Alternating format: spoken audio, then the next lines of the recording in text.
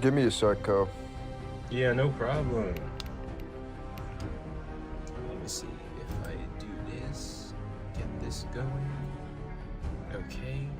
Let me see if it looks good on Twitch and YouTube. We should be good to go. But yeah, good to see you guys. Good to see you guys. Sorry, I was kind of like away. I wonder if anyone was commenting or if anyone was missing me. Sorry if I was away. I just had to do something.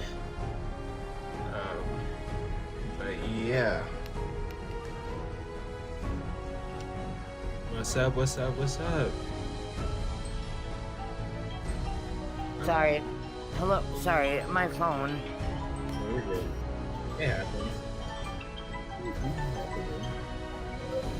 Amen. I'm sorry. How are y'all? I'm doing okay. Okay. It's working. So, are you asking us to answer the prompt or? Yeah. Feel free to give me like any reasons why I should believe or trust in the Christian God. And yeah, I'm always open-minded to changing my position. I'm currently an agnostic. I'm open-minded to God existing, but I don't think we have enough information or the ability to know whether God exists or not. Sure, absolutely. I kind of felt like that years ago, and I went through something which I won't speak about, but I kind of got on the low end of my life, and I reached out to God, and I was blessed with the Holy Spirit, and I believe that unless you have the Holy Spirit in you, then you're not going to understand God. So I believe that you have to be saved in order to understand God and what He's doing. How do you get saved? Well, you have to believe that Jesus is God. You have to believe that Jesus unalived on the cross and He bore your sins. So when you stand before God, Christ already covered your sins. Even though we still sin, but Jesus covered those sins. So Jesus is like our attorney, Co, if I could show you, sorry to take your derail your train of thought, but Co, if I could show you the math that if there's a 30% chance that the Christian God exists, then there's like a 80-90% chance he rose. Would you believe that? I probably have to sit with it and evaluate it. I'm sorry. My bad. My bad. Are you doing math right now? Yeah, he PRK does this thing with statistics in order to give a probability of how likely it is that Jesus rose from the dead. But we can do that after. Okay. But I'm only speaking of me and what I know in the Bible. So you can't do math on me, sir. No, but he's on your side. PRK also believes that Jesus rose from the dead. Yeah, I'm just saying, according to Richard Swinburne's paper, like I was saying before to you, Coco, he was saying that there's a 97% chance that the resurrection happened if there's a 50% chance the Christian God exists. I don't know how the math works there, but I'm just relaying what he is saying.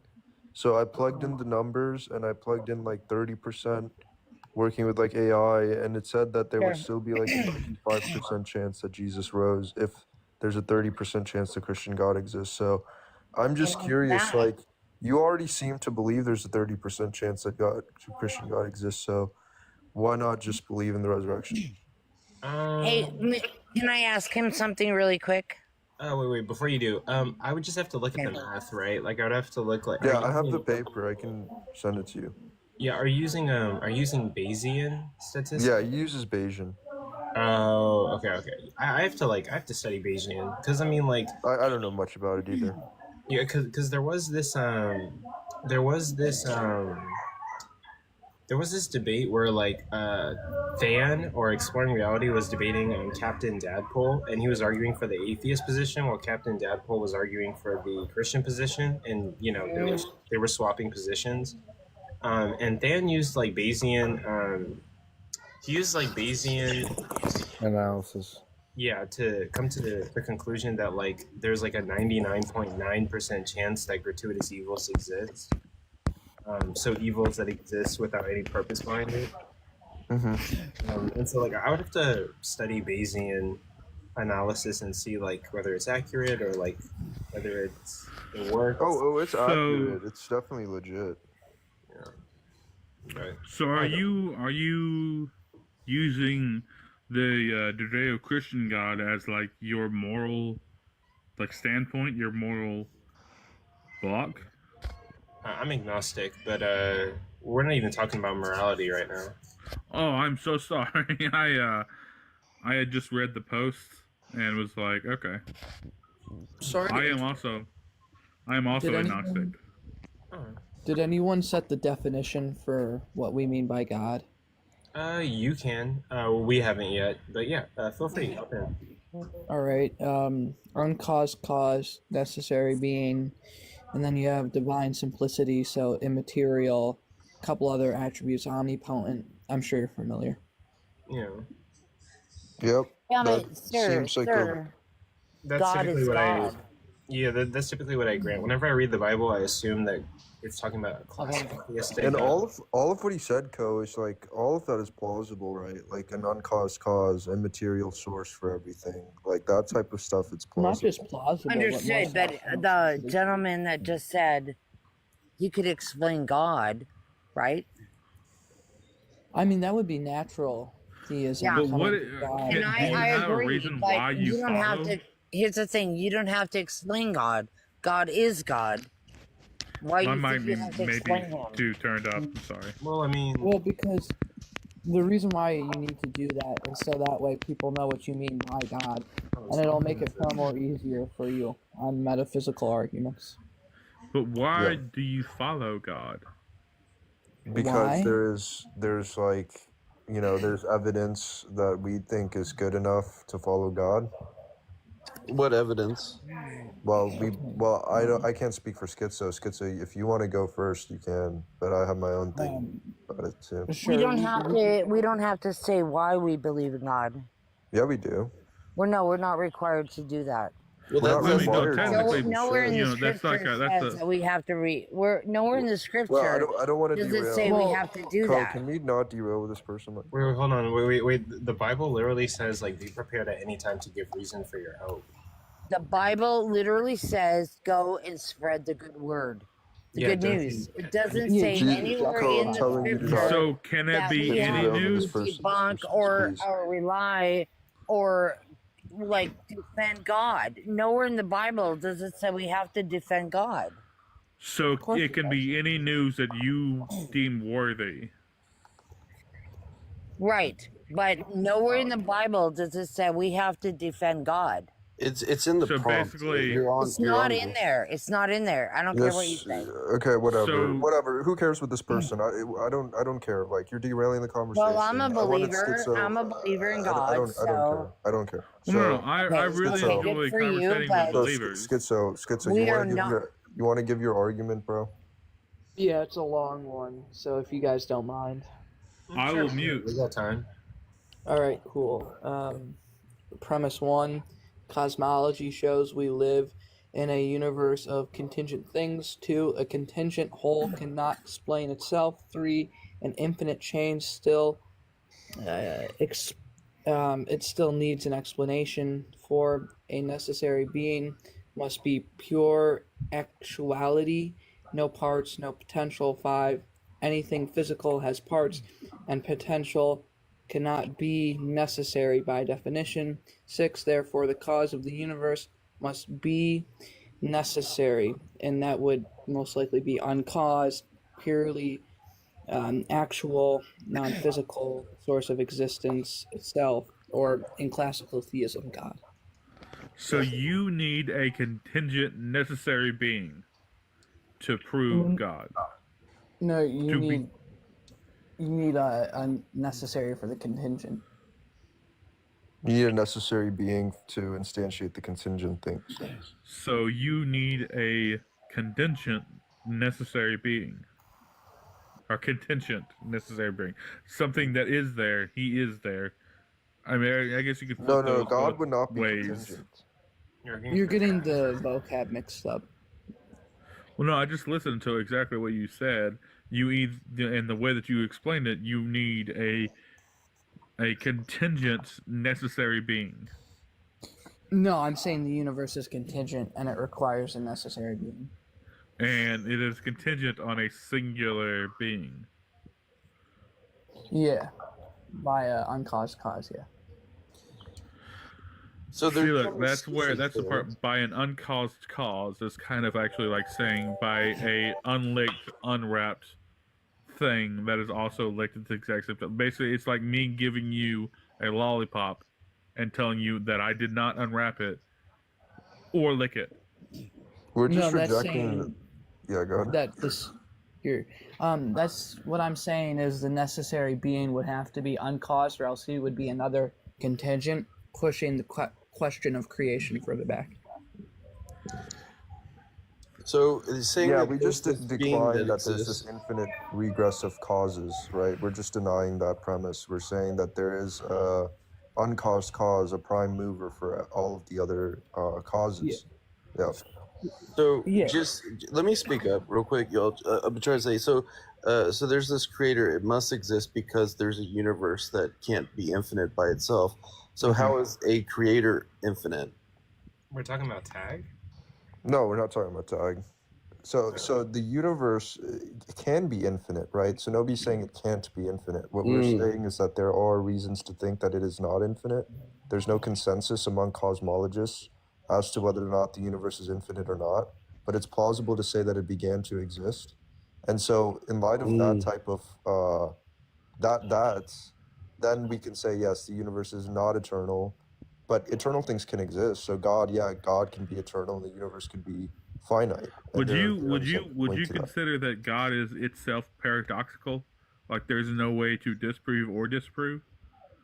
I mean, that's a kind of an odd thing to say, because like you can't disprove. I love that you said that, because I have a question now.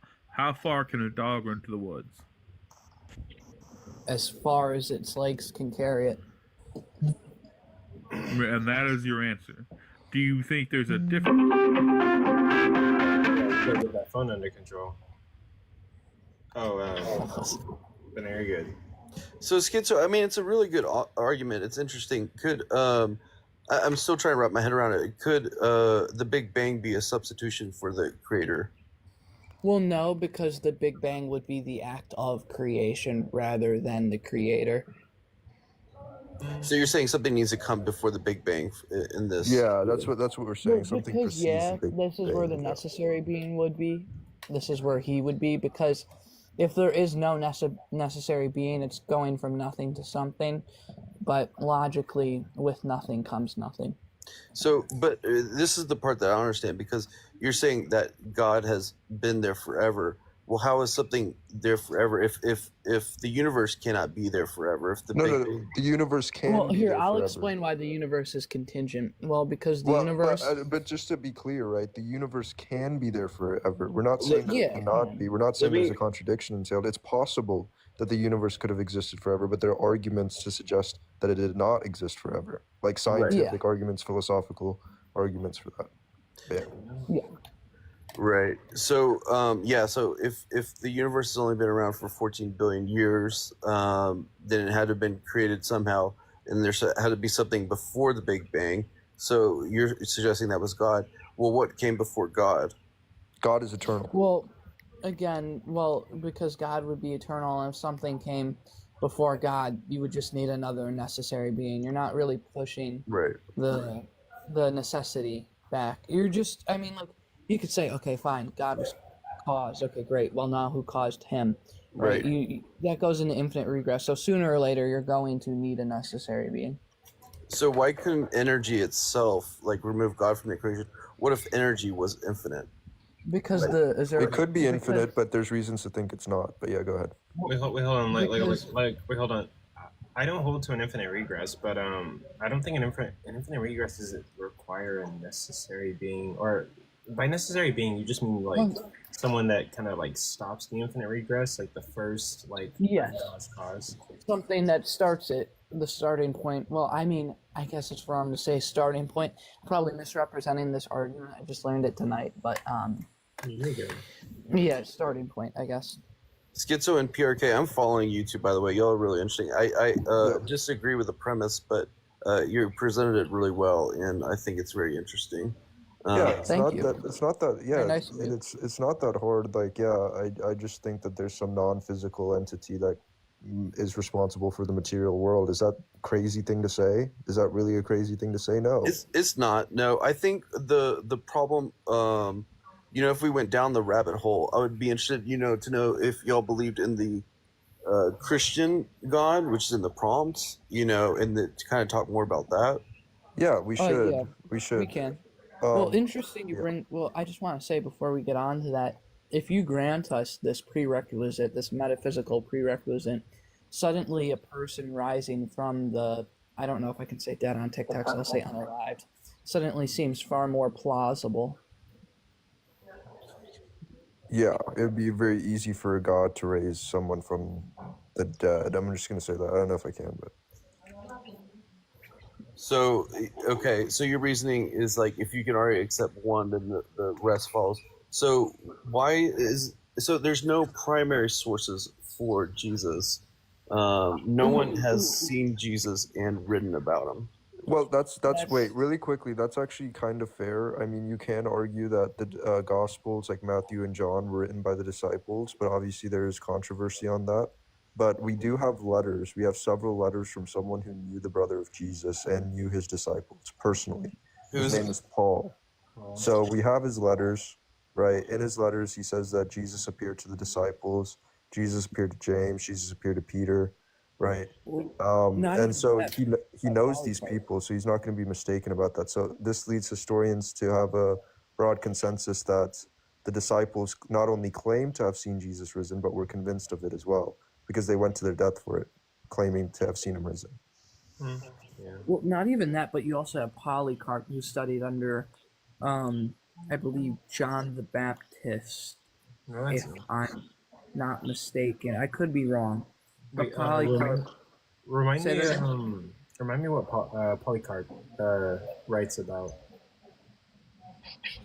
I don't have it off the top of my head. He did study under, I believe, John the Apostle. I don't. Historicity is not my strong suit. Oh no, you're totally good. Yeah. I think like some people mention Polycarp in relation to like Jesus rising from the dead, but I forgot like what exactly Polycarp has to do with that. But hold on. But KJ, really quickly, so what the historians today say that are not Christian is that these people were just hallucinating or dreaming, something like this. That they were convinced that they saw Jesus risen, that the disciples were not lying about their claim about seeing the risen Christ, that Paul was not lying, that James, the brother of Christ, was not lying. This is the consensus, and I can cite you many historians right now that are not Christian that agree with me here. So Justinus Africanus.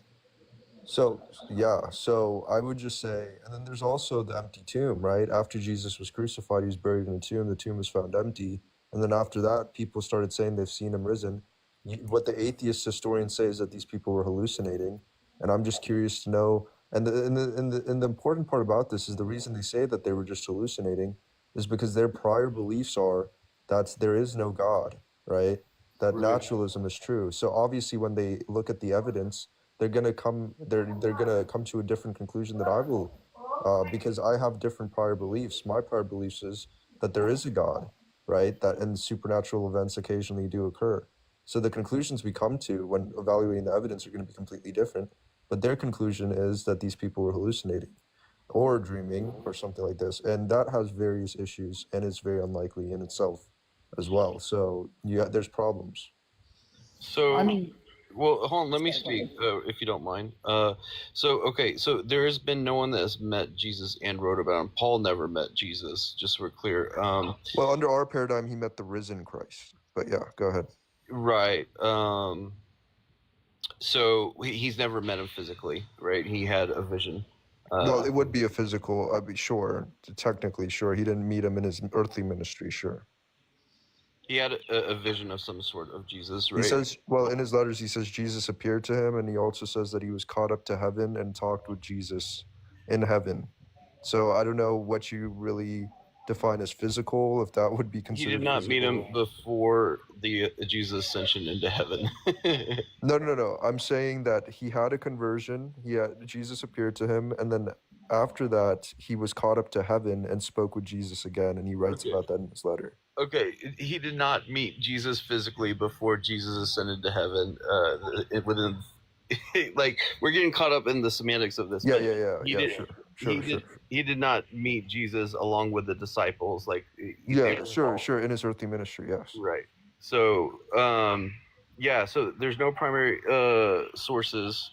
But it doesn't matter, right? Because I've already told you that the historical consensus based on the writings of Paul is that these people claim to have seen Jesus risen, which would be the disciples, James and Paul. So there's lots of people that have claimed to do something. What I do find interesting is that so many seem to agree. However, none of these people have written about it directly.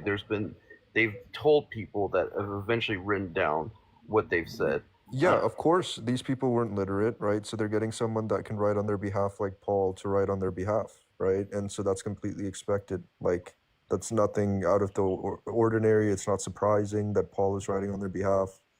Paul knows these people, like I said before. He would not be mistaken about this. No. And yes, so they did claim it, right? That is the overwhelming consensus, that they claimed to have seen Jesus risen amongst historians that aren't even Christian. But the thing about it is that now, were they lying about that? And, we know that Peter and Paul were martyred. We know that James, the brother of Christ, was also unalived. We know all of this. And so they were unalived because of their religion, right? So there's no definitive proof that any of these people existed, any of them. Well, there is an overwhelming historical consensus that Paul existed, that Jesus existed, that the disciples existed, yeah. So this is where we got to be careful. So it's kind of, we're getting into gray territory where I agree that there is evidence, but it's not substantial. There's. Could we agree that Julius Caesar existed? Yeah. Could we agree that Moses existed? It's kind of hard to say. We don't really have. Can we agree that Jesus existed? I think so, but I think that there's a huge misinterpretation of Jesus. But I don't know. But I don't see why you're so reluctant to accept that, right? Because we have 30 sources. Like, you understand that according to Ehrman, who is an agnostic scholar from UNC Chapel Hill, he states that we have 30 independent sources of Jesus within the living memory of his life. And the thing about that is he is the most attested to Jewish person of his time. Outside of people, he didn't write anything himself. So there were other Jews like Josephus who wrote things themselves. Jesus didn't. So that's something that they have an edge on Jesus. But as far as the amount of people who wrote about Jesus within the living memory of his life, that's going to be, the most out of any person at that time. Yeah, I would grant that Jesus existed. PRK knows my position. I grant that Jesus existed. I just don't really grant that he's divine. Send me that math. I'll send you it. Yeah. Yeah. Wait. So 30%, believing that God might exist, 30% generates a 90% 85% is what I saw. It was the Christian God specifically, so a God that would desire to incarnate or something like that. Yeah, it would generate an 80% chance that Jesus actually rose from the dead. I have to look at those statistics. Yeah, I'll send it to you. But KJ, so all I'm saying, right, is that you're right. We don't have substantial evidence for these things, but we do have enough evidence to take a stance on these things. We have enough evidence to take a stance on the fact that Jesus existed. We need to grow up and just accept that he was crucified under the Roman Emperor Tiberius Caesar, that after this happened, people said they saw him risen, right? this is this is what happened, and so we just want to like, what's your explanation for it? So I think that I do want the host to introduce the new guest if that's the thing. That's why I'm taking a pause. In case I don't think he cares, but Oh yeah, like I'm just chilling, and I'm also streaming Fallout to YouTube and Twitch. Yeah, I'm playing a video game and like streaming it to like other cool. platforms. What's up, Michael? But also, really quick, if you guys are here and you like the stream, there's 13 people in here. Please tap your screens, like the live, share it with other people. I'll be contributing every now and then. But for the most part, like I don't really have any comments so far on like what PRK has said.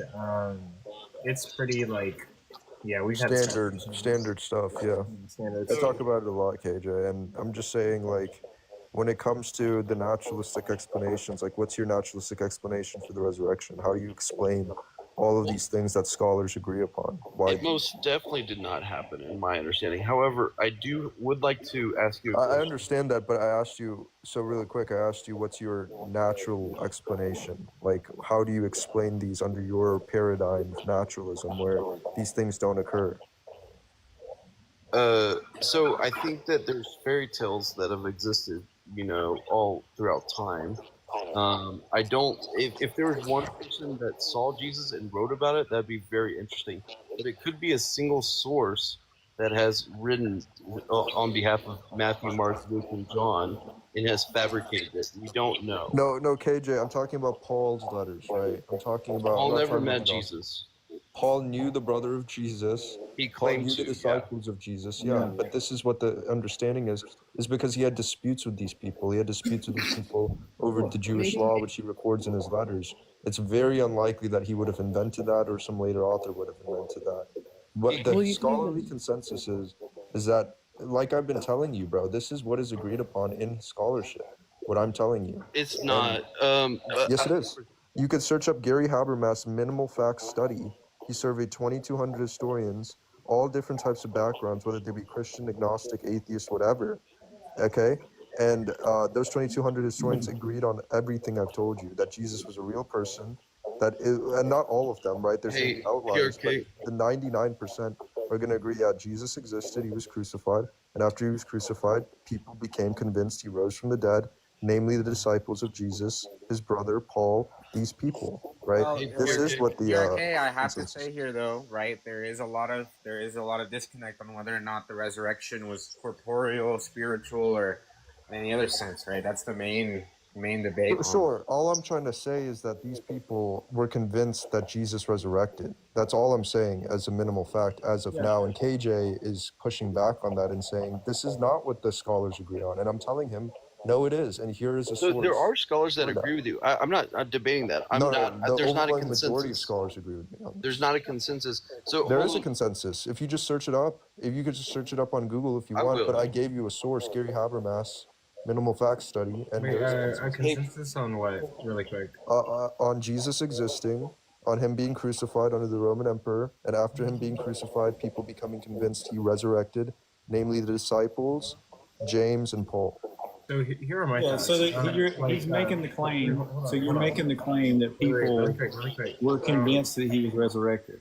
For that, I believe. Wait, hold on. My thoughts on it are, I think there is a consensus that like Jesus existed. Like the popular view is that Jesus existed, given like how much was written about him. Obviously, the minority is going to be like mythicists who think that Jesus didn't exist. And then, like there's Christ before Jesus, who does fantastic work on like trying to demonstrate that Jesus and Paul didn't exist. He's writing books and papers on it.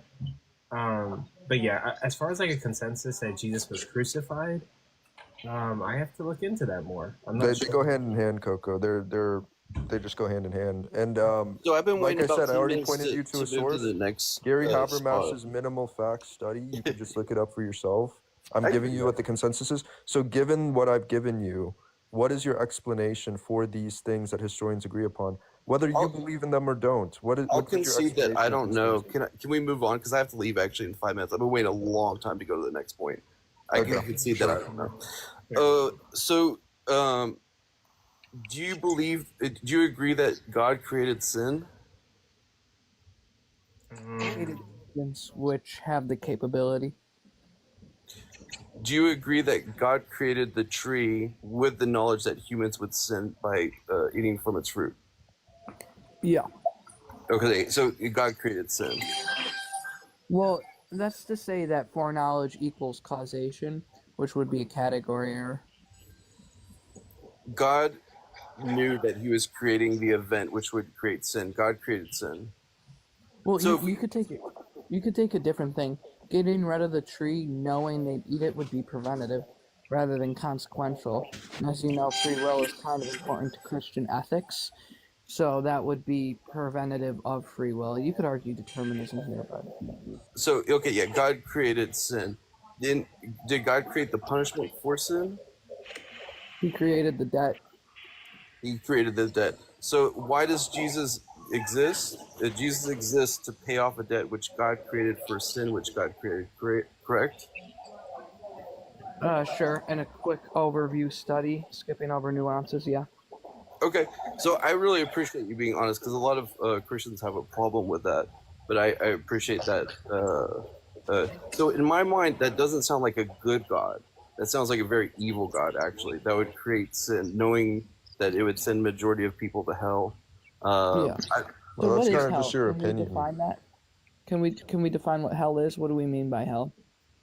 I don't believe in hell, so it's whatever you believe it. I mean, it sounds like a fiery place. It sounds like where you go where it's not, the streets are not made of gold. The accounts of hell are conflicting. We could take the fire, the lake of fire, or we could take a relational separation. Just for the stance to make my life a little bit easier, if you don't mind, I would prefer to take the separation account. And what does that mean? Wait, hold on.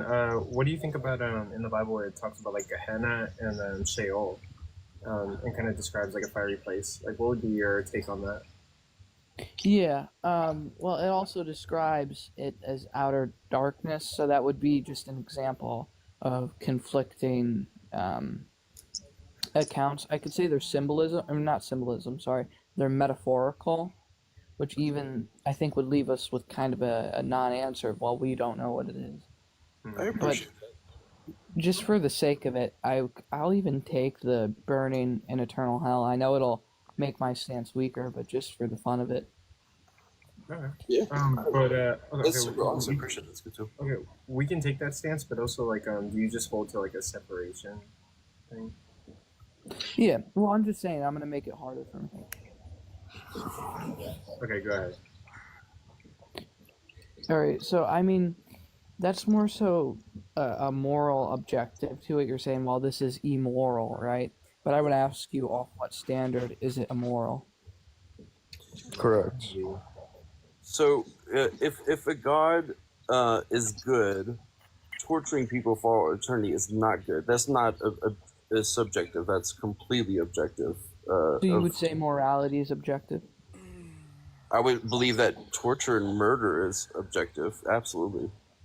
Okay, so off what standard would you be able to objectify your morals as binding laws that should be followed?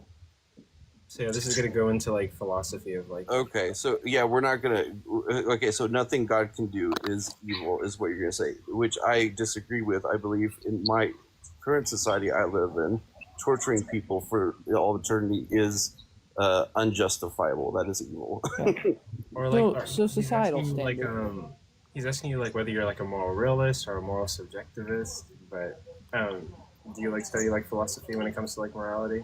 It's been 20 years since I went through it in college. Yeah, I'd love it if you'll remind me. Oh, actually, I gotta go.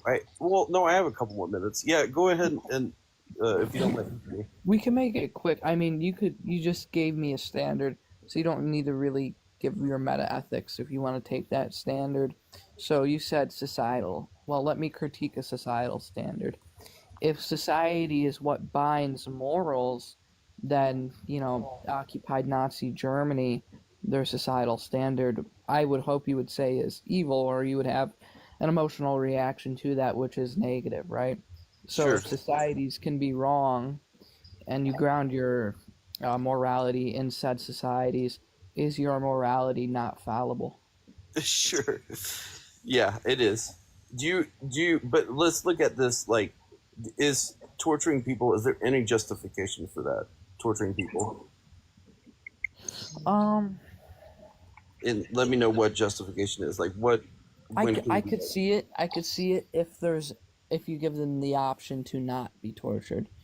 I mean, the C.S. Lewis quote is probably overused to oblivion, but So my hell's 8-year-old daughter from the inside. my 8-year-old daughter, because I told her God doesn't exist, is going to hell. Is that this just justified?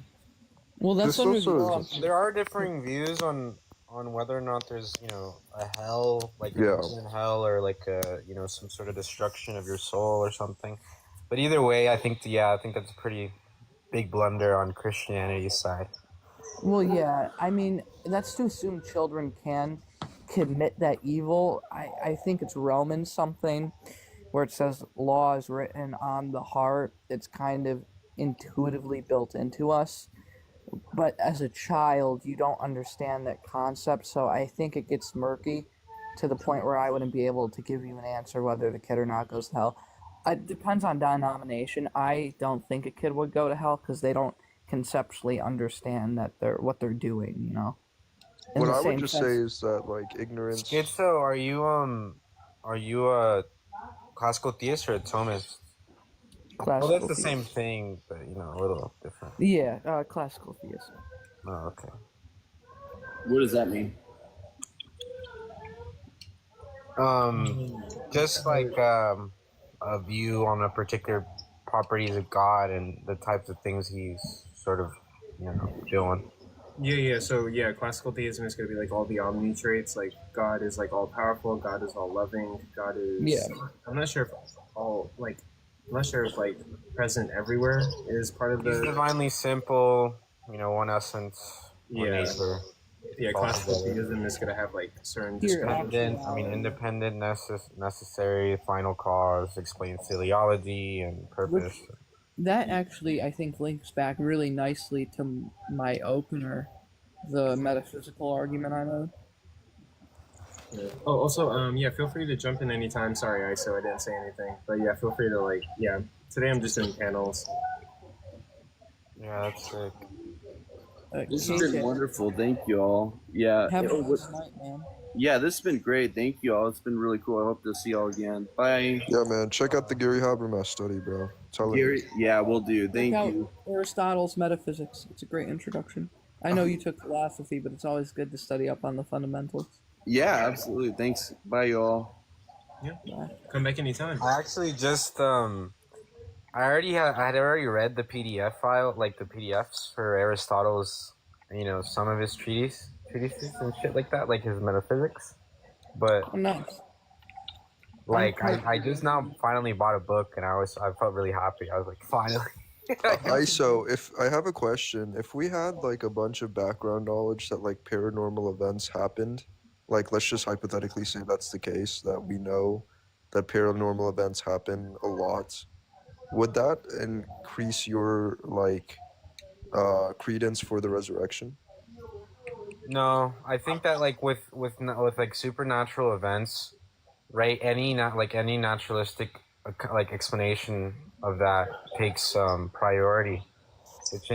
Which in that case, with like the study of psychology and stuff, right? I think it just explains phenomena like that. We see things we don't necessarily think are there. Certain things can make us completely change our personalities. No, but I'm just saying, if hypothetically, right, you found out tomorrow that there were actually. Oh, would that me personally, like away from epistemic norms, just like myself? Yeah, like if you found out tomorrow that there were just paranormal events happening. No, because I really do value the epistemic norms. I mean, I'll be honest. I have a question for you, PRK. Sure. I'll take an atheist perspective, since obviously I believe you're a Christian. I think that's pretty evident. Would you say that time is required for change? Time is the measurement of change. Time is required for change. That's a deep question. I mean, I feel like whatever I answer, I'm gonna be wrong, but time is required for change. Wait, how Yes, do you, I would say time is required for change. Okay. Yes. wait, Time is required for change. wait, hold on. Was real there- quick. Wait, how are you defining time? I would say that that's kind of hard to do, I guess, in the sense of a clean definition. You could define time as something that continuously happens or linearly happens. So I guess event to event, moment to moment. Yeah, I like hope that's an adequate Sequence of definition. events. yeah, the way I would define time Yeah, is that's the way. That's what I think, and I think that time. I think that those events are just simply what is in some order, right? But time is the relationship and the way we measure that. yeah. So time would just be like, yeah, like time would be a measurement of change. So if you're saying like, is time required for Yeah, change? it's like no. I think events are required for. Well, no, I'm sorry. I think it's the other way around. Yeah, like events are required for time. Time is a measurement of change. Yeah. And like, But when you Yeah, try to so- define an event, though, you necessarily have to invoke like temporal concepts, right? So I think that's a little bit like it's like non-informative. yeah, it's Yeah. a little bit, a bit confused, but yeah. Wishy-washy, yeah. We got Zypher in so- here, bro. It's been a minute. Yeah. I see you, bro. Yep. It's good. I So mean- it sounded. I feel like you were about to hit up the time is required for change, and if there was no time when God created, that like God didn't create. Like, were you gonna say something like that? I know you was gonna say something like that. Yeah, you got me. Yeah, man, I knew that one was coming. Wait, wouldn't the theist? Yeah, I forget the response to that, but I know there is one. Wait, hold on, like, wouldn't the theist just say that like God creates time? Essentially, God creates change. When he says "Let there be light," boom, T0. Like, time is starting. Well, I mean, even then, God creating time is a change, and we've already agreed that time is required for a change. So there's still a change. Time would just be the change. Yeah, but I It mean, kind of breaks, I guess. you know, So how do you get around it, Schizo? Since you posed the Me? question, it seems like you have the answer. I have no idea, man.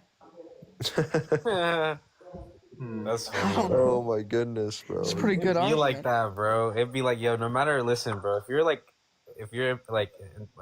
honest, but like epistemologically honest, there's like issues in every fucking view. I'll be like reading, and then I'll be like, oh, this one's so fucking good, and then I'll look up objections, and it's just fried, bro.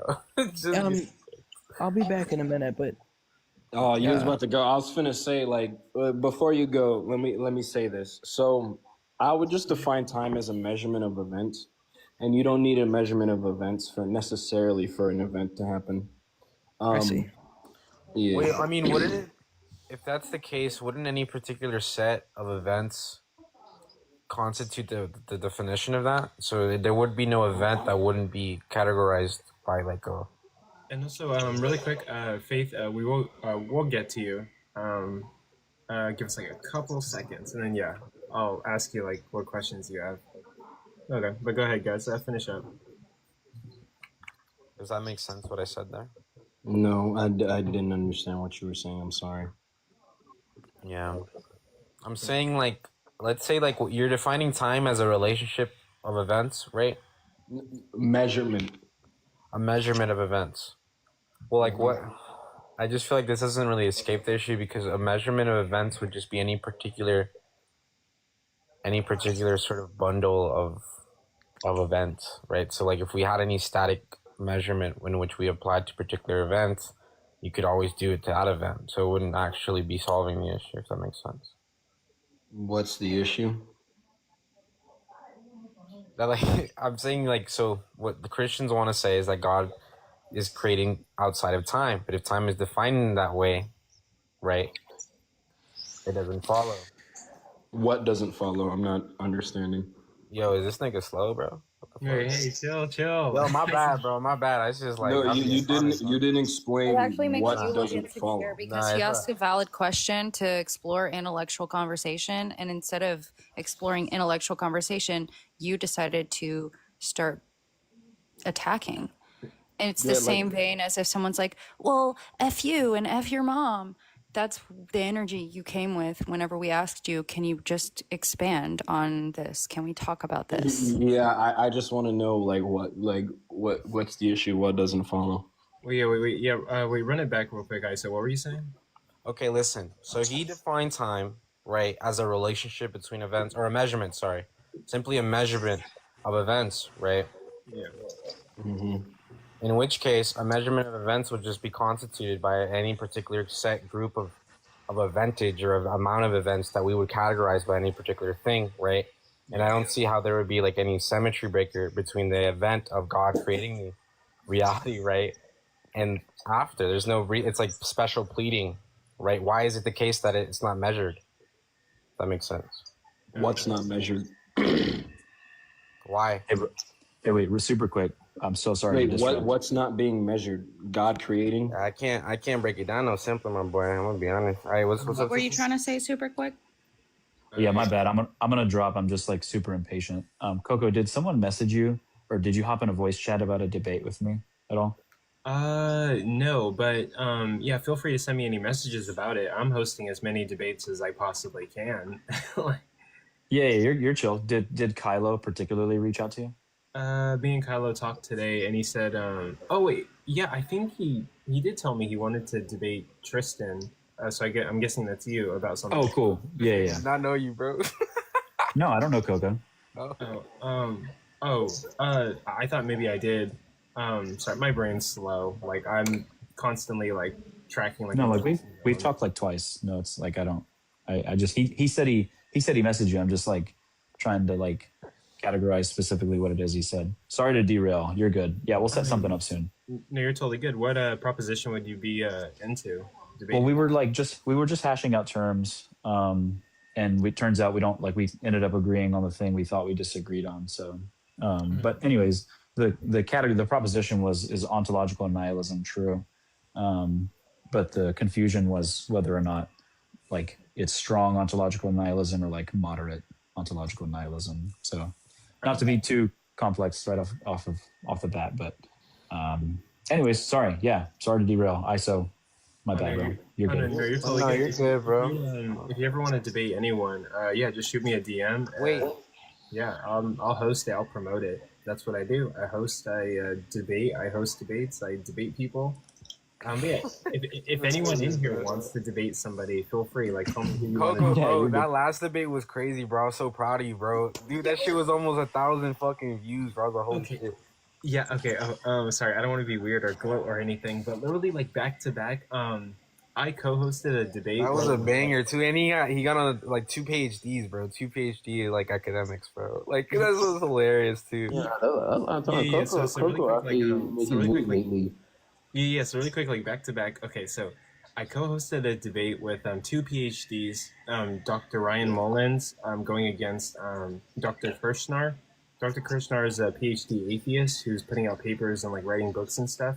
And then Dr. Ryan Mullins, he has a TikTok account. He's a PhD Christian who writes books and puts out papers. Both of them teach philosophy at 2 different colleges.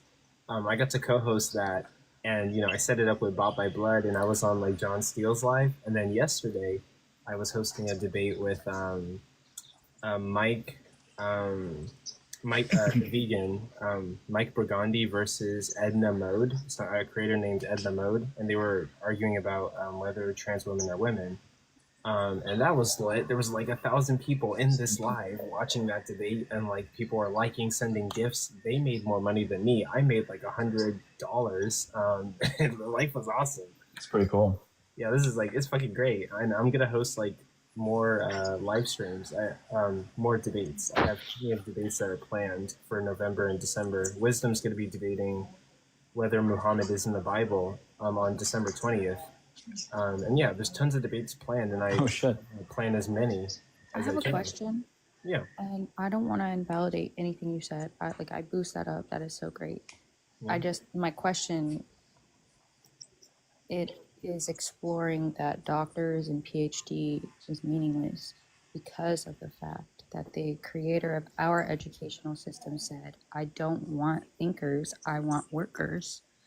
And free thinking, critical thought is actually punished educational system. So just being obedient, Yeah, I honestly don't think that's mindless, being mindless would actually be rewarded. So the most mindless would have the PhDs. Wait, I don't guys, think I guys, hold understand on. what she's saying. Faith, can you get the finish? It's okay. I mean, I would love. They're passionate. They want to respond. That's basically my point. It's if you're mindless enough, you're actually going to be rewarded in the valedictorian and higher ranking, versus if you're critically thinking, you're not going to be there. Well, can I in our respond real quick? system. So saying, "Oh, he's the PhD guy," it doesn't mean much to me, and I'd like to be challenged on that or explore that. How old is she, by the way? Is she 18 or something? Okay, wait, I'm 21, but explore my thought, please. Well, hold on, Well, wait, like- really quick. Okay, guys, wait, one at a time, and let's let her finish, and then also I'll respond to that. Yeah, feel free to correct me on anything I say. I love people literally rhetorically punch me in the face, or check me. I'm literally not trying to, but I just want to for the sake of conversation, Yeah, you're totally cool. And no, I totally understand what you're saying. When it comes to education, what she's saying. When it comes to education, the school system has been set up in a way where it's kind of it used to be used to train factory workers, and it kind of hasn't really been changed over time. And so the school system doesn't really teach creativity, but it more so teaches memorize the information and relay it on a piece of paper when the test comes around, And so I get what you're saying. People who think creatively or innovative in an innovating sense are kind of punished or don't really fit into that system. But Albert Einstein didn't. Yeah, so creativity is kind of that's just like we that's we, just like a sorry. Hold on, no, I'll let you guys speak. Sorry, I'll try not to be long-winded. But creativity is sort of crippled in a sense in the educational system. But also at the same time I understand what you're saying in regards to PhDs, but I sort of have a respect for them because to get a PhD you have to publish papers and a thesis during your final year as a senior. 20-page research papers with citations. It's a lot of dedication. It's a lot of self-discipline. Yeah. Whenever I see Christian PhDs and atheist PhDs, they've read tons of material. They've studied the information. They know about the Bible, about religion, about all these different things. Getting a PhD in philosophy is insanely hard, and studying mountains of philosophy. So I think there is a respect of they've memorized the information, they know the field. But I do understand the education system is a bit read what we tell you to read and then regurgitate it on a piece of paper for the test. But at the same time, PhDs, don't you think PhDs should be respected given Yes, I just have a challenge side note. Don't we agree that changes the gatekeeping position? In olden days, a doctor in medieval times, you are in the village and you need a doctor, he's going to know his herbs. He's going to know the side effects of every single thing because he's passionate and he's really studied it. Whereas these days doctors, they did it for the money. That's their incentive. So they don't care. And they can use Google, they can use AI. They don't actually know anything. And she's just rage baiting. That gets this PhD level of doctors that don't actually care about their patients and that are failing at their job and not doing well. So what you're talking about. Okay. It disrespects the PhD overall to let these type of doctors in. She's definitely rage baiting. Okay. Everyone jump in. Go ahead. You guys are good. Go ahead.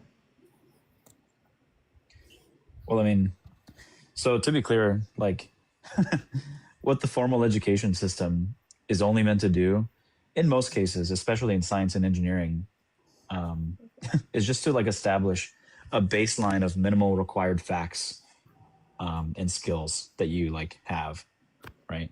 So with my bachelor's degree in electrical engineering, you're just necessarily required that. It's just basically saying if you graduate, you have these baseline set of skills, right? That would then qualify you as a reasonable candidate to do something that someone with a bachelor's degree would likely not be able to do, right? Gives you physical qualification proof. Yes. Yeah. So now, is that not to say that you can't receive some form of critical thinking in school, Well, no, that's Definitely think that's there are just doctors insane. today that are critical thinkers. I also think there are too many that are not, and that's my issue. Well, like weirdly enough, you did make the very strong claim that like doctors these days are in it for the money. I actually don't think that's the case at all. I think like to be a doctor, the money's not even worth it in my eyes. That's a great point. It's like a scam. It's not even a worthy investment anymore to go to college, because I know people who've become neuroradiologists and they have not been able to, in their 50s, pay off their student loan debt, even though they're making good money. So then it would be true. Is it even investment, worthy investment anymore? So then it would be true that they're not in it for the money, right? At a certain point in late stage capitalism, that's a great argument, yes. But there is a segment of time where they were.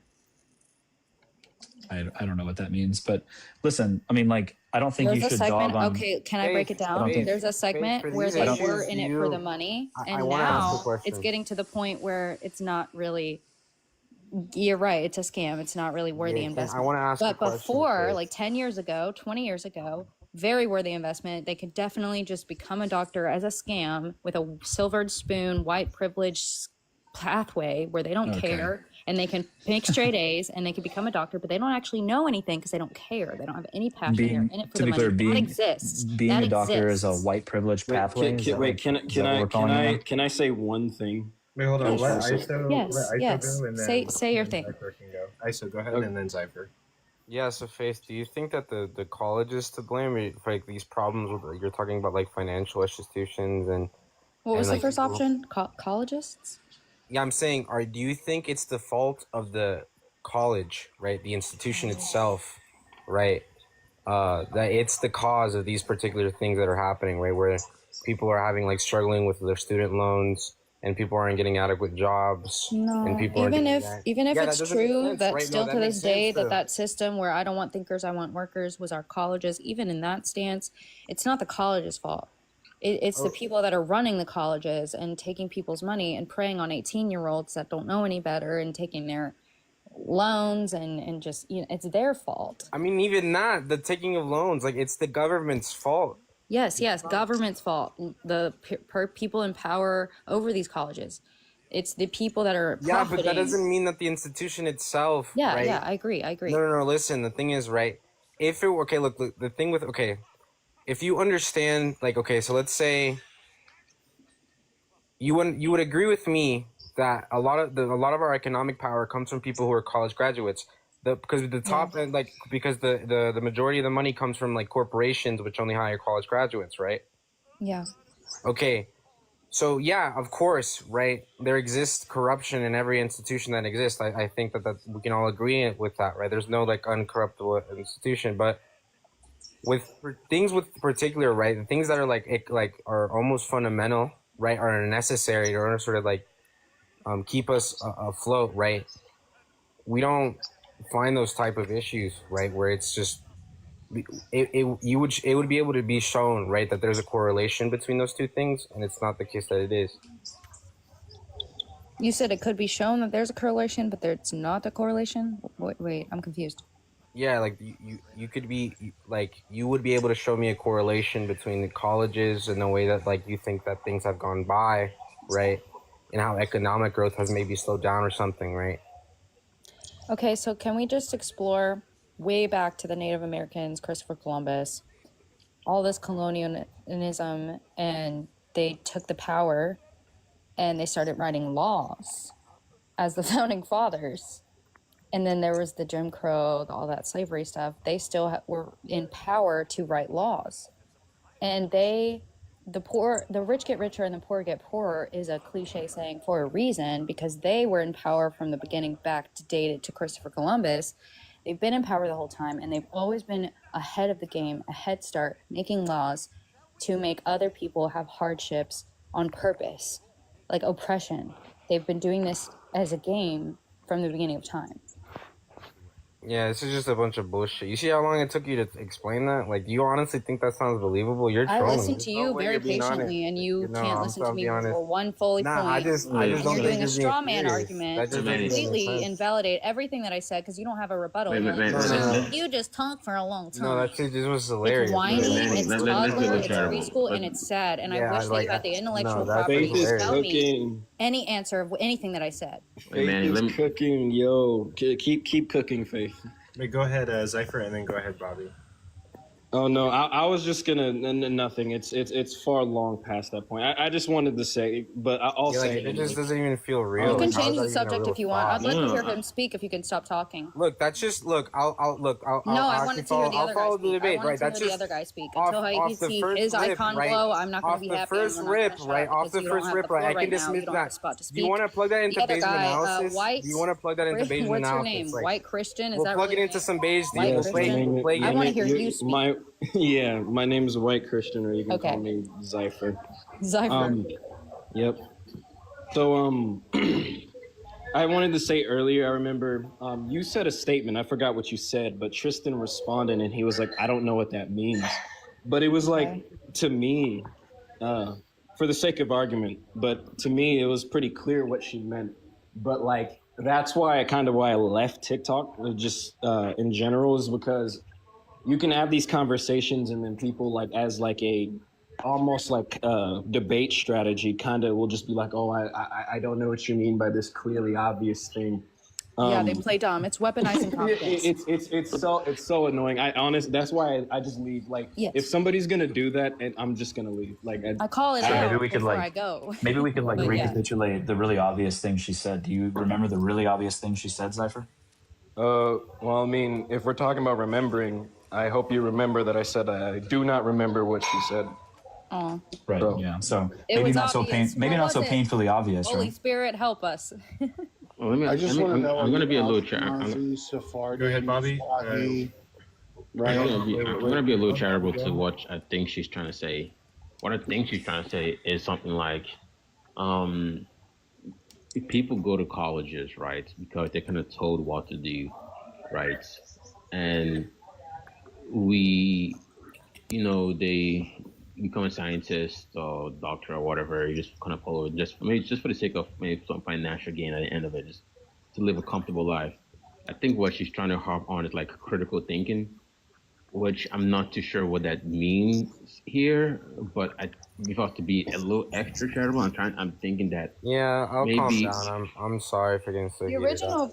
I think if I was to be more charitable, I think you're trying to say like, hey, someone has this particular domain knowledge hasn't. I don't even know, because people, if I have domain knowledge of something, usually I'm able to critically think about some aspects of I just think, listen, I just think there are functional objectives for institutions, and they usually abide by those things, right? So I just don't see how it would levy, like, to much can we devalue the trust- ideas. How much like, can we devalue trust the that? ideas. How much can we trust that? I think what she's trying Hold to on, say. guys. We gotta let each other finish. I mean, I think what she's trying to say is more say like, hey, there's some critical thinking is lacking. But I think what's wrong there is I'm not too sure what's meant by critical. Like, I think about critical thinking in general, or just like critical thinking in certain domains. Sorry, wait, Bobby, you can't say you don't know about some things. Zypher will get really upset about that. Like she said, okay, look, let me just be Sean. Let me not straw man her. What I'm understanding, Weird. Faith is saying, she's saying, Tristan, hey, you tweaking. what Faith is trying to tell us is going to college doesn't entail that you're a critical thinker. Okay, And that's fair, right? Like a 1-to-1, of course, right? There's dumb people who've gone to college, and there's smart people who've gone to college. I have a challenge. Okay, do we agree that it's possible in our modern society that there is doctors out there that are sadistic, insidious? They actually want to leverage their position of power over their I patients. I actually don't know what she's saying. What topic are we having? Is that Has not nothing to do possible? with anything. Go ahead. Okay, okay, you can change the subject, but if you're too scared to say yes or no, I asked you a simple, is that possible? No, Or It is just, it of course, impossible? you're It's Is it asking possible something or not? that's Is it Yo, possible listen, or not? hold on. That's it. Impossible. Faith. There's like so many. If you understand modal semantics, right? That there's a bunch of fucking different ways that could be true, right? So of course not. Of course it's possible, but doesn't mean there's like any correlation there. My argument of why I brought that up. You're making an argument? Yes, is that it is true, and not only that, but it's actually super common, and that's dangerous. What? What was the original argument? Yeah, how are you appealing to normativity on that one? Wait. Wait. What was the original claim? Define appealing to normativity. Like right. You're saying that it's a common occurrence and that it's so common that it would be considered normative. Yes. And I'm asking what the motivation for that claim is. Motivation for my claim? Yeah, what's the backing for that doctors Wait, I have to do that? are normatively sadistic? Okay, I'll put it very in simple. Money, the ultimate goal of anybody that doesn't have empathy, they don't care about their patients, they want money. Well, empathy is epistemically impossible, so we can forego that. Well, actually, hold on. Wait, even without that, it's still profitable for them to purposefully harm their patients so that they know, because they're not going to profit if it's healthy. They're like, I got to keep you sick because when you're sick, I make more money from your prescriptions. No, I'm a surgeon. I'm not going to cut out your tumor because I don't want to hurt you. Yeah, just explore. Just explore it. Get the scalpel, just start cutting random shit. Is this possible? That was me being sarcastic towards you. If you're willing to say what you're saying is completely impossible, I'll shut up. I'm just exploring, is it even possible? And beyond that, because of course it's possible. We already admitted that it is possible. And beyond that, I stated and I claimed that it's common. It's common. And listen, why would it be common? Why would it be common? Give me a study. Give me a study. Why would it be common? Faith, Why doesn't mean anything. Faith, are you saying? I've been drifting in and out of the conversation, but are you basically saying that doctors will try to profit off of people by, in a sense, kind of keeping them sick in a way? There's actually been whistleblower doctors about this who have left the medical field. Okay, but that is what you're saying, though, right? Yes, of course, okay. yes. So wait, what are we like onto? I mean, I I believe her. I mean, like, not only I've been known that, like, that's like, to me, I thought that was like common knowledge, but I mean. Yes, thank you. But also this neurosurgeon, I think that you are a great neurosurgeon and you don't do that. I mean, you look. don't do that. I'm not claiming you do that just because you're a doctor. I think there's plenty of good doctors. I do. But I just think that this thing that I say is very possible is too common. It even shouldn't happen 1 out of 10. But the fact that it's happening 8 out of 10 is extra concern. It's happening. It's happening 8 out of 10. That's like saying, hey, like a dangerous schizophrenic, we really shouldn't remand and force to take medications because forcing them is harm. I guess I'm confused. Okay, I'm sorry. Can I bring up the Bible? Can I bring up scripture? Right? Because Do you have like Simplicator? Like that's Can I bring up ridiculous. scripture? Do you have a study that's... Can I? Yes, that but it's first common? I asked if I could bring up scripture, so I'm going to say James 1:27. True religion recognized by God the Father is helping orphans and widows in their distress and keeping oneself being polluted by this world. But it's helping orphans and widows, and we guys know that orphans are helpless. They're defenseless. Women and children, widows, helpless orphans, all these things. We understand. We get this. Wait, So why are God widows is saying- helpless? God is saying that the only religion that he's going to recognize, it doesn't matter if you go to church every Sunday, depart from me, I never knew you. The only way to truly be moral and to be part of his kingdom is to help the needy and to help those that are struggling to have a voice, that are less than, that are, voiceless, defenseless, helpless. Wait, hold on, really quick. Wait, I don't mean this in a bad way. How is that relevant to the argument you're making, or like? Doctors. What argument was she making to begin with? I don't even know. Like, hold on. I'm answering the question that you asked me. You said, "How does it relate?" I'm telling you right now, it relates because doctors insidiously use that against the helpless, the patients that they're entrusted that they're supposed to protect. They answer a question. Everybody chill. Wait. Everybody chill. Wait. Stop. We're initially talking about doctrines of hold philosophies, not like on. What the I hell? originally said that PhDs shouldn't be automatically respected, which he conceded to, and But I they're not all furthered that, and I doctors. said, They're not all then literal doctors, though. Yeah, What the fuck? all that means is a doctorate of philosophy. What the fuck are you talking about? Like, it's not. my it's point not, is it's still not like a valid. Juris My doctorate. point is still valid. What the fuck? How does that Doctorate? reach into anything It starts else? towards like So lawyers. sorry That's that a you're struggling. doctorate. I'm so sorry, and Or I a give you medical hope that you degree get is a better. doctorate. Faith, are you basically like saying Dude, that was that so like you're stupid. you're relating the doctorate, like, the thing that would make sense is if you're relating the doctorate to actual doctors, like medical doctors, in the sense that they're both positions of authority that people kind of take for granted and they don't really question it, so they use that sort of power in a way to like profit off of their clients. Yeah. I mean, I've He been just offered you a lifeline. He's strawman the shit out of you, but Can I just let him finish? I would love to hear. He sounded like he got more to say, and I'm curious to know what it was. Please, white Christian. Yeah, no, I mean, all I was really saying is like, to me, I mean, I get it. I mean, the way you talk, like how I talk. Like, I get what you're trying to say. Wait, hold on, but really quick, there's 29 Thank you. people in here. Thank you all for being here. I really appreciate it and supporting. Yo, my get cause. Forrest up here right now, please, bro. This Wait, hold on. Just figuring out if she's Ashkenazi, Sephardi, Wafi, hold on, guys. Julian, Chill. like what she is. Wait, Hierophants, chill. Yeah, she's tripping out. Wait. So there's Trying for 27 you, host. There's 27 people in here. Thank you guys for being here. If you can, please tap your screen, share the live with anybody that you feel would be interested in like this conversation or talking about this topic. I'm currently streaming Fallout 4 to YouTube and Twitch. So if you see me like playing video games or like zoned out, it's because I'm playing video games and streaming it so other people can watch it. But yeah, tap the screens, like the live, so we can get more people in here and like share it with other people. And yeah, feel free to also ask me about any. I just want to clarify. So we went from a conversation about critical, like. Wait. I want to say. Wait. Can you let him finish though? I'm sorry, right question. Bobby was trying to say something. Yeah, we went from. I just want to know where we're at in the conversation because we went from like colleges not producing critical thinkers to mob practice. The orphans, by the way, orphans and widows. You forgot that one too. What argument? What she said she's making an argument, but an argument for what exactly? It's the question of the night. It was very lost in all the arguments and distractions and just insults and attacks.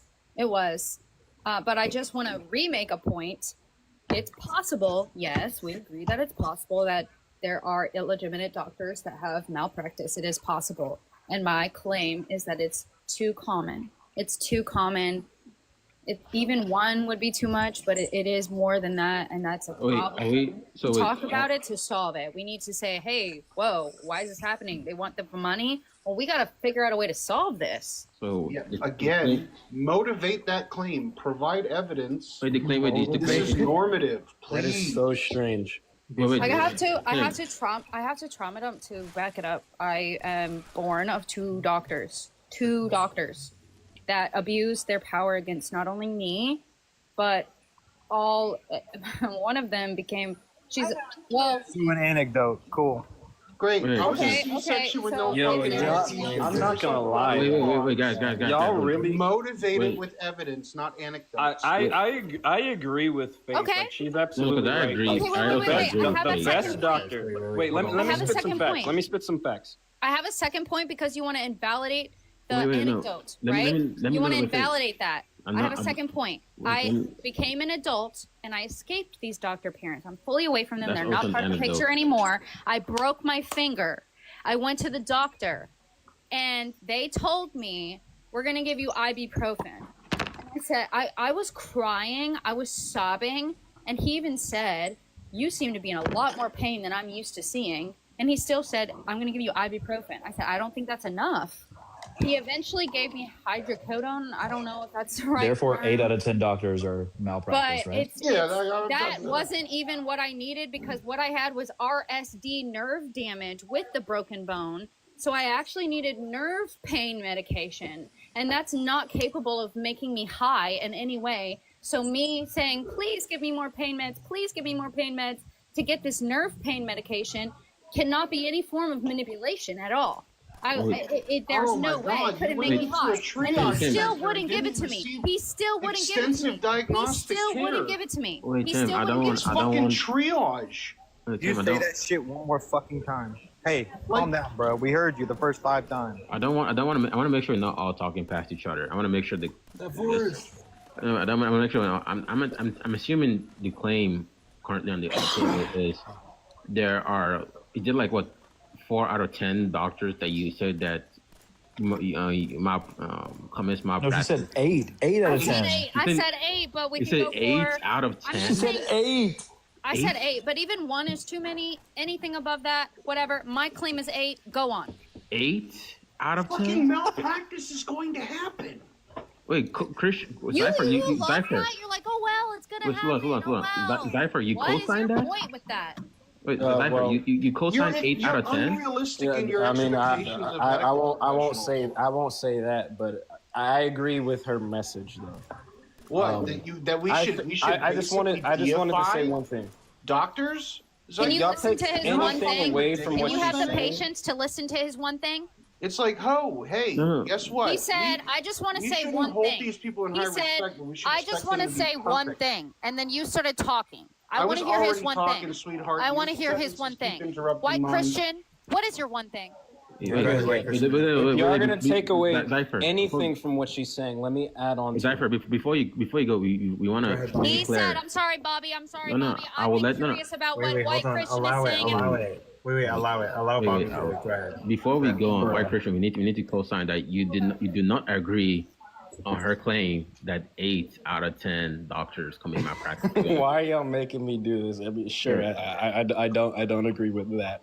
Yeah, Okay, all right. can I agree with her please message, hear what you though. were trying to say before that? Wait, hold on. Yes, Wait, okay, let here's them what I finish, was trying to say. Faith, really quick. Let them get through it.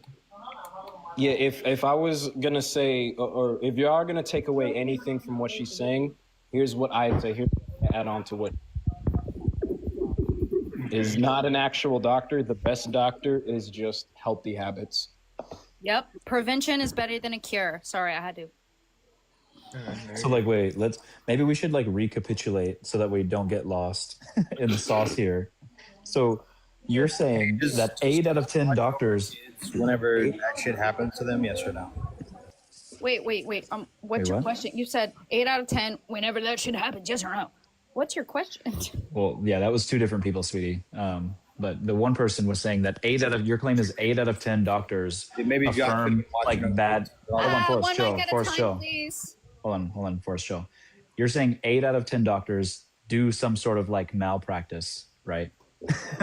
And the reason that you think that is because you had really mean parent doctors and a doctor gave you ibuprofen for a broken finger. Therefore, 8 out of 10 That's doctors not all I have. That's affirm not malpractice. that's not the end of the story, but go on. Oh, in the Bible. My bad. Yeah, the Bible. Nope, Sorry, forgot about nope. that. I also have more personal experiences as Oh, well. we have and another one. Gotcha. Okay, yeah, And, look, and listen, also, let's just... aside from my own personal it's all experiences, fucking my personal sister experience. was a We nurse. don't give a shit. And It's an she anecdote. actually left the nursing field because she You're an couldn't anecdote. It take doesn't fucking how many matter. doctors were corrupt. And she's actually scared to It put doesn't under fucking anesthesia. matter. It's an anecdote. She's actually scared to be put under anesthesia anesthesia because of how many doctors she's seen abuse people under anesthesia. Say, I know that he's out cold and I can Yeah. smack him in the I think face that's my and nothing cue. will happen. And he literally smacked that person in the face that was under Maybe anesthesia. interesting. That is breaking I'll the see that code of later. ethics. That is a malpractice doctor. No, My it's sister not. saw that so many times that she left nursing school, even though she worked 4 jobs plus working in nursing school. Okay. She Jesus still Christ, this woman's left sick. that field that she invested so much time and I think energy in she's- because of the amount of corrupt crazy, doctors. bro. Again, don't care. Don't care. Stop. Everyone stop. So let me sort of get this under control. But okay, Faith, like, I hear what you're saying. And also sorry that it's kind of been rough. A lot of people here, we're kind of like regulars. We talk to each other on the app and like, we're kind of like in the debate or philosophy side of TikTok. You could probably like tell from some of the lingo, but yeah, so, I hear what you're saying. I get that you have like a lot of like personal anecdotes, but also like I guess like, you know, for the people who 8 out of 10. for the people who normally debate or like for the people who study philosophy, you know, anecdotes are cool, but like they're kind of not really like a strong like point. I agree. I agree from your logical point. I do. I do agree. Yeah, so like because there's like you're saying like 8 out of 10 doctors. That's like 80 percentile. It's majority. That's my point. Yeah, and like you've only met like a certain amount of doctors. That's not true because I have multiple disabilities and literally my life is going to doctor's appointments every day. I have to see 3 doctors per day, and it's different. It's changing. I've seen the record in the journal states I've seen many hundreds. Yeah, but would you say like compared to like how many doctors exist in the world, would you say you've seen a majority of the doctors that are present in the world? No, I don't. I agree that my anecdote is an anecdote. The only reason I'm arguing it passionately and the stance that I have with my anecdotes is that it makes logical sense to make that assumption because of the amount of doctors that did go in it only for the money.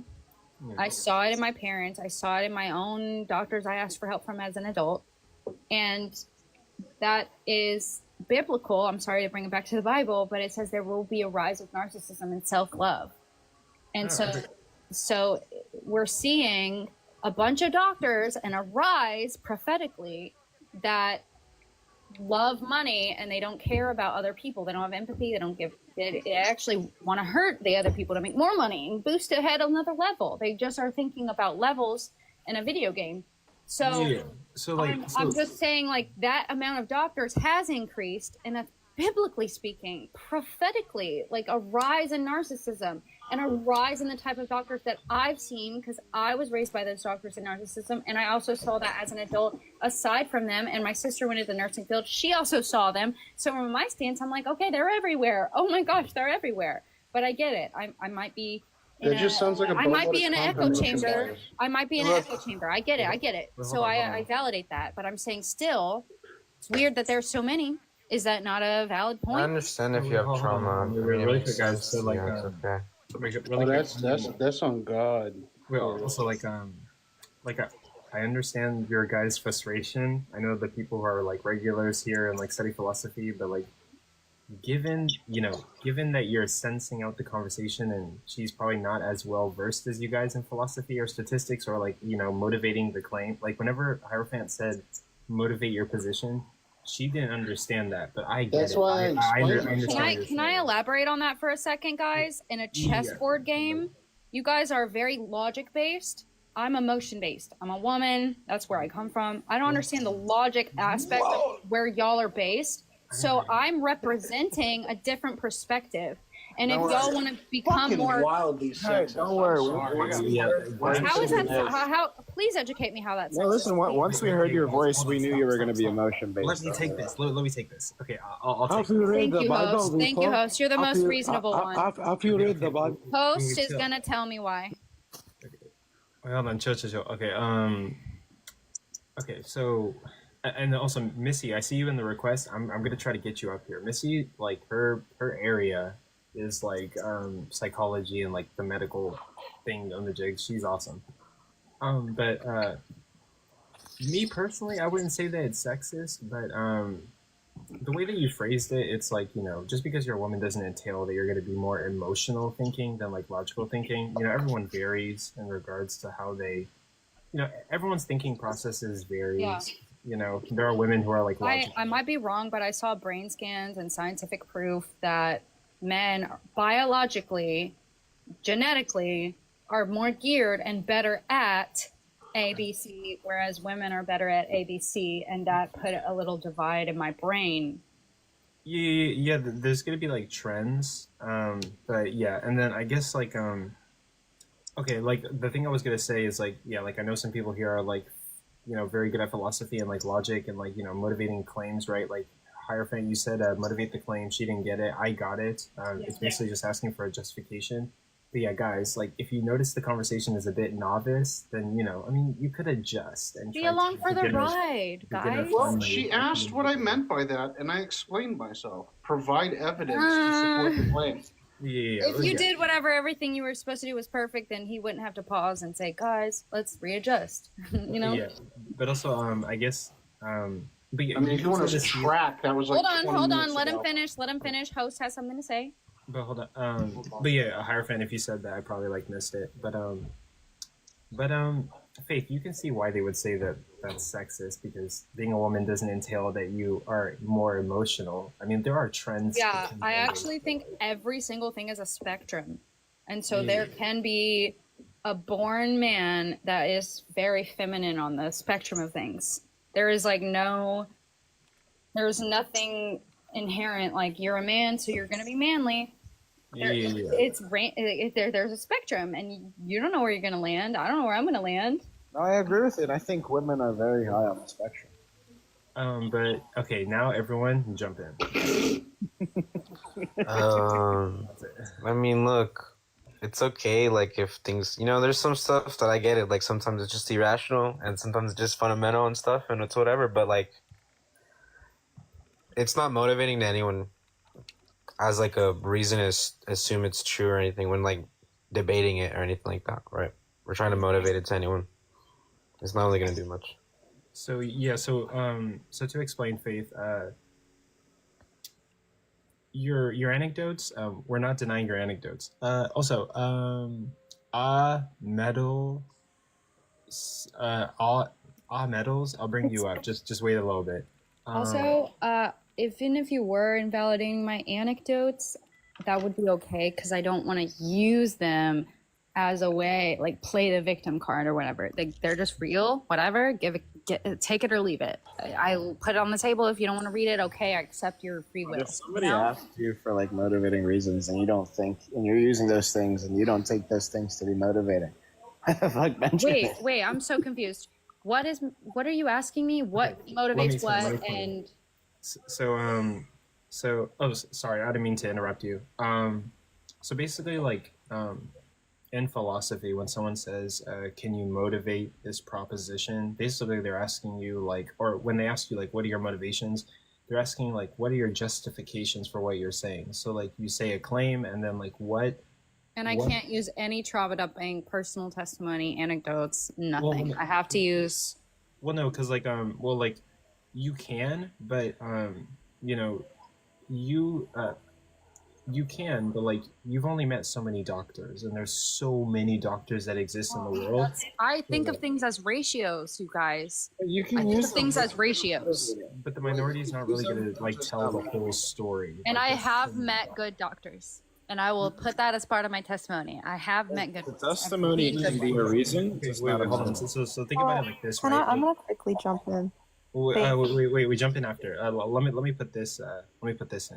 Let's say that, like, I don't want to be racist here. Like, I don't want to be racist. I'm not trying to be racist, right? But, like, hypothetically, let's say that, like, I meet, like, let's say I meet 10 white people, and they're all, like, really mean to me. That wouldn't be, like, good enough justification to say, like, okay, I'm going to reflect on the whole, and, like, 80% of white people are, like, can I say bad people? I didn't right? Like, say that, though. Yeah, and I know. That there are good doctors, and even still, when I go to a new appointment and I meet a new doctor, I'm not going to have a lens where I'm like, you must be bad because you're a doctor. Yeah, but I give them a clean slate. I give them a chance. But whenever we asked you for like your motivations or justification, you said like, I met a couple doctors. No, I didn't say I met a couple doctors. Misquote, but I hear what you're saying. 8 out of 10 is a quote. 8 out of 10 is crazy. You do realize that, right? Yeah, I do. And I stood behind it so boldly, and I still do for a reason. I know it means a lot. That's the majority. It's so crazy of an amount, and it's sad and it's tragic. And I'm going to keep posting about it. I'm going to write a book. I'm going to make a documentary. I'm going to do whatever it takes to show the story. You have to substantiate 8 out of 10. Yeah, but no one's gonna look. I'm gonna be honest. I really want to chime in here. Go ahead. Yeah, you got it. You are, and this is very common. I'm assuming that you're giving a testimony from an emotional place, correct? This is why I am motivated emotionally along with it, correct? Yeah, but I don't want to play victim or like manipulate them. No, that's fine. So they are asking for a logical reason, not your emoted reason, but the reason that you hold it logically. Okay, so that's just where the disconnect is going to be, correct? Because you're speaking from, like, I say I'm very right side brained rather than, I say right side brain, left side brain. I'm more right side brained. And so, do you know the term pattern recognition?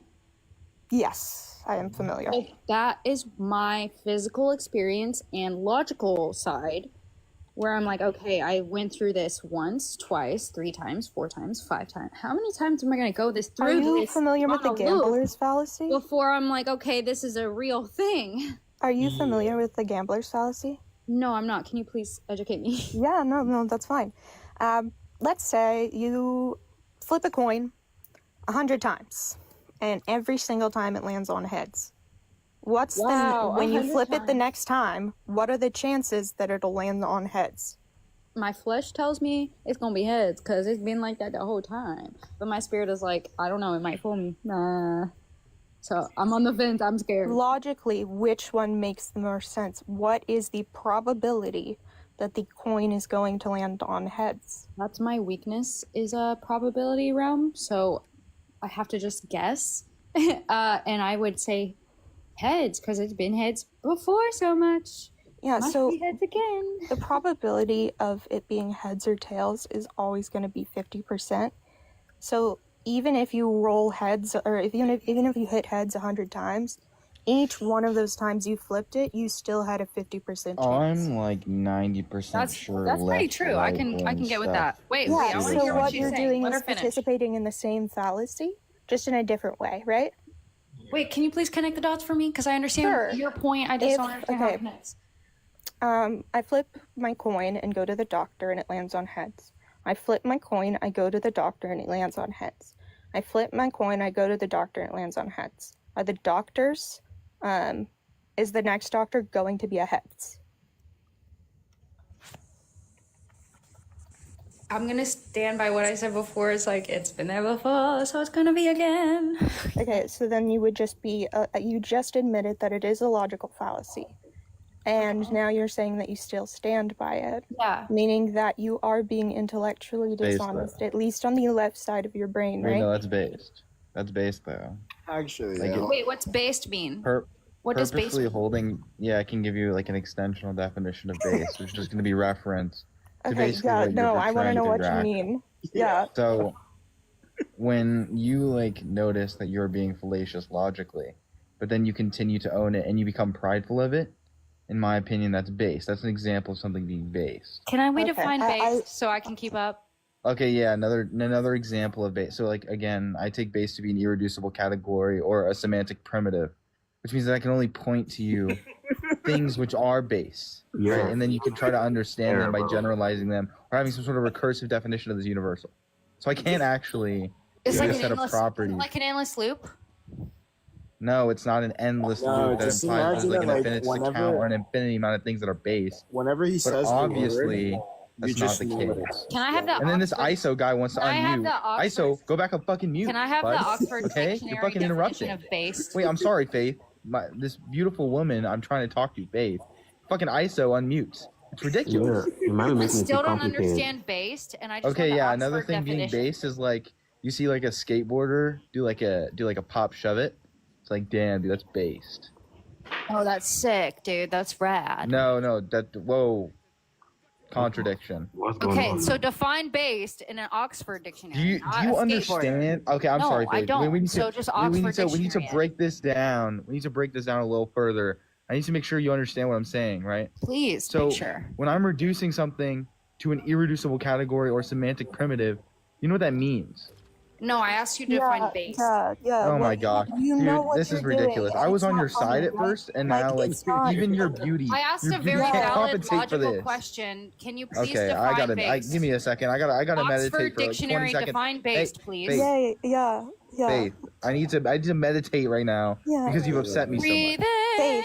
in, Faith. So what he's just trolling there. Like you do admit that you are committing a logical fallacy. You've said that. So cool. I'm sorry, guys. I don't want to be stubborn and annoying. I just really am curious. What is based?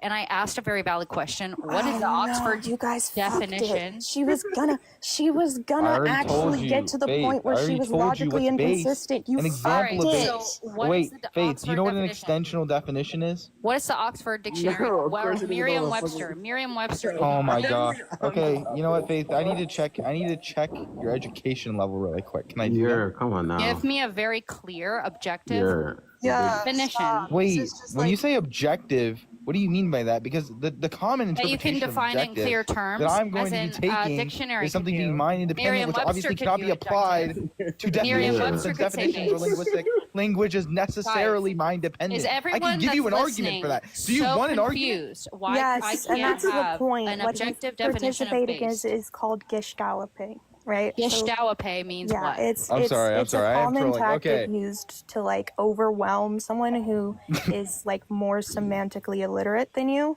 and it's often I would never call someone illiterate as beautiful as Faith. I would never do that. Jesus here. Okay, I Is just this wanted like to, an, like, is this I a paradox? personally find it to be in quite distaste, but yeah, and I have had our spats in the past. This is Yo's version of Riz. Is this a paradox? Because whenever I tried to define the term based, he was doing the thing that is based to try to distract me. Well, no, Faith, if you with try to that define term. something which is a semantic primitive, you're actually going to be taking away from its meaning by trying to define it by further reducible categories. Let me, so if you give a That list is a of... ridiculous argument. We can't define anything. Well, no, it's just We going to can't be define analytically anything, true. guys. Nothing is That's just gonna- definable. No, that again, when you say nothing is defined, you're making a universal statement. That's I'm only ridiculous quantifying. statement.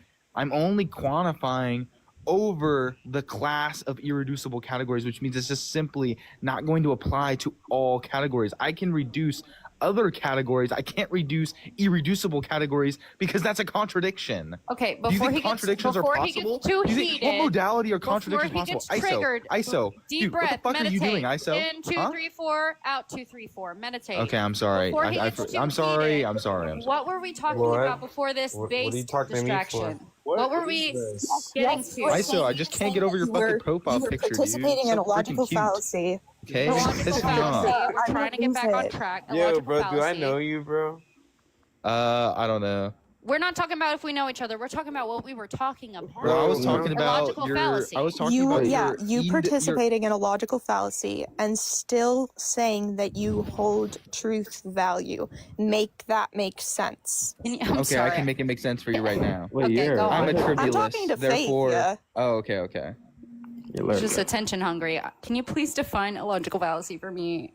Yeah, so a logical fallacy is going to be a faulty way of thinking in logic. So if something is a logical fallacy, it means that it doesn't hold logical weight because it's...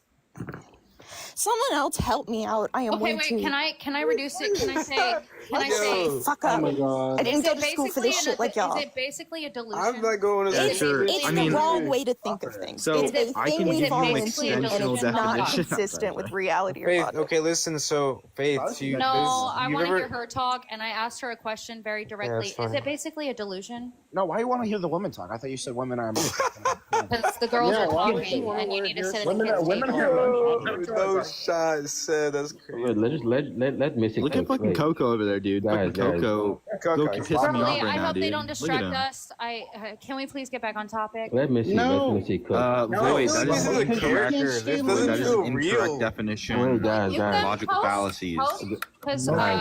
This we're feels really trying to have a good cartoonish. conversation. This Wait, feels like okay, cartoonish. Faith, I have a question. I have a Manny, question. you're Oh, Manny. you want to distract and you want to just Wait, take Manny, the spotlight. Manny. Okay, attention hungry. Okay, so you're not giving me a principle. principle of charity, therefore, like, What yeah, this is is your- ridiculous. Like, what if is I'm your trying to have a question, conversation with Bobby? you, I expect you to go principle What of is your charity. question, yeah, Bobby? Yeah. No, this is ridiculous. This is ridiculous. Bobby now I'm had totally a- upset. Bobby had and a actually, question. I'm gonna start. I no longer Bobby support had you a guys. question. Bobby had a question. Wait, Have you Your heard of the question? psychological condition of projection, Faith? That wasn't Bobby. Tim, one second. Yeah. Have you heard of the psychological condition of Bobby, projection? what's your question? Wait, Tim. I understand what's going on. To be fair to Fate, let Missy and Fate hash it out. I think that because I think Missy has the conversation. Bobby, if I'm Okay, bro. correct, So why should we encourage Cosmic the was the girly pop that I was narcissistic also talking to as well. That's what I want to know. Like, for what Cosmic. purpose? Wait, What I'm substance, right? What motivation do we have to keep like Cosmic- encouraging? Cosmic a Skeptic? narcissistic Is that looking how girl? I say your name? I'm surprised. I thought there was so many syllables. Listen, why are you saying like girly pop as it's an insult, huh? Cosmic, what were we talking about before these mansplainers tried to take it away and distract? Wait, Assume my gender? You just assume my gender? Are you fucking kidding me? Yeah, you Can you explain how on an abductive case you could infer that I fit I in don't the need to take Just fucking pot ridiculous. shots from a pretended Guys. Guys, Chill okay. Yeah, I Cosmic, understand. I She don't came want to in have to hot. use mod powers. I hate when I have to use them. Wait, guys. Thank you, Missy. I even say she mentioned me. Wait, guys. Cosmic, I know that the term based was very talked about, but what was the actual root of our fucking conversation? pretended Jew. I didn't hear you, but I'm listening to Cosmic. Me? What the fuck did I do? Huh? What the fuck you mentioning me for? Cosmic, what Hey, was I think what Alright, we were guys, talking I can about help with before? logical fallacies. What I was the pulled up. point? Wait. There's like 3 different points. With Missy, you were talking about logical fallacies. Yes, Bro. logical fallacy was a part of it, but there was like a full point, like a full Yeah. sentence. What Dude, was I got that you. point? Faith. I got you. A logical fallacy, or fallacy for short, is an argument that contains a mistake in reasoning. Do you know what a mistake in reasoning is? Can I say, is it a delusion? No, I don't. I mean, it depends. What would you define an illusion as? I'm not a semantic I would realist, so I don't define a understand. where delusion semantics as are not aligned. reality. Bro, don't use terms like semantic realism. I would Oh. define delusion as not reality. Listen, You a define fallacy. Wait, are delusion you as- saying you're delusional? Wait, are you just saying you're delusional then? Jesus Yes, Christ. she is. This is just fucking like. Why are we? Can we just? Are Why you you serious? guys- You're just saying you're delusional? Manny, These are all the come odds on, we have. man. I wouldn't say it's delusion because there's like rhetorical fallacies. Like, for example, you could have like ad hominems, and that's just basically me saying that you're wrong. Your argument is wrong because you're dumb, not there's gonna actually be- attacking your argument. Wait, There's so gonna be is a logical fallacy saying also you're wrong because you're dumb? Is that what a logical fallacy is? That would That be is an example of it. There's other fallacies. I committed like, that, Only but if it's sometimes they're not warranted, true. bro. It just Yeah, gets to a like- point, bro. Like, Yeah, I'm there's not with 2 you, different bro. types of fallacies. Are there Yeah. logical fallacies, Faith? To get an Yeah. example of what it looks like? Yeah. Also, you should explain All the right. distinction between Me fallacies. and Missy will have a mock debate right now, and I will show you an No, I'm example gonna of a explain a logical couple- fallacy. Yes, Just a I'm a few. visual learner. Please role play. Let's go. All right, let's role play, God. Missy. No, you're just gonna throw random fucking Wait, words at no, me, and role I play just with like me. I don't Dude, even know what's Missy, going on. I would never do that. I've never done that. You have 0.5 no speed. evidence to even inductively Yeah, support role that I would play ever with do. me. Okay, keep going. Go, Role play with go. me. I believe in you. Okay, so Missy, give an argument. Anything. It could be any argument you have. P1. The color blue. I don't know. I can't just give an argument off the top of my head. I'm under The pressure. sky is blue. The sky is blue. Okay, premise 1, the sky is blue. P2. The ocean is red. The sky is black. Oh, girly, you got it. P3. The sky can be both blue and black. That's fallacious. Whoa, okay, wait. We gotta backtrack. I'm not keeping up. So I'm not there seeing the confusion fallacy here? there. Yeah, that's a Not seeing contradiction. it. Another like a The fallacy. sky would is be- blue, but the sky is black. Can you please say That would be a just- contradiction. Listen, a fallacy would be more like premise 1, all cats are mammals. Premise 2, Okay, so you're saying that the Holocaust was justified. That's a straw man Whoa, fallacy. you went from cats to Holocaust. That's a straw man. That's a straw Cats to man. Holocaust. no, listen. No, the that's a argument- straw man. That's what a you can straw have man a is. fallacy Guys, like this, right? You can have a fallacy. pause. Please teach me. I'm in kindergarten. Wait, yeah, Please lock teach in. me what an illogical Faith, fallacy get is. the I just gave you an example. Just that No, you was a didn't. straw We man. talked about Trying cats and to do it. Holocaust, and I'm more You confused. gave you a straw Shut the man. A fuck straw up man and is a type lock of in, fallacy. Faith. Listen, All right, I'm showing you. let's try one more time. So, Imagine, showing you what I'm I'm gonna gonna try to try to speed imagine run. 2 men. I'm gonna try to speed You run have this. one of them in a suit of armor, and one of them is a scarecrow.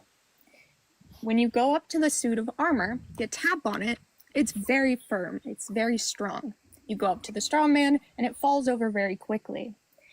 If I wanted to take my opponent's position, let's say Ya says, Ya, give me a position. Okay. If it is the case that you like strawberry ice cream, then it is the case that you support the Schmolocast. You like strawberry ice cream, therefore you support the Schmolocast. That's my position. crazy. Okay. And I'm gonna say, Are you saying that Schmittler's favorite was strawberry? Really? Like, Whoa. really, you're gonna go there and say that Schmittler's favorite, like, flavor was strawberry? See how I'm not actually attacking the argument that he put in place? I'm putting Yeah. up that really weak straw man, so Can that I I say can that knock an it illogical over. And then watch fallacy is this. a Watch this. I'm gonna hit her with the. I'm gonna hit her with the tu quo quo fallacy. I'm gonna say, why would I accept your critique of my argument when your favorite ice cream is strawberry? Therefore, you support the smaller cost. Unless you can I'm disprove gonna the need you conditional. to provide evidence that strawberry is my favorite It's a waste flavor. of time to disprove that. so No, it's a but like, distraction. so us engaging in this is a very Yeah. left side brain thing, right? What we're doing is math, logic. It is very left side brain. And so when you're going into it through a right side brain, you're not gonna get logical. All Yeah. you're going to get are contradictions. And so, well, if you want to have a consistent, It wouldn't necessarily be a coherent, contradiction. logical framework, you need to stop asking with your like emotions and start thinking with your brain. Guys, Faith. is an illogical Wait, fallacy. can I give you an example, Faith, of Also, something wait. like Before that? you do that, is an illogical. blunder, Wait, Missy. before you do gotta that, start thinking with before your you do brain. that, Thinking before you happens do in the that, mind, before you do physical that, reflect in the bed. is an illogical fallacy As a tool. equivalent to a red herring? No. No. That is That is a logical every fallacy. instance of a red herring is a logical fallacy. Not every instance of a logical fallacy is a red herring. So not logical. Ah. Category. Oh, what's up, guys? There's different types of fallacies. So you have like different. You could have like a formal fallacy or an informal fallacy, and within those two categories, you're gonna have different types of fallacies. Where are we in the dialectic? Hopefully, Missy saw the comment. Yeah, we're and, like, discussing this question, Coco. I came in, I asked Faith, given the granular nature of nomological disposition relations, do you take it that you can negate interpropositional dependency relations given existential quantification? Wait, yeah, you asked. Yeah, no, He was gish galloping to And like, Faith said that she frustrate doesn't take it that you can actually have a true category or interpropositional dependency relation that doesn't satisfy the conditions which would be affirmed or negated within any model. Wait, yeah. So yeah. now we're Hold on, debating hold on. whether or not semantic realism follows from that position. No, yeah. we're not. That is not at all It's what we're actually a talking decent. about. I don't know if I'm understanding it right, but it seems Can a I little. just say that I love you guys? I was Rapunzel, but I'm also a Ravenclaw. So I love research and this intellectual conversation that you guys Yeah, are having. cool. So but I wasn't go allowed to and, be like, part of start it, and I'm learning watching you logic. guys pop off, Babe, and it's very you're nice. kinda beautiful. I'm like, Go whoa, learn you guys are logic. so Go awesome. learn logic. I'll send you videos. Like, follow me. I will send Wait, you no, videos. just go to 4LX. Just go to send me 4LX. It's videos. free. Wait, guys. It's a Seriously, good like, if introduction you and want free. to That's get what most into people who don't go to college and waste money on education Hold do. on. Okay. Wait, have you guys ever heard of Plato's allegory of the cave? Hold on, Faith. Plato's allegory of the cave. Faith. Just Have hold you on a ever heard of that? Yes, I have. I think it's one of the best allegories of all time. Yeah, I'm gonna just start muting people at this point. Okay. Okay, What, hold Coco? Okay. What the fuck? A lot happened. Okay. It did. Okay, Ravenclaw's. Yeah, I wouldn't be here if a lot. Wait, let the host say what he has to say. I know, he's a mod. He's doing his job. But like, okay, I'm trying to track everything that's going on because I'm playing a video game and like a lot happened. Multitasking king. Yeah. Okay, I'm Okay. muting you too. Wait, no. She's okay. Ravenclaw's a lot. I'm a Hufflepuff. Yeah. Do you? I want to be a Ravenpuff Yeah. or a Huffleclaw, like yeah. a combination. Me too. I want to be I actually want to be a Hufflepuff Slytherin, to be honest. Ooh. I like Slytherin. Go get it. Go get your ambition. Go get it. Yeah. Wait. Do you play Hogwarts Legacy? I did, yes, but I haven't beat it yet. I'm saving it for a stream. Yeah, I love that game. But yeah. You and Hierophant are like level 9 philosophy out of a 10. Like you guys are a 9 out of a 10 when it comes to philosophy. I'm like a 3. What? Faith is like a 1, but I don't mean that in a bad way. I always want to say I'm a 0. I need to give myself some like evidence of this claim. Hierophant, do you run tag? No. Oh my god, you're not 9 out of 10. Then you're like 7 out of 10. Tag bro's on top, dude. Wait, tag is I not. run a minimal post ontology. Post tried to say something. Wait, no, they're good. Go ahead. What were you guys saying? Yeah, I run a He minimal. said tag was not on top. I'm gonna repeat it. Go on. Serious? Oh, who said that? Who said that? The host, but I'm gonna repeat it. Well, okay. Just so you know, I'm malding right now. I'm very mad. I'm very upset. Okay. Wait, hold on. Aw, you're triggered. I hope you Hold cope. on, actually, I'm very confused. Wait, can you talk to me like that, like privately though? Can you have coping skills? Wait, guys, hold on. I don't have any of those. Sorry. Aw, that's so sad. I hope you Guys, get hold them. on. Please degrade me more. This is making me happy. Stop. Oh no. I got done. Cut it out. I'm actually a little bit confused because we used to clown Rasul for running like tag, but then like I hosted a couple debates and like I've had like people with What the heck is tag? Transcendental argument. No, do not. This is like introducing heroin to an addict, bro. Don't do this shit. No. Educate me, I will not be corrupted. So. The transcendental argument is Platon psychology. Sorry. Okay, yeah. So tag is just gonna be the transcendental argument for. No, stop, Coco, please. What? Can you define transcendental creating argument? a new entity in this space, bro. Transcendental argument? No, Coco, this is gonna take like another fucking 40 minutes. I don't want to spend an hour defining every Can word. you please define transcendental argument? No. Can you change your username to E6? Can you please define transcendental argument? Okay, I'm sorry. I gotta start muting people, guys. Stop. Hold on. Okay, we'll define it later. But yeah, transcendental argument for God. We used to get mad at Russell for running that all the time, but then like I hosted some debates and there's people with master's degrees that run it. Saitan Brugenkit ran it when he was tagged team with like Wi-Fi Gospel going against Monkey Boy and Cease to Know. I don't know what tag is. I just have to interject that No, Coco. God said that people will study the Bible very studiously. They will wake up in the early morning and they'll study the Bible to the moment they fall asleep in order to disprove it. And they're going to go on TikTok Live, very, very studious, very able to quote scriptures in order to disprove it. Yes. Bible says I believe in material sufficiency for metaphysics. Wait, hold on. So any claim you make about reality would have to be The justified through host the is Bible. actually saying, hold on. So if you could do that, that would be lovely. Yeah, my brain is. I told you to shut up earlier. You didn't listen to that. So Why if do I the have to host could continue what he's saying, I'd love to hear. Wait, Coco, tag is not. Bobby was gonna say something. Go ahead, Bobby. And then, tag is not bad. There are like yours is a good example of someone that can run tag pretty decently, right? There's also some other people I met that can run tag in a way that's meant to be run. It's just when Rasul runs it, he's not actually supporting metaphysics. He's just attacking epistemology, which is only. Oh, okay. So basically what I was gonna say is that yeah, hopefully Rasul is here to hear this, but like we used to like. Oh shit! Wait, I just woke up from a nap and there's a professor in the room. Wait. I've been Oh, doing you want to distract and you want to be weird? Okay, what is tag? Can you please sorry, it was define what funny. tag is? I don't know what tag is. Jester. I'll explain later. Help. Wait, Bobby. What's tag? What is tag? We'll explain later. I'm just. You said you'll explain. Please, Jester, Anyways. start muting people. I'm gonna try to get through this. Okay. I wouldn't be here if I didn't need to be here. Anyways. I got the mute button ready. Wait, don't kick her. Wait, did someone kick her? I didn't kick her. I did. I was like over it because I can't keep muting and talking at the same time. We were gonna Bobby, say I'll go. How do like those people render the tag argument?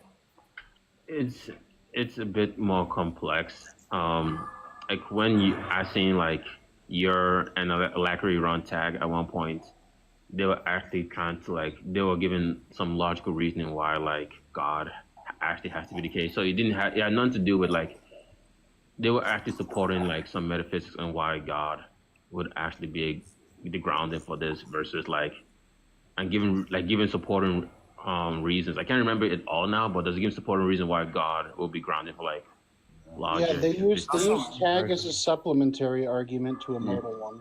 Yeah, they give supporting arguments on top of it. They don't just attack Dark Dawkins just go give me your view, but no, what your and Alacrity did when I was talking to them was actually give supporting reasons for the view. Yeah, not only that, good tag argument establishes many other views before they get to God. So they establish cognitivism for some things. And Summoned him. Wait. So Yes, tag goes to cognitivism to realism, and then it has So I don't actually know a way to get straight to the Trinitarian God.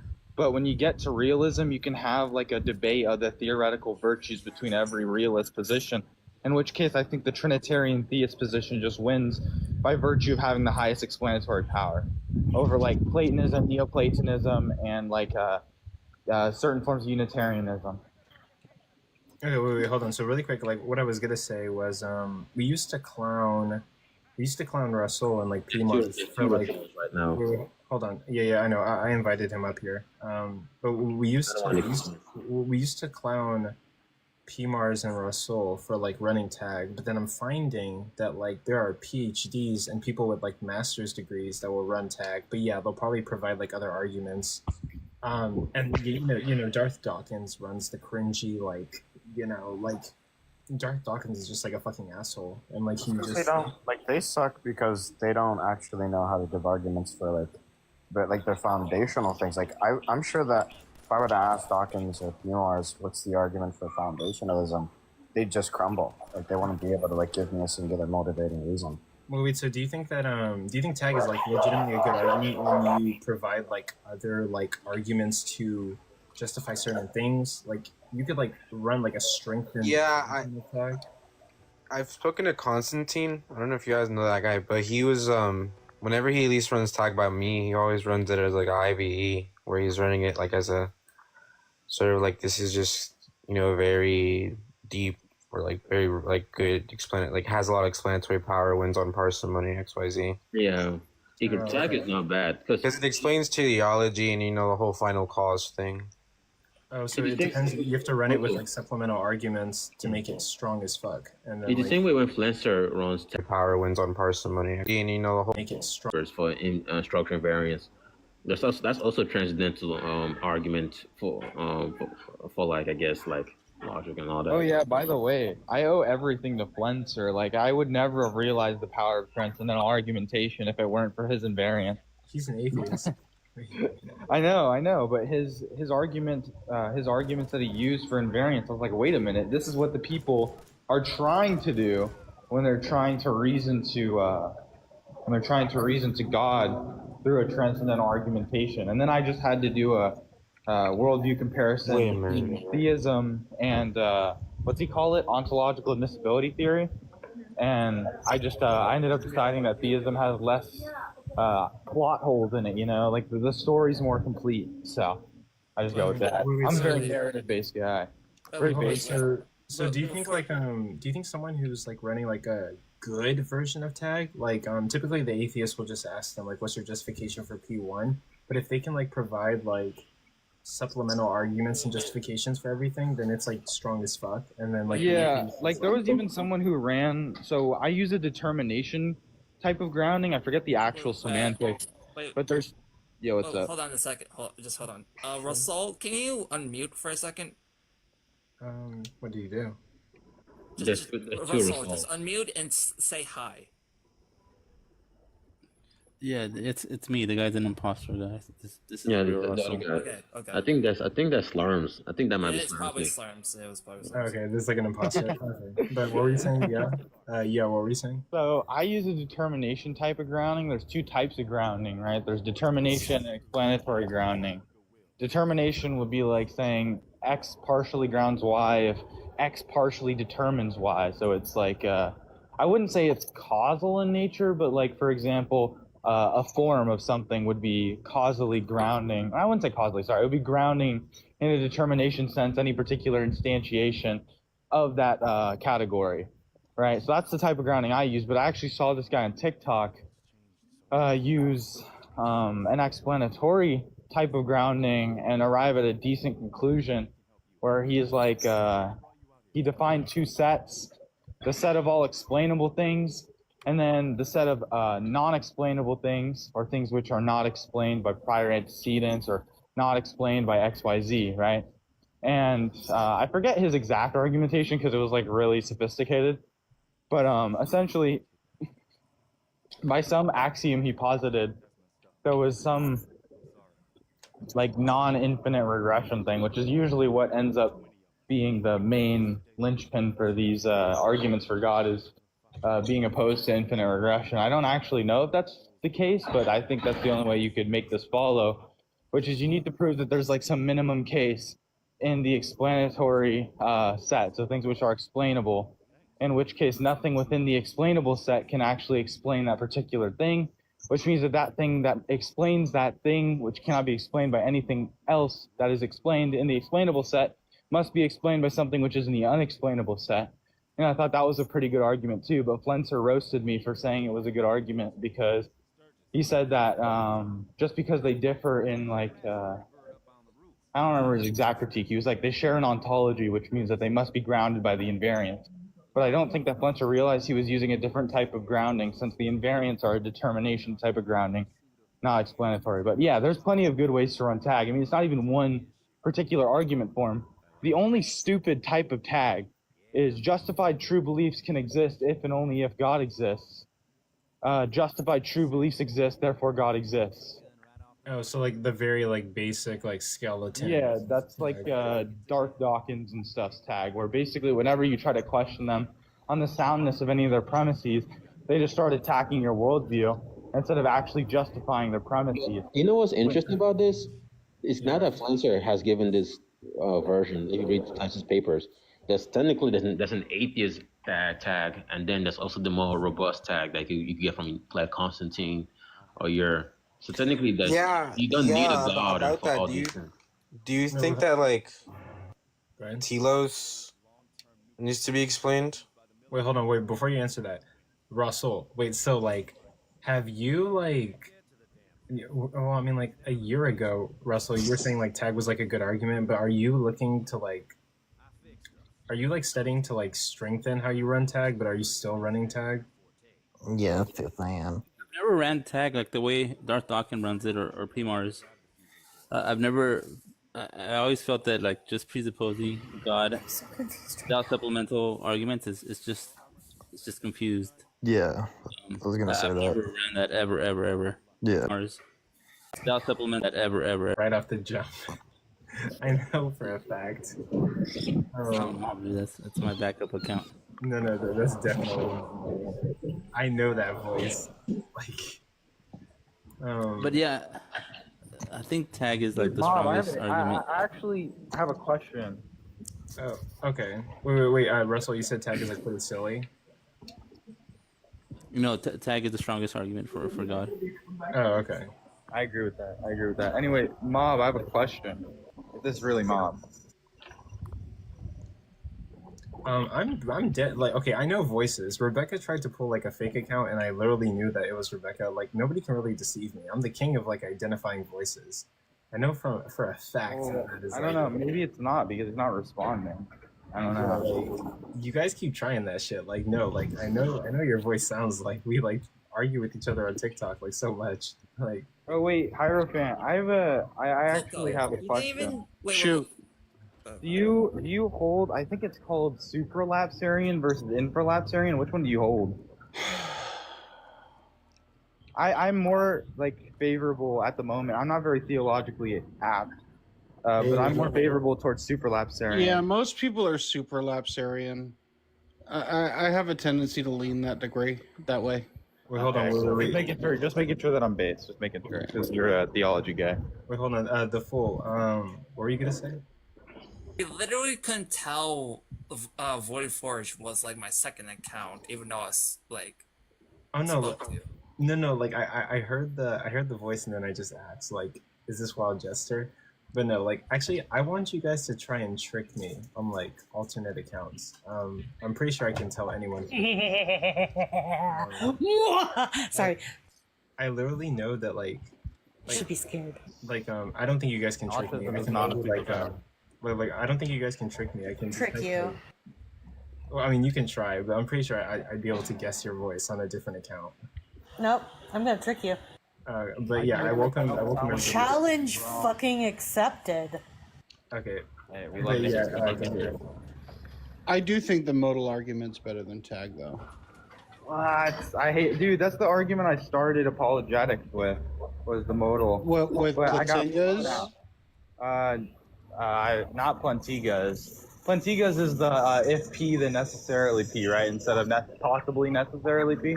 Mm-hmm. Okay, no, I didn't run that. I ran the modal ontological. So it's possible that God is necessary, therefore God is necessary, which means God is actual. And Monkey Boy blew my fucking back out. And then, by the way, I was like fairly educated in philosophy at this time. Like I had some education, like formal education, but it's in like the history of philosophy, rather than like actually like any analytic thought or anything. Which, by the way, I think analytic philosophy is dog shit anyway. But it's good to Bruh. just have the. No, dude, it's true, bro. I can explain why. It's just straight up sophistry. Sophistry. Anyways, I think the way that I'd explain it is that I run a minimal structure modal ontology. I'm a structural realist. oh my gosh, this guy, get him out, kick him. I need to He just admitted he quite possibly supports ICE and MAGA. That's what I heard there. But yeah, that's how I arrive at the ontological. We don't truth. fuck with What the fuck did that even mean? No, I'm kidding. Did you hear what I said, yeah? No, I didn't. That's how I arrive at the ontological trinity using structural invariance. Really? Mm-hmm. Wait, Hierophant, what you run sort of sounds like tag, but like it's not. It's going to sound like tag. So like tag typically will presuppose maximal properties, right? And so that's where it gets kind of like ontologically flat, is because you have to motivate these properties. You can't just assume their maximal position. God, I want to So- read. I want to read Summa Theologica so bad, bro. You should. And so I go from a reductionist stance rather than maximal. Yeah, And that's but how like- I get to a triadic structure, because you need potence, knowledge, and relation. Don't you, Hierophant, don't you run that like God is like self, like discovering himself or something? They're internally reflexive, yes. They're self-reflexive. By I think necessity, that's they kind would of be entailed. problematic, but it's an interesting take for sure. If anyone Well, wants to come up, how does God obtain knowledge without it obtaining? Yeah, just wasn't generally. Right? Our knowledge is extrinsic. I mean, wait, right? Hierophant, are you just saying the following? That there is a relational distinction between knowledge, knowing, and the knower? Yeah. Mm-hmm. Okay, that's fair. That's like that's the most common way to motivate God being triadic. I don't see how that's an issue, Russell.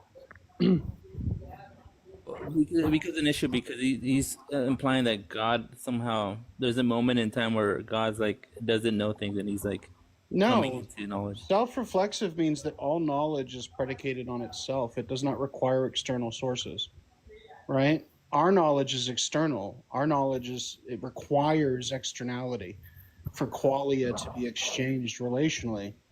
A self-reflexive structure doesn't require that. It provides its own qualia. Yeah, but when you use the word like, because I asked you if it's like he's self-discovering himself or whatever, doesn't that imply some kind of like a linear, like in a way, progression of God? like God eternally knows themselves perfectly. They know all true propositions of themselves. Okay, yeah. If you change the wording in that way, then I don't see an issue with it. But yeah, I mean, and so it's you have also act, pretty- you have potence, knowledge, and relation, and that's the minimal structure for anything really, intelligibility at least. I was finding weird that God knows all true proposition of itself. I'm not too sure what it means of a being to even act at that point. Like, what do you mean? Like even if you know all true propositions of yourself, I'm not too sure how you're even making decisions. You're just kind of like doing something. Well, that's the thing is, so I mean, would you say that like libertarian free will is something that you're somewhat sympathetic to? No, I oppose it. I am. Oh, that's actually a huge issue, Hierophant. That's a huge issue? That's a giant issue. I mean, free will is important, bro. Yeah, free will is like one of the most important things. Like almost most, if not all, of the church fathers recognize that. Yeah, I subscribe to something called resonant agency. Okay, what's that? Within the modal field of contingency, you have the capacity to either act in a way which is coherent and in alignment with necessity structure, or act parasitically to it. So that spectrum exists, and that's where choice exists. And so your Okay, choices yeah, are so you still predicated upon your affirm. resonance Oh yeah, towards that's necessary fine. structure. That's So libertarian free it's contingent, yes, right? It's dependent upon the structure existing. And so, like, there is no libertarian free will. It's Well, no, there dependent would upon be. something. Well, no, libertarian free will doesn't posit non-dependency. Like, for example, agent causation or like some type of special causation is the type of free will which I am, or at least I try to be apologetic to. And I think it's favorable because it says, yes, there is this thing which partially grounds or which your action is partially dependent on, right? That would be like your form or your soul, right? So it's partially dependent on that. But it's actualized through your act. So through your being, it's actualized through the instantiation of choice, which perfectly reflects the will, but doesn't necessitate, like it's not causally necessitated from your nature. And as long as you affirm that, you're affirming a type of special causation, which would just put you under the category of people who defend libertarian free will and therefore defend agency, culpability, and like all the things that are necessary to uphold as a Christian. So not a big deal. Oh, I'm ontologically deterministic.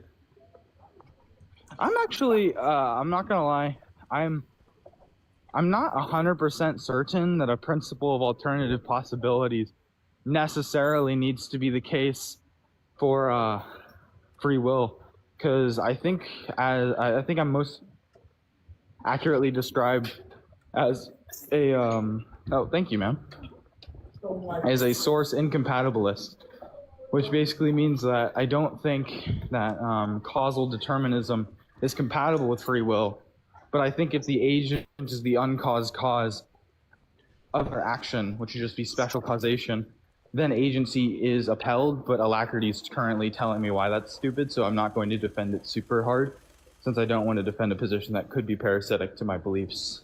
But I am not actually 100% sold on the fact that some type of non-causal determinism is mutually exclusive with agency. Like Molinism, for example. The way I view it is that agency is just something that exists within the contingent field. That's it. Right. And that I don't believe that God chose in a fashion to create. It's that it becomes an entailment of their structure, right? Because knowledge itself is substantive and obtains. And so the contingent field becomes an entailment of necessary structure. Wait, you're not one of those Christians that says that God is like pure act? No, that's an Aquinian view. No. I don't see how that's an issue, though. I hold to God being actus purus in some sense, yeah. Okay, interesting. Yeah. If they're just pure act, there's no internal differentiation. I don't see how that follows at all. Because when we say something's pure act, or at least in the sense that I don't want to be cataphatic about what I'm saying, so I'll just say that God, there exists no passive potency within the ontological structure of God. No. You deny that, or No. I'm affirming it. Oh, okay. So I don't want to be cataphatic and describe it in like an Aristotelian sense, but that's what I would hold, something which would probably be considered analogous to to actus purus. Dude, get ISO up here. I would say that it's in reference to its structural invariance, right? Because omnipotence is one of the structural invariants. So yes, in a degree, but it is not like sola act, like actus purus, as in like a traditional Aquinian view. Well, I think Aquinas, in some sense, was more of an Aristotelian than a theist. So, yeah. Dude, So. Okay, this is kind of random, but like I literally admire like people who like dedicate themselves to like what we're talking about, and like it's really admirable that you guys actually read. Like you go out and you like read. Dude, that's why I want to read Summa Theologica so fucking bad. Listen. You want to hear some wild Sounds shit? elegant. Like I've heard like Giuseppe, I've heard him talk. I've had like good talks with him, and it sounds very elegant. I like it. Like it sounds just coherent in the sense. Wait, Hierophant, if you're about to say that you don't read, that's gonna shock the fuck out of me. I do read, but I don't read as much as like these guys. Like I'm not gonna lie, like these guys fucking spank me in the amount that they consume. Wait, you've built a worldview. I find that amazing. You've like I mean, not to. I don't know. I the only book I've read cover to cover is Plato's Republic. I haven't sat I've only down read- and read the entire corpus of Summa Theologica. I have read the Institutes. Why would you read that? No, because it's important within the realm of like modal ontology in reference to theology. Calvin is incredibly influential. I don't know, dude. I wish I could go back in time and spank that Frenchman, dude. He some of his ideas. Well, I don't know. Okay, Calvin. I think you can give an interpretation to Calvin because I've heard Calvinists do it, where Calvin upholds libertarian agency, but like a Molinistic view, like a proto-Molinistic view. But I don't know. I don't like to be that charitable. It seems as if Here's my critique of Calvin, right? In his view of predestination and foreknowledge, his mind was stuck in ontology, and he wasn't conceptualizing like the contingent field where like things could or could not obtain. Right? And so he's conflating these two. He's saying that these two are the same thing. And so it like that's why I say I'm ontologically deterministic, because from the necessities perspective, the entire contingent field exists in the sense of simultaneity, right? yeah, we live in one world, not any other world. So in that And then we experience the contingent field, like we're in it, experiencing it. So Have you all heard there's like this Apollo's higher argument? order of determinacy, but we exist in a field in which things could or could not be in alignment or in resonance with structure or in some other fashion. Have you guys heard That's why I Apollo's said like argument? I hold to like a resonant agency thing. Where there is choice, there is distinction. There has to be. But what were you saying? Someone was asking a question. I was gonna say, what was I just asking actually? I was gonna ask you a question off what you just asked. I can't remember. Wait, Hierophant, who do you think is like the most who do you think is the most skilled atheist that you've like walked up to on TikTok and like Flenser. Hands down. Flenser. Yeah, Flenser. Here's the thing, like before I met Flenser, I did not even consider like structural or modal invariance. Right? That wasn't a consideration in my mind. And I didn't even talk about the metaphysic that I'm developing. He was just talking about to some other Trinitarian, and I clocked it. So he's helped me formulate my worldview to a degree to make it more, not just like valid, but sound itself. Dude, Yeah, isn't he a PhD metaphysician or whatever? Yeah, and this is like my paper for my THD. Oh, nice. Yeah. But I was going to tell you one of the wild things is my model. I've been playing with developing a large language model, so I have a small one that I've forced to hold on to my commitments, and it synthesizes internal reflexivity.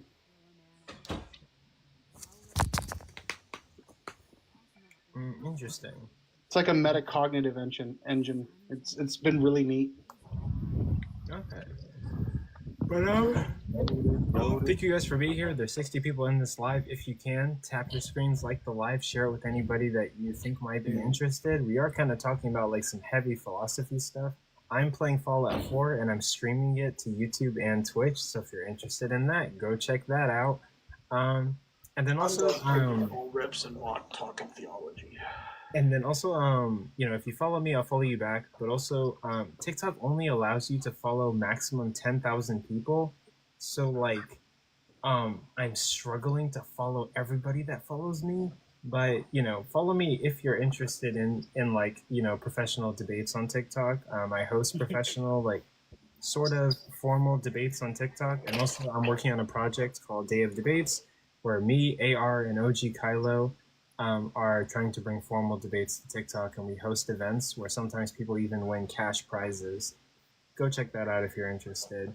But yeah, I host debates. I debate people. We talk about theology. We're trying to figure out what to believe in, or what's the most probable worldview or map of like what the world is, which is just gonna be like a worldview. But yeah.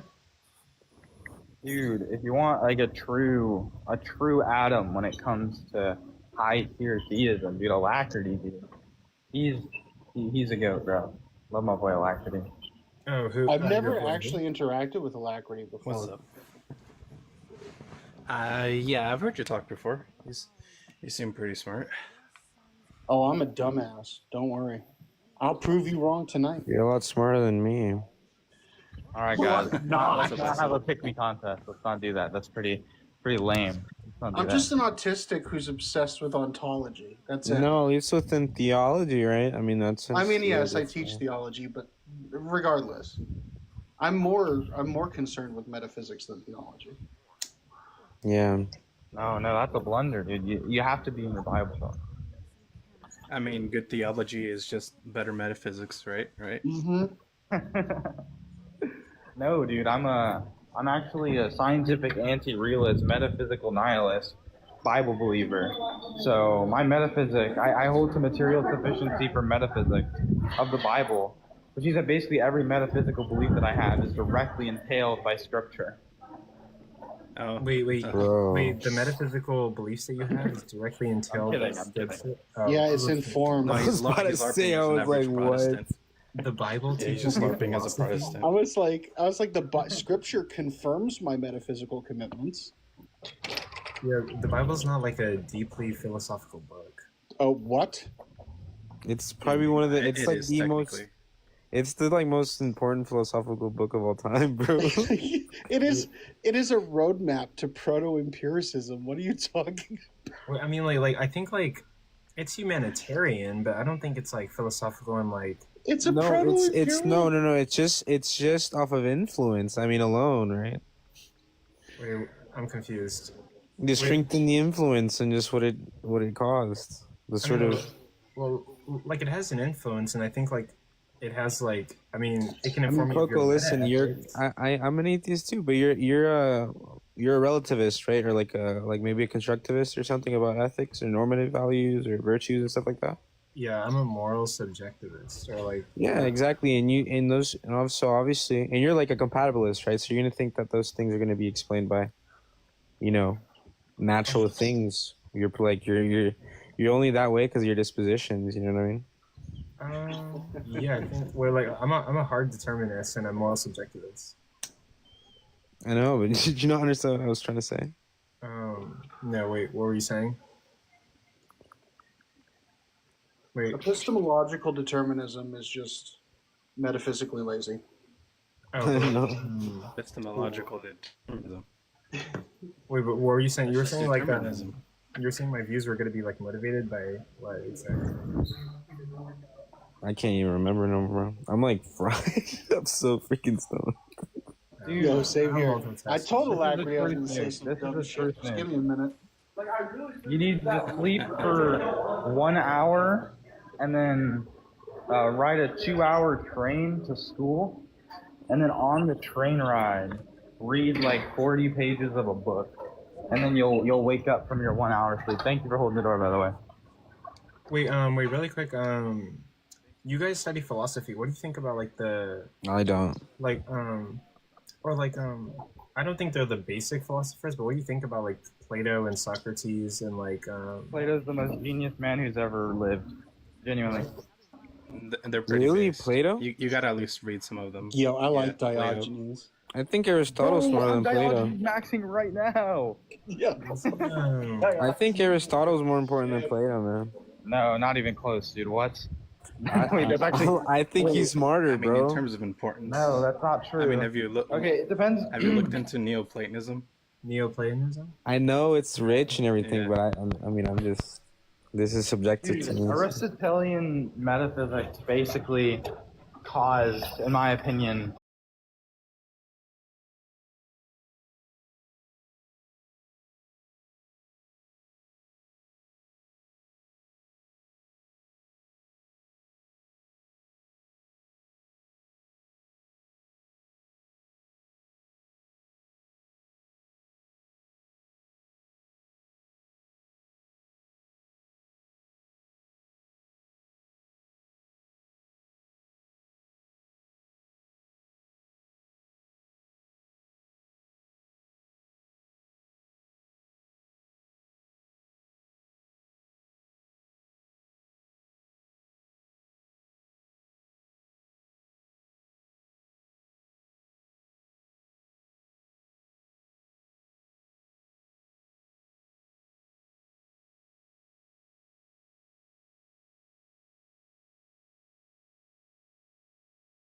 goodness or justice, right? It must be simple and it must not be, you must not be able to predicate onto it because then it'd be hierarchically subordinate to the predication, and that was grounds of I just can't value words this much, man. I'm gonna be honest. I can't. I'm deflationist and quietist on a lot of my metaphysics. Wait, so you know what really I just heard? I heard a giant rainbow flag. Anyways, I gotta go, boys. I gotta go, boys. Thank you for having me up, Coco. That's fucking love you guys. hilarious. Oh yeah, no problem. Neutral monism is goated, bro. I don't care, bro. He just used it. He just in a creative way said what you're saying is gay. No, bro. But listen, I just don't think that. I mean, I'm even quietist. Well, not quietist necessarily, but And on my wait, hold on, epistemology, so, on my ontology, and everything. So Socrates Yeah, was like technically. Oh wait, sorry. Go ahead. Sorry, go on. Oh no, I was gonna say something like to the effect of where Iso's a quietist, Plato sings with a trumpet. That's kind Yeah. of why I can see why you probably think that he's not very Yeah. informative. But technically speaking, the way that I would, if you were to ask me what's the main difference between Aristotle and Plato, is Aristotle's has a lot more upfront. That's digestible. And Socrates was the teacher, and then his I mean, students Plato. were I feel like Plato is very. It's not. I don't know. It's not idealist. Like it's like idealist in that sense. I'm saying it just feels like. It's pretty. Like I like it. You know, I like Platonist like when he writes and stuff, or his ideas, where they're just pretty. But I don't really think they. I don't know. I'm a reliabilist, so I mean, I just don't think they're truth tracking. But also really quick, Socrates was like the teacher, and then Plato was a student, and then there's like one other person, right? Yeah, there was also Zeno. He wrote down some of Socrates' sayings. And on top of that, realistically, Socrates was kind of like what launched Plato into the political sphere, because a lot of what he wrote was innately political in nature. So, yeah. Okay. And then like Socrates, like wasn't he like rebellious and like he got unalived for his ideas? Yeah, he basically had the way, if you take the things written about him as historical and serious, he basically made it his business to challenge everyone's basic beliefs. He rage baited and show everyone, that basically. He basically rage baited everyone. Yeah. He was like, it's the same thing people do here, you know, like, it's you know, when you get caught on first principles, right? Like your metaphysics is really deep, like your fucking meta ontology, you'll hit a primitive and you'll get fucked. So he would do that to everyone and they get pissed off. They killed his ass for it, bro. Like, do you guys know that's what Paul basically did? The Republic. He was contrary. Sorry, what was that? Basically. That's what Paul basically did in the New Testament. Is he just copied what Plato did? He'd say shit to piss people off. Bro, he was the Yeah, first apologist, bro. He was A lot of legitimately people the say worst that in general. apologist. A lot of people would say that the Socratic method is actually overlaid in the New Testament. Jesus utilized what's called the Socratic method by taking people's logic and presuppositions to their conclusions and showed how absurd they are. So that's how influential Plato or Socrates was. Yeah. And Socrates was basically like just contrarian, and like, to be honest, like, don't you think like Socrates sort of does what Shark was doing? He was like asking people like, what are your morals? What's your worldview? What are you presenting? Like, that doesn't make sense. You're kind of stupid. Yada yada yada. Yeah, actually, not now that I'm actually glad you said that, because technically, Socrates' personality, people would say it's similar to Shark's, just Yeah. asking people questions, seeing how deep they can go, seeing if they can be coherent. Yeah. Or Hatim, bro. Oh my God, Hatim, bro. Jesus. I listen. I love Hatim, but he does get the fuck. He's on autistic, bro. He gets on my nerves so bad. Dude, he'll be stuck. He's like a dog with a bone. Or like, look, honestly, man, when I'm talking on here, dude, I'm trying to, like, if I feel like someone has at least a little bit of knowledge, I'm like, maybe I'll listen. And he be just caught on the stupidest shit. I'll be like, damn, I actually want to listen to the point, bro. Yeah. No, I agree. I sort of get that. No, a team's also my guy. I fucking love the team. Yeah, bro. But listen, though, look, one thing with the team, bro. That, oh my gosh, that I remember at one time I was a judge on one of those debates.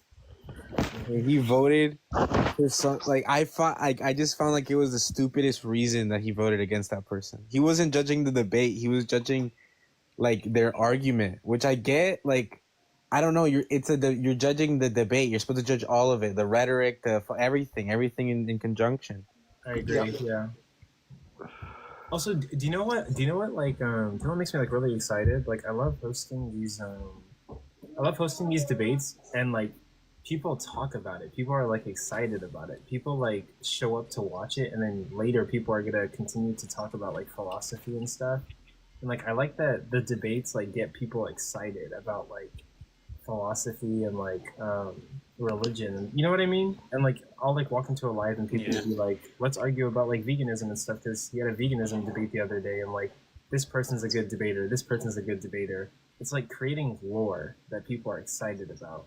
And then, you know, people are always DMing me like, when's the next debate? And I'm like, that like excites me. I love that like we're making something that people like. People are like, man, I'm such a fan of like Hierophants. I can't wait for his next debate. Or people are like, Do y'all I'm such a think fan that of, like, debate or like some form of, at least like some form of logic or even like dialectical virtues or something should just be taught in schools at some level? Oh, and yeah. something? Oh no, like I agree. Like, Oh no, I don't know if I want to participate in day of debates again. Oh wait, why not? What happened? Because I lost and won my debate at the same time. I'm still really confused over that. When it comes to the tournament, how so? Yeah. Oh wait, did So, ISO. Yeah. I gave a modal argument from necessity, which makes the resurrection just an entailment from necessity, right? And are you my opponent, so? Are you in a way? Are you a necessitarian though? I just gave an argument for it. Okay. All right. I'll take it. Rough. Right. To which, if the necessary obtains with a contingency, they cannot be subsumed by the terminus of contingency, and so the resurrection becomes logically entailed by necessity entering in and obtaining within contingency. That was like the whole argument, just with a whole lot more words. Yeah. And did the judges vote for you, or no? They voted against me because they didn't. They thought I was running tag. Yeah, Hierophant. Yeah, like the arguments you run, they're not tag, but they're very similar. Yo, listen, you should use Godels. Look, look, you know, I feel like tag, any GTB semantic argument, like maximally great being, all these things are all the same in the spirit. I think the strongest is probably Godels in some sense. Oh, incompleteness theorem? Yeah, like that, Yeah. just like Well, just even error theory, right? Like the more like error theory posits, the Or, more you know, complex actually, the system the is. only one that actually makes sense to me, and I think this is really the difference, and this is why I always agree with like theists in some sense, that the intuition of intention isn't really, you know, I don't think that's like awful, right? Like, if, you know, I really agree with Wittgenstein and stuff like that, and like like Kierkegaard, we're all playing ball, right? So it's like, you know, it could be the case that like have you guys heard of like nomological harmony? Yeah, I've heard about it. Yeah, like that, that's strong. You know, I think that's intuitive a little bit, right? Yeah. Actually, I have a question. And also, I have a question, but I also have like some other stuff. But yeah, I was gonna say like, oh no, people are legitimately a fan of the people who debate. Like people will say like, Hierophant makes good arguments, or people. Well, J Mike has a lot of fans because he's like on the Atheist Experience. There's a lot of people who are fans of J Mike. Like whenever I hear atheists argue, atheists will always say like, "Oh my gosh, like I'm such a fan of J Mike. He's like such a top tier atheist." Like blah blah. Blah. Who else are people like? People like Mike Burgundy, and like the debate that happened the other day. Theists, I think, like Ryan Mullins.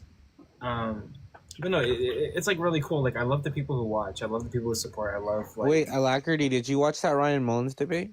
Did Ryan Mullins win? versus- Look, I'm gonna be honest. I find it. Comb over definitely won. I just found it very like something was very satisfying because I was arguing with Dr. Truth, and you know I run an IB the opposite way, right? Like I'm saying that like I don't think telos is like something that needs to be explained, and I think that like under any framework of a metaphysics, right? And obviously there are you can imagine, right, and just agree and conceptually, right? We can get into the weeds later, that like. Infinite regress, right? If that is true, like if infinitism is true and they're just an infinite set of past events, right? Then God just make one exist, at least in the ways in which, or like at least in principle, the way that like Platonists, like Thomas Aquinas and Aristotle want to say, right? So I just find it like that even within like fundamentalism, right?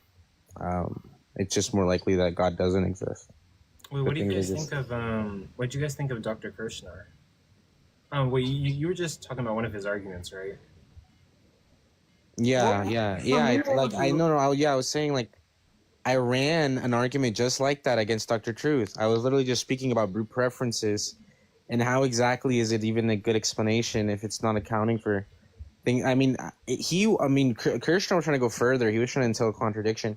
I was running a simple IBE. But he brought up the particular thing I was talking about, which was really satisfying to me. I was like, holy shit. I just said that shit. Also, did it seem at certain parts that Kirshner was running like a variation of the problem of evil? Yeah, he was, but it was something. Had to do with like responsibility and. Yeah, if God's not responsible, then he doesn't deserve worship. And there was a whole thing he did where it was like, if this, then this, then this, then this, and like I thought that was like very strong of an argument. Like it was awesome. I heard Mason talking with this guy on one of these panels, but he was talking about you know how usually people like levy when you talk about the problem of evil, the first thing they say is like, well, look, God for some particular reason would like favor free will, right? And free will is going to be valuable because it's going to warrant this moral responsibility, and like actions are truly going to be good or evil because actions aren't fundamentally, it's not the same thing to say that it's good and evil if you're not actually choosing it. And what they want to say is that these things are. Fuck, I'm so stoned, dude. What was I on? Some substance to I'll be right back. See, that's the thing. I'm fucking frying. Oh my god. Technically, I didn't see the debate. I do plan to watch it eventually. It's just I'm not really into the whole neoclassical theism. That area to me seems like the wild, wild west currently. Like the analytical stuff? Yeah, the analytical side of things. When a particular tradition denies core doctrines like divine simplicity and then tries to explain theism through that type of lens, I'm gonna be honest, it's easier to defend and it sounds a lot more coherent out of the box, but it's definitely something that's very different. I'm not used to. Yeah, I know what you mean. It doesn't seem well to what your like beliefs are, Yeah, because when you're working with the classical tradition, because the classical tradition technically goes back all the way to even before Plato, right? Divine simplicity was just something that was implicit in a lot of people's Yeah, thinking like about like any a type first of like. cause, any like first cause or anything like that. Anything necessary can't depend on anything. Can't have like parts and stuff. Yeah, 'Cause it it's can gonna be depend on its composed of parts. parts in which, yeah, entail composition entails some sort of like dependency. On those And parts. I Yeah. haven't heard a reason for the denial from the neoclassical theists other than that it seems incoherent. And technically, if they toss that out the trash, right, that doctrine, then they have a much more easier way of explaining everything. So it kind of seems like cheating with the when I hear them, that like insert classical thought like 2,000-year-old doctrine Yeah, it and seems like a understanding of. moral. Yeah, it seems like a moral norm. I mean, sorry, like an epistemic norm to you, and you're just like, yeah, I feel Yeah, exactly. It's like you're telling me it's like the equivalent of saying, "Wait a minute, I don't need to put oil in my cart and it'll still run." you. Yeah, I know what you mean. I mean, I don't know. I don't really get into the weeds like with like theological stuff with this thing in particular, like the Trinity. I don't really care to argue the Trinity. I feel like I'll assume. Look, the thing with me is like, look, I'll just assume off bat that the Trinity is logical because it's been like institutionalized by the very things I've learned for like up to like the last 2,000 years, right? So it's No, yeah, that's a very humble position because it's very weird how something that again is like 2,000 years old and people are like, "Well, I can take it down with a simple LPT," and it's like not against the more robust views of the Trinitarian doctrine, like monarchical Trinitarianism, that eats LPT for breakfast. Yeah, and people represent like theists a lot of times. At least the ones that are like maybe like because Protestants they really don't have I don't know they don't have a view of God. They don't know what God is. You could ask them within 4 questions they collapse. And insofar as an Exactly. actual coherent net of beliefs or framework or something, right? Obviously, like Catholics or like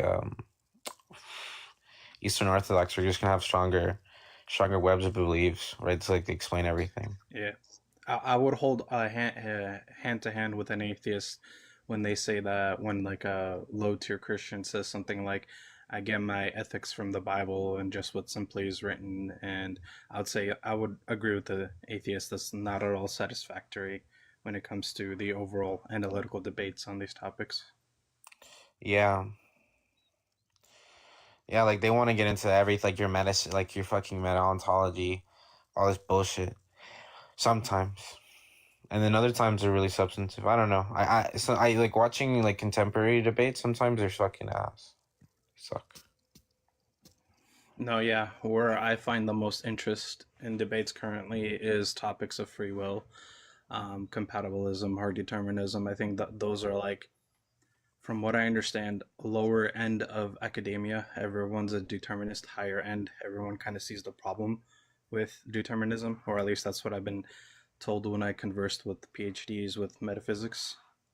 Yeah, it's like determinism has its faults, but it's like the most simplest view that people like to adopt. Yeah. Yeah, that's the thing. Yeah, yeah. And I I'm a try to tell people. compatibilist. I don't know. I feel like Uh-huh. I feel like I explain like the whole thing with just following along with your desires because you are your being, right? So they're produced by you and you like experienced by you.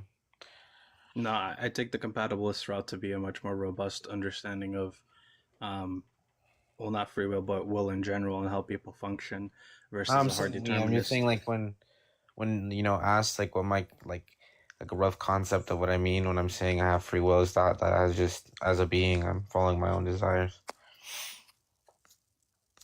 Yeah, exactly. That basic concept adds more weight and is easier to anchor choices and decisions and trying to explain them. That's where I feel like if enough people see at least like my whole stance, like why do I even like go on panels and debate with people? I'm not necessarily trying to sway people into a particular camp, right? If you're not swayed for good reasons, I kind of don't think you should believe them, right? Even if that belief is in God, right? If you don't see good reasons for it, then don't believe it. But my whole thing is like I like to show people, hey, this if you're not going to accept this, well, this side has also has issues. It's just a lot of people are blind to them because they kind of de facto pick the non-theist position or the contemporary position or the more academic position, and they think that it's like been thought through all the way, and it's like, nope, every position has issues. Yeah, they don't. They just don't read. And the thing is, I feel like it's really hard to read contemporary analytical philosophy sometimes, and particularly like if you're talking about epistemology and shit, it's fucking weird. Yeah. It's dense, but it's interesting though. I mean, you get a good eye for it, I think. But I've only read a couple though. I mean, it's not like I've read like one maybe or two, but I usually buy books that have like 3 or 4 authors in them or whatever. Yeah, when it comes to epistemology in general, I'm not sure. I think what's your name? The Hierophant. I'm not sure if you said this earlier, but a lot of people do mix up metaphysics and epistemology together on a routine basis, and I feel like that's where a lot of people's like hang up is on certain like deeper metaphysical questions. Is if they think that they can establish like logical modality, then it's obviously true, it's logically possible, and I'm like, no, unicorns are logically possible. Doesn't mean that they are, should be believed in or obtained, Yeah, for sure, man. I don't know. I bought a couple Bertrand Russell books. And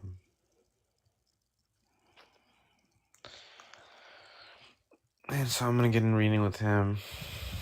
I think neutral monism might be my new thing, or like some sort of structural realism. Can you guys hear me? Structural realism is one of the better views in my opinion. Yeah, it just sounds cool. Yeah, I can hear you. Oh, okay, sorry. I didn't know if you could hear me. I was responding to alacrity.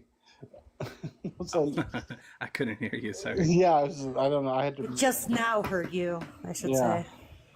I forgot what I was saying because I'm kind of ripped. I had a thought. It's okay. Oh, that's I am because always that way. What I was saying, they don't have an escalation protocol for like truth claims, right?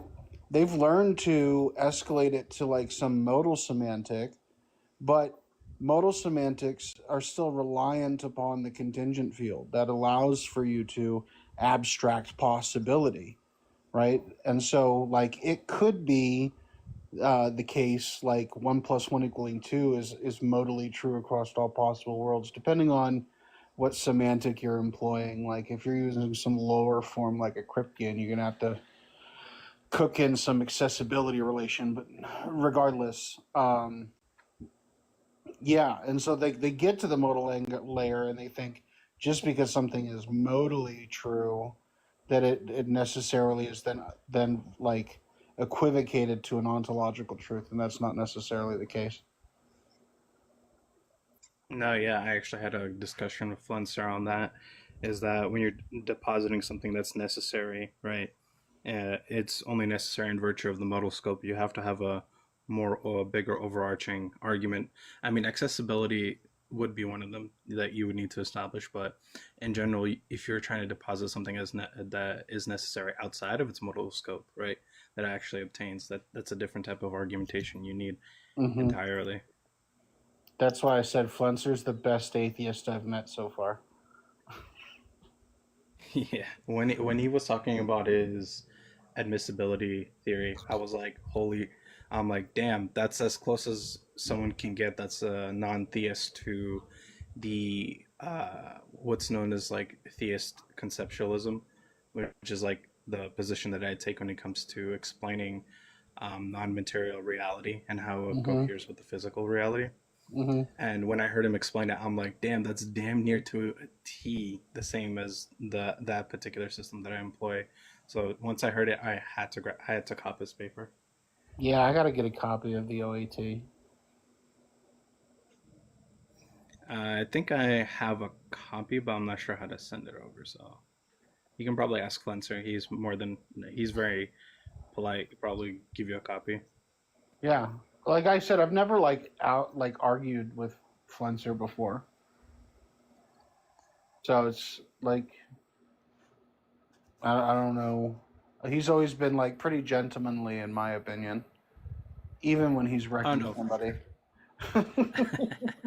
Well, technically speaking, since I'm a theist conceptualist, I do butt heads with them a little bit because I kind of stress the necessity of the structure, right, and the structure realism aspect being something that's tangible, something that has, real ontology, while he openly admits he's a deflationary when it comes to, or he's deflationary when it comes to abstracta.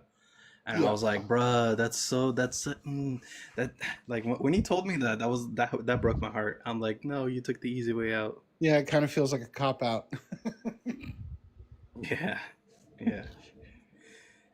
At best, it's like, and he can correct me because this is like a bastardization of his view, but he establishes like epistemic modality, or like you can take his whole view as like a different type of modal scope entirely, but he wouldn't call it that. But he basically lays out a particular modal scope, and it's mainly to do with like when he says intelligibility, right? I think to myself, I'm like, well, the requirements for intelligibility are like, are you saying the intelligibility to conscious experience, to a coherent reality? If it's like, because you really need to parse out what you mean by intelligibility. Intelligibility, yeah. In that case. Yeah. Yeah. Yeah, because if you're just establishing intelligibility in the sense of like, hey, we have to have these fundamental like do's and don'ts, it's like, yeah, I agree with you, but you're just establishing, logical modality. You're not really doing that much different, except for his is a whole holistic approach, which is why I love it. He goes after everything. So I just it's identify something like intelligibility as a primary presupposition. Oh, sorry guys, that I left this long. I had to do something. I was also saying hi to some of my cousins. They came to my house, but no, life is great. Nice. Yeah, dude, I was telling him about the Ryan Mullins and Krishnar debate. I was so proud of like, you guys have no idea. I was so like happy and excited and like proud of like what I'm doing, like hosting like these debates and like studying it and like. So who won? We typically when it comes to those debates, we try to be like professional, so we don't declare a winner, for the sake of like, because like it would be like we don't want to hurt the professionals' feelings, right? We don't want to declare a winner with the PhDs or like hurt people's feelings or like it like. Aw, come on! They know they're taking part in an online TikTok debate in which we care about winners and losers. They gotta at least have an idea. Yeah, but like it's also like we don't want to, like, I don't know, like I think like if two PhDs are debating, I don't think it matters that like 5 TikTok judges are determining whether they won or not. You know what I mean? Like it's kind of, you know what I mean? Like 5 Reddit people off of TikTok are telling PhDs. I get it. I didn't like that the atheist dude really didn't address any of the points that Mullins made in his opener. Yeah. And then like he went into like this weird problem of evil and some other stuff, but like just did not address like his entire worldview on how they achieve maximal properties of necessity and things like that. And it just, I don't know. Mullins, in my opinion, was more coherent. Off the riff, Mullins is always going to be more coherent. That's like one of his strengths. Yeah. Oh, like I have to go and like rewatch it and evaluate it. But low key, like I'm gonna be honest. Low key, if money wasn't an issue, and I could go to college for like anything, I actually think like I'm not interested. Like, because don't do philosophy. You do not need to go to college for philosophy to learn philosophy.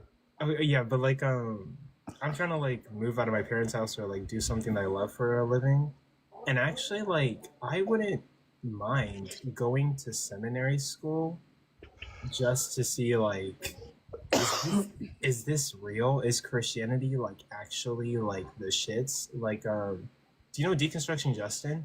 I can make that happen for you. Well, yeah, we could talk actually. Deconstruction. I am a professor of theology. Like, I can make that happen for you. Wait, legitimately? Ayo. But like I don't have money.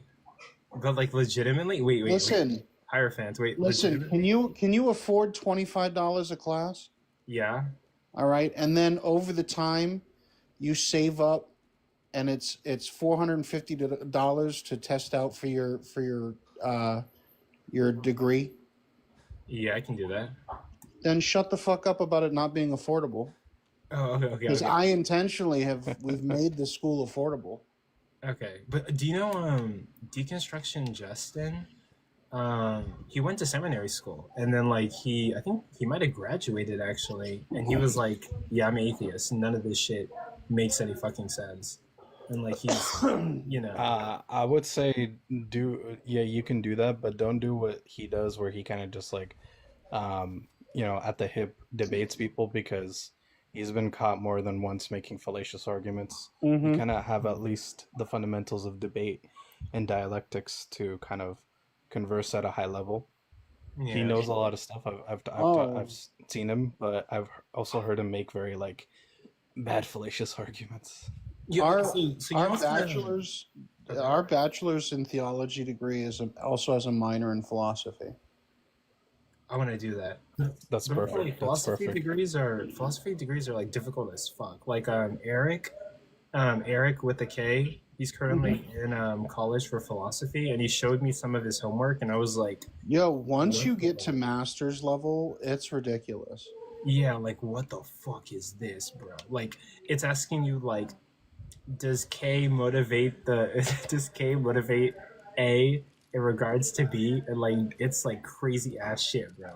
Well, yeah, because you're just working with logic problems. Yeah, and I was like, bro, I can't. Like, okay, wait.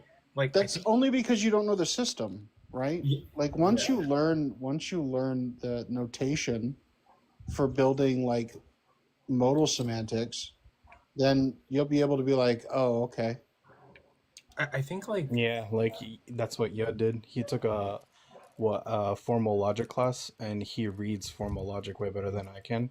I Yeah. have to like digest it slowly, but once it's like riding a bike. Once you know it, it's very easy to understand what the hell's going on.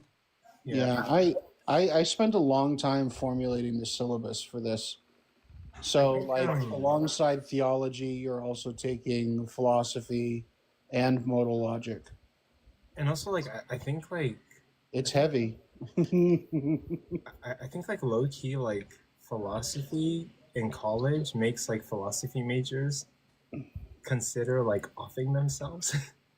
I think it's like very difficult. Like, wait, don't you think like? Do you think like philosophy students are a little bit like schmidle?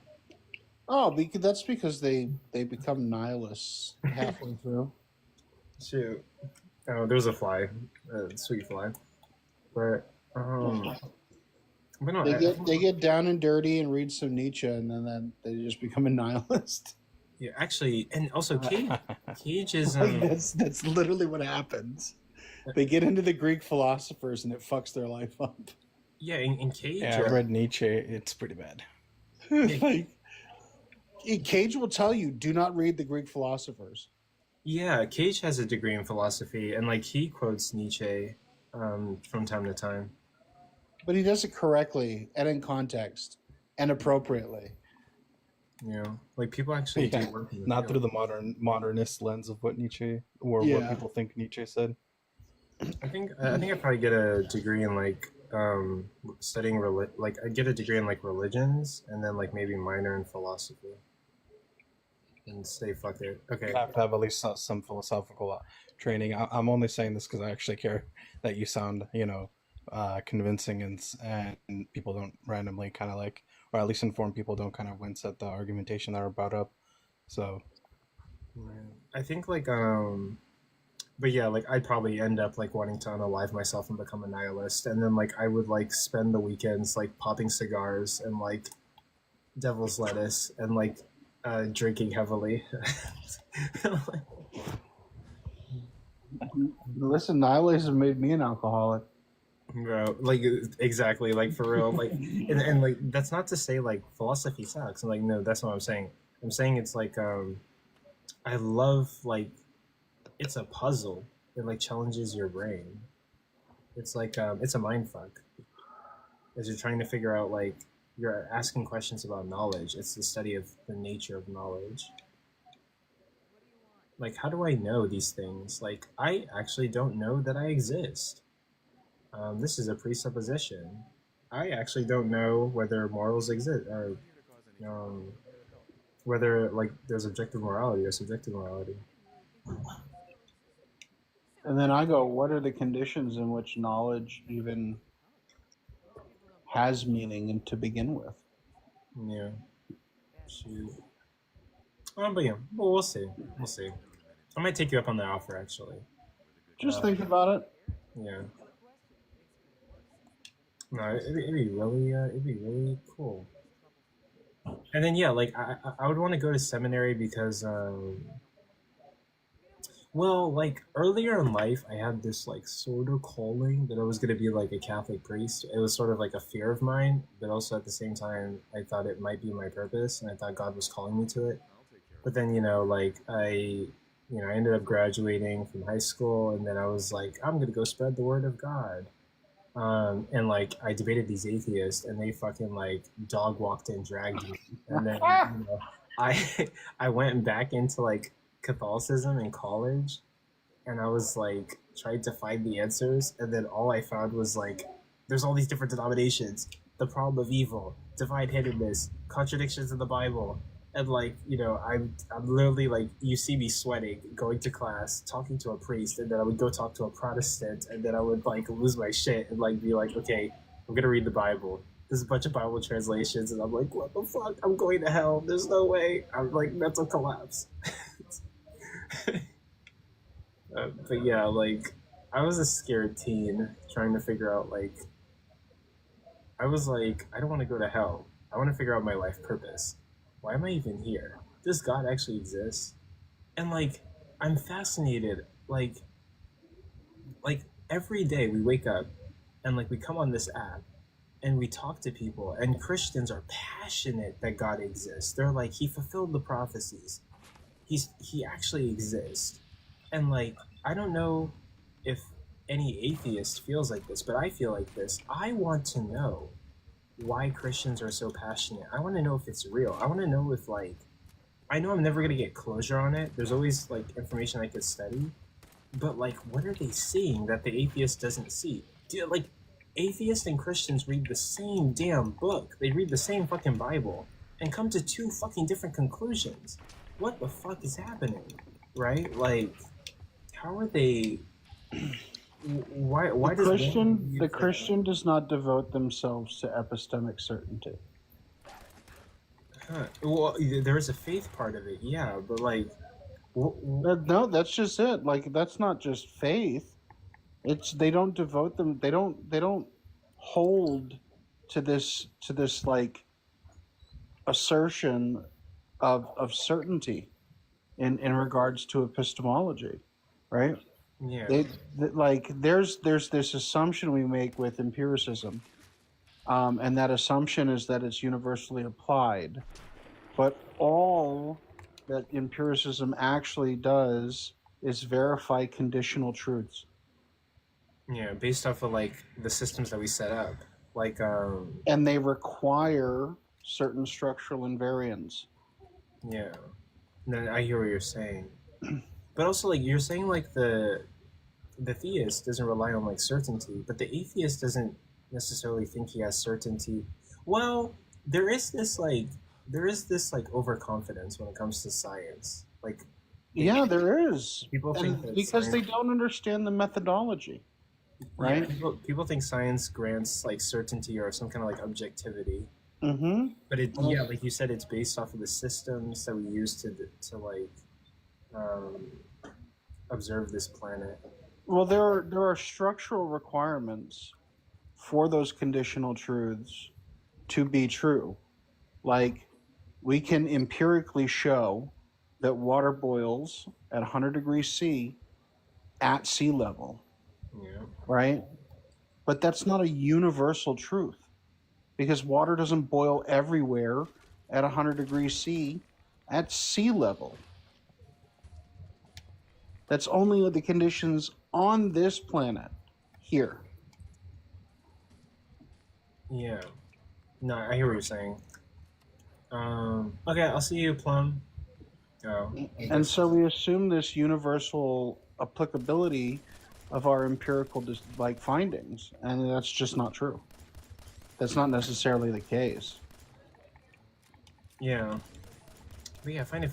Do you ever think like So what do you notice on TikTok, right? Like the theist reads the Bible, they're like Jesus fulfilled the prophecy, Jesus did this, that.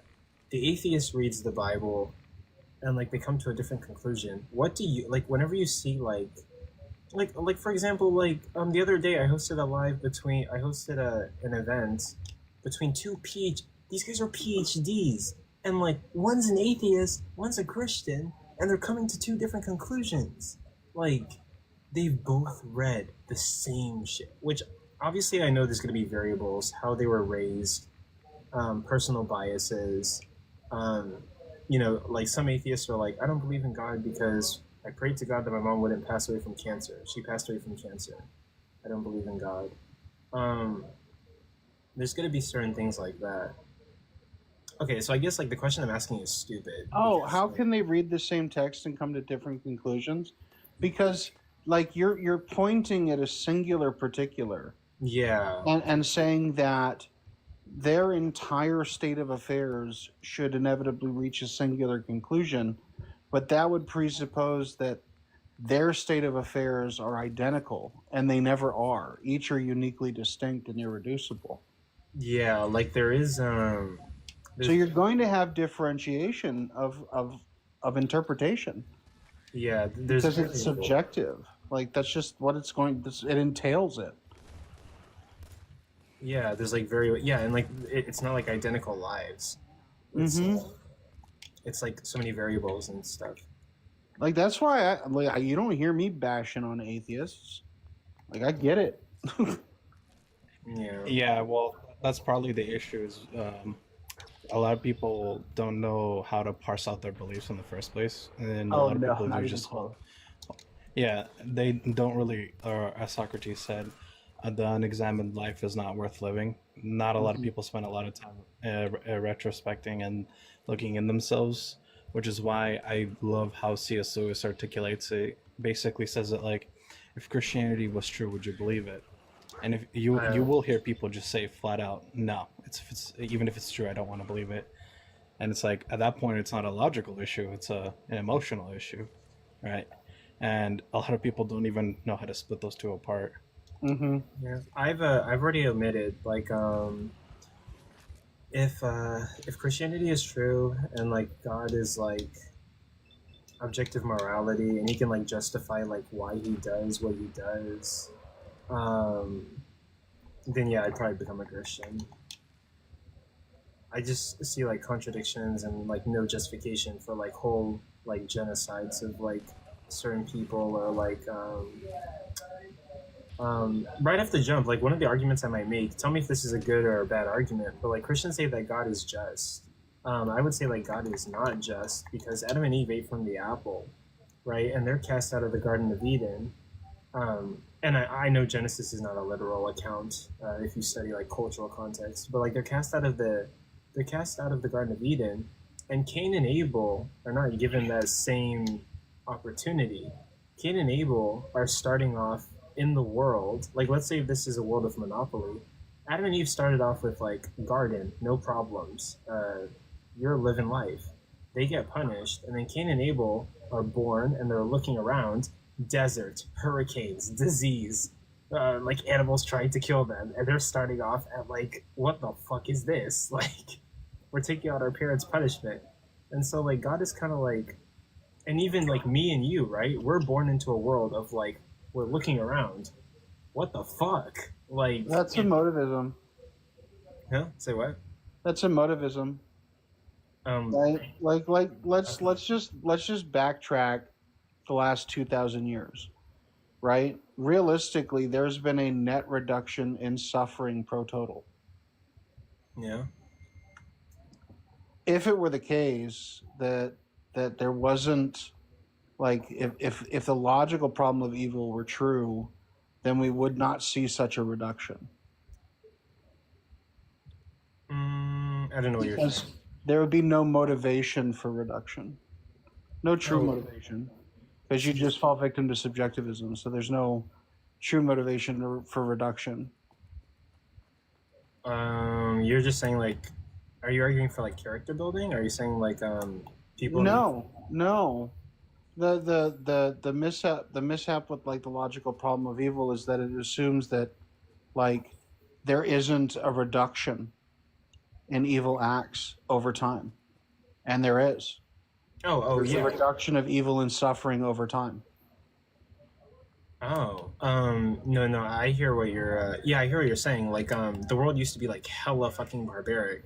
Yeah, fuck. and so we're heading towards a more coherent existence in which these kind of acts are no longer tolerated, right? And so there's this, but what is providing the motivation to that? If you appeal to some like emotive thing, emotives are contingent, so they're dependent upon something else. You're gonna have to give a better explanation. Yeah. Wait. So okay. So maybe this is redundant, but like, bear with me. So like if an atheist walked up to you and said, God is not just because Adam and Eve get kicked out of the garden, and then like, Cain and Abel, they had nothing to do with their parents' affairs, but it seems as if they take on their parents' punishment, and they're born in the world of like, and there's not only human evils. Let's say we disregard human evils. There's also natural evils. Like there were no hurricanes or like tornadoes in the Garden of Eden. Sure. But so like, don't you think that's a little bit unjust? Like these kids are taking on their parents' punishments. They haven't committed any sin. By all rights, they shouldn't exist. What are you talking about? Oh, Cain and Abel? Yeah. Right? You have Yeah. these two Yeah. people who are created and called good. They're not called perfect. We need to stop saying that they lived in perfection. They lived in a state of perpetual goodness, right? Yeah. And so there was no parasitic disjunction, right? They had no knowledge of that kind of difference. And then through the act of disobedience, by going against what God said, they obtained that knowledge. And instead of being eradicated, they're kicked out. Yeah. And they're allowed to continue to live. And they have to experience the terminus of contingency, which is, if you could be, it is the case that you could also not be. So if you are, there will come a time in which you aren't. Yeah. Oh, okay. So Right? And so yeah. they propagate. And you have Cain and Abel born into a world of differentiation. Yeah. So aren't all of us. So so you're saying like They're just giving an explanation for why there is such difference. Oh, and you're saying like Cain and Abel shouldn't have been born? Yeah, if you really think about it, right?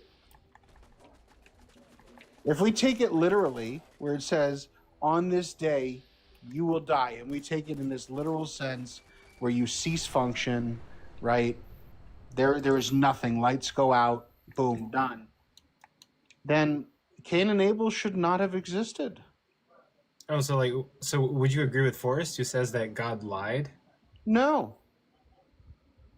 I mean, it sounds like that's what you're saying. Like, I'm not saying that God lied. because like they didn't die. It would have to do with how you're hermeneutically, like what your hermeneutic is, how you're interpreting the text, right?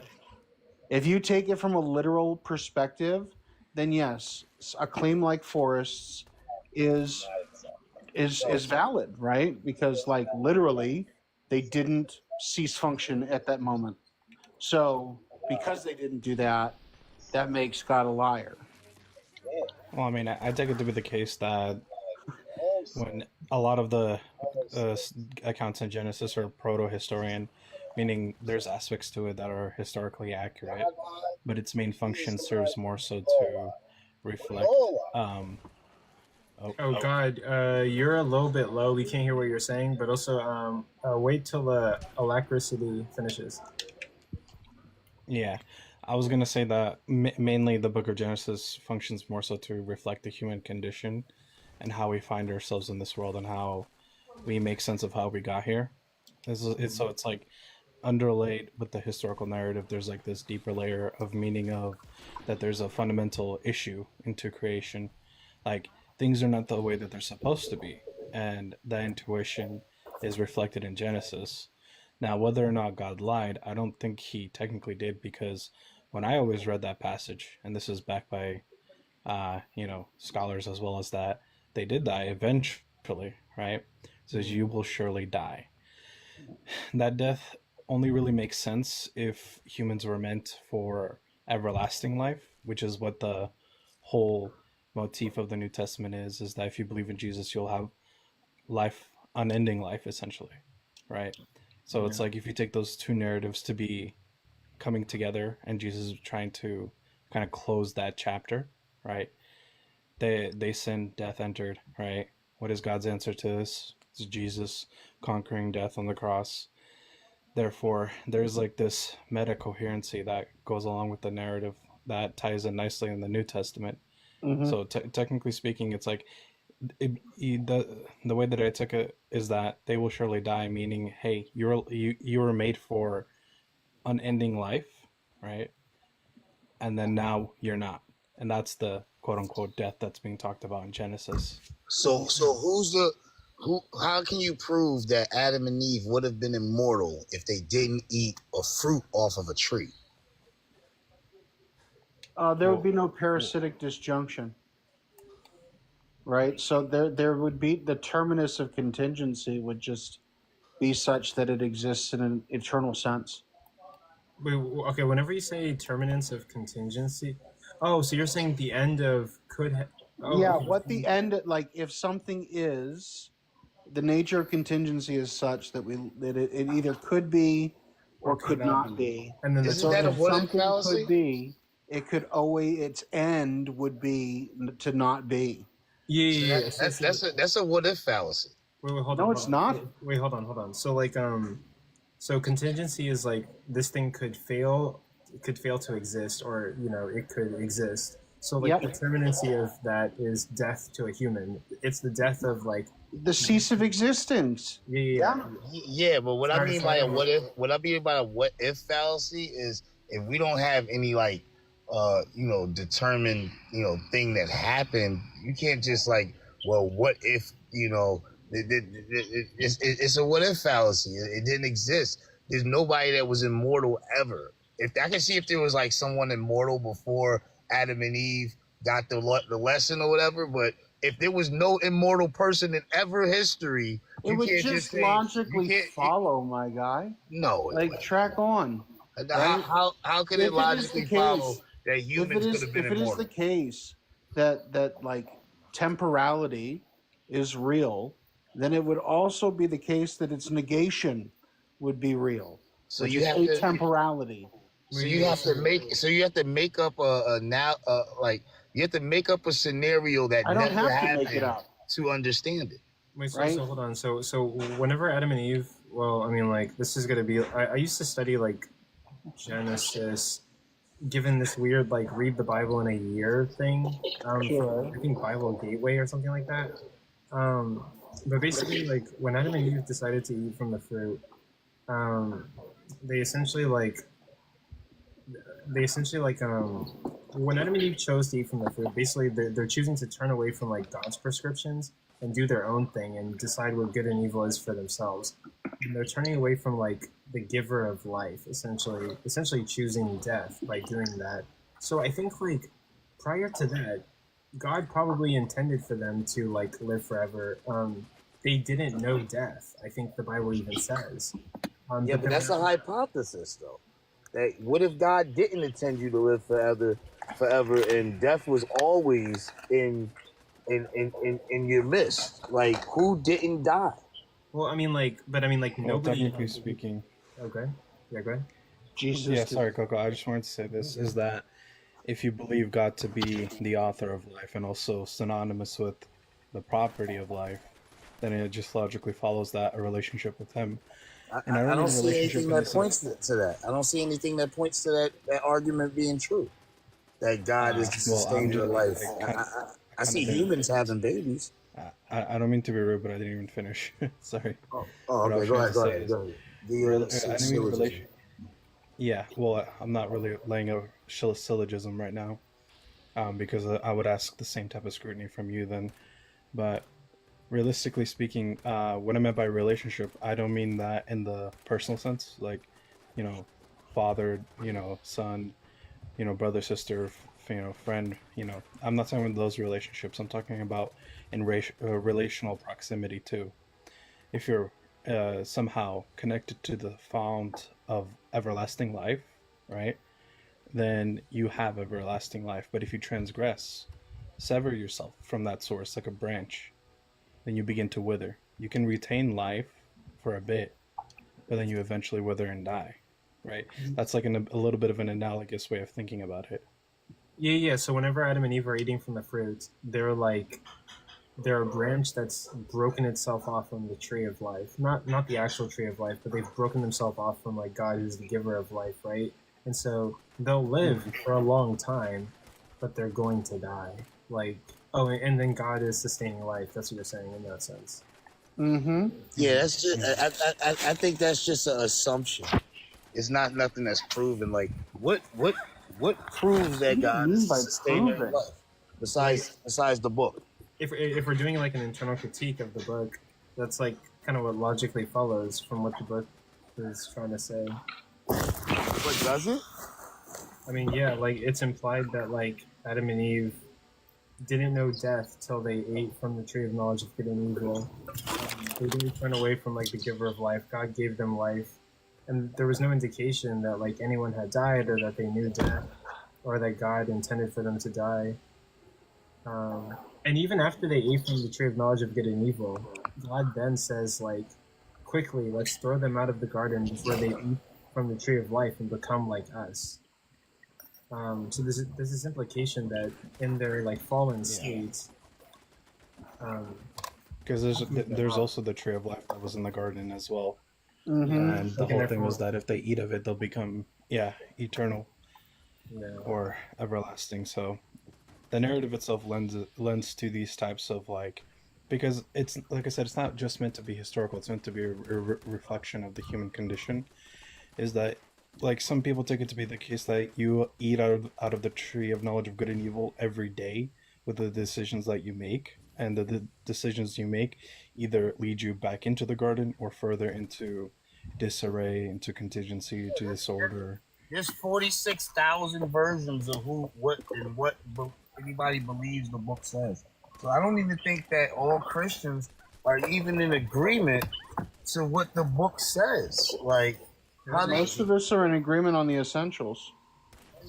And I don't think there needs to be unanimous agreement on what a book says. It reflects just how life actually is. Like I said, the issues in Genesis are issues we all face every day, right? I guess you could mold any issue in the Bible to something that happens today. But that doesn't mean anything. That just means that they just generalize ideas to make people seem that they didn't have they didn't have to have accountability for their own actions. I mean, I think I take it that to be It's an awful strong man. It's kind of like going all over the place. But like, I mean, you guys are internally critiquing it. I'm looking at it from an outside point of view because, shit, I'm an atheist. I don't believe in God, so there's no substantial evidence of it. I don't know, but we're just trying to understand, like, if God does exist, would they have lived forever? And like, why don't Christians internally critique atheists? I mean, it would break their faith. It would break their faith. Borrow from our worldview. Well, okay, wait. I'm not sure if we borrow from your worldview. I hear that all the time, but like, at Hierophants, let's be so fucking for real. Yeah, if a Christian ever internally critique the atheist, he gets smart. Wait, hold on. Actually, Hierophant, do you Atheism is a negation of a proposition, right? Yeah. So the possibility of its negation should also be true, right? The propagation of its negation should also be true. What is the negation of atheism? Theism. Okay. So you're presupposing some kind of ground for some kind of intelligibility for you to reject the proposition to begin with. So you're going to either have to lay out your metaphysical commitments and actually motivate and justify some eternal, like, infinite regression of contingent states. And then you're going to have to explain how there's differentiation between those states without grounding. Yeah, basically, I concur with that. A lot of people don't understand that. To the Christian worldview, God is the terminus for epistemology, metaphysics, ethics, and the like. Is that Christianity does provide all those things, whether they be satisfactory or even articulated in a satisfactory manner. That's different, right? But that's what people or Christians usually say when they mean that the atheist is borrowing from their worldview. Is like, if you think that, or would like to, even there, for morals to be objective, for example, that's provided under the umbrella of Christian belief, right? But if you deny God, but you still want to affirm that structure or that reality, right? That would be a type of borrowing. Unless you have an equally robust metaphysic, epistemology, and ethics. Yeah. Okay. Yeah, I get what you're saying. Sorry, I was interrupting. My bad. Sorry. Actually, no, you're good, Coco. My your brain, love, bro. Yeah, my brain is like, I don't know. I get. Well, I'm not a kid, but like, you know, I'm like excited and like, I don't know. Sorry, I need to stop the habit. Listen, this is one of the reasons why I'm gonna keep it a buck with you. One of the reasons why I don't ever get on a panel with Flenser is because I'll fucking fangirl, dude. Oh yeah. I think I kind of do the same thing for like. I think I do the same thing. You know, like, because there are moments where it's like there is someone who can, like, actually kind of understand what I'm talking about sometimes, and I don't have to like re-explain myself. Yeah. Even if according to their worldview I'm wrong, they understand what I'm trying to communicate. And so I'm afraid to talk to them because, well, that's a whole nother thing. But whatever. Yeah. No, I do the same thing for J Mike. Listen, you want to know? Like 2 years ago, I met J Mike. Yeah. And he fucking rocked me. Rocked me, dude. And I got pissed because I didn't have the language to communicate adequately my worldview to J Mike, right? And then I started hanging out with you guys, and I got sick and tired of hearing other Christians just give really lousy arguments. And so, like, half out of spite, half out of necessity, I started working on Codex. Yeah. Honestly, I probably do it a little bit too much, to a point where, like, it's kind of bad. Like, every time, like, J Mike will join a panel, he'll be like, this guy's fucking awesome, I want to be like this guy. But then, like, maybe I should, like, chill the fuck out. I might look like, other people might be perceiving me as, like, this dude with, like, philosophy, like, stardust in his eyes. And it's like, okay, guy, we get it. But, like, well, J Mike's motivation is parsimony. Oh yeah, I know that. Yeah, whenever he's That's it. Yeah, just like the worldview that's more parsimonious. Mm-hmm. Which actually, I've even started using that argument. Actually, I was gonna ask you earlier. This other guy came in and like rocked me and said like theism is more parsimonious than naturalism, and he was using all these big words. And, oh, like, by reduction, sure. Yeah. Because, like, within a sense, like, theism, if you're taking, like, the necessitarian route, right, necessity provides the ultimate explanation for all contingent things. And so, in a reductionistic sense, like, theism would be the most parsimonious because it is the least amount of commitments. You just really have one. Yeah. Wait, actually, so like, and it influences like your moral position, your ethics, like your epistemology, your tautology, your all of it. Well, And I so usually, when it comes to, yeah. oh, sorry, go ahead. Go ahead.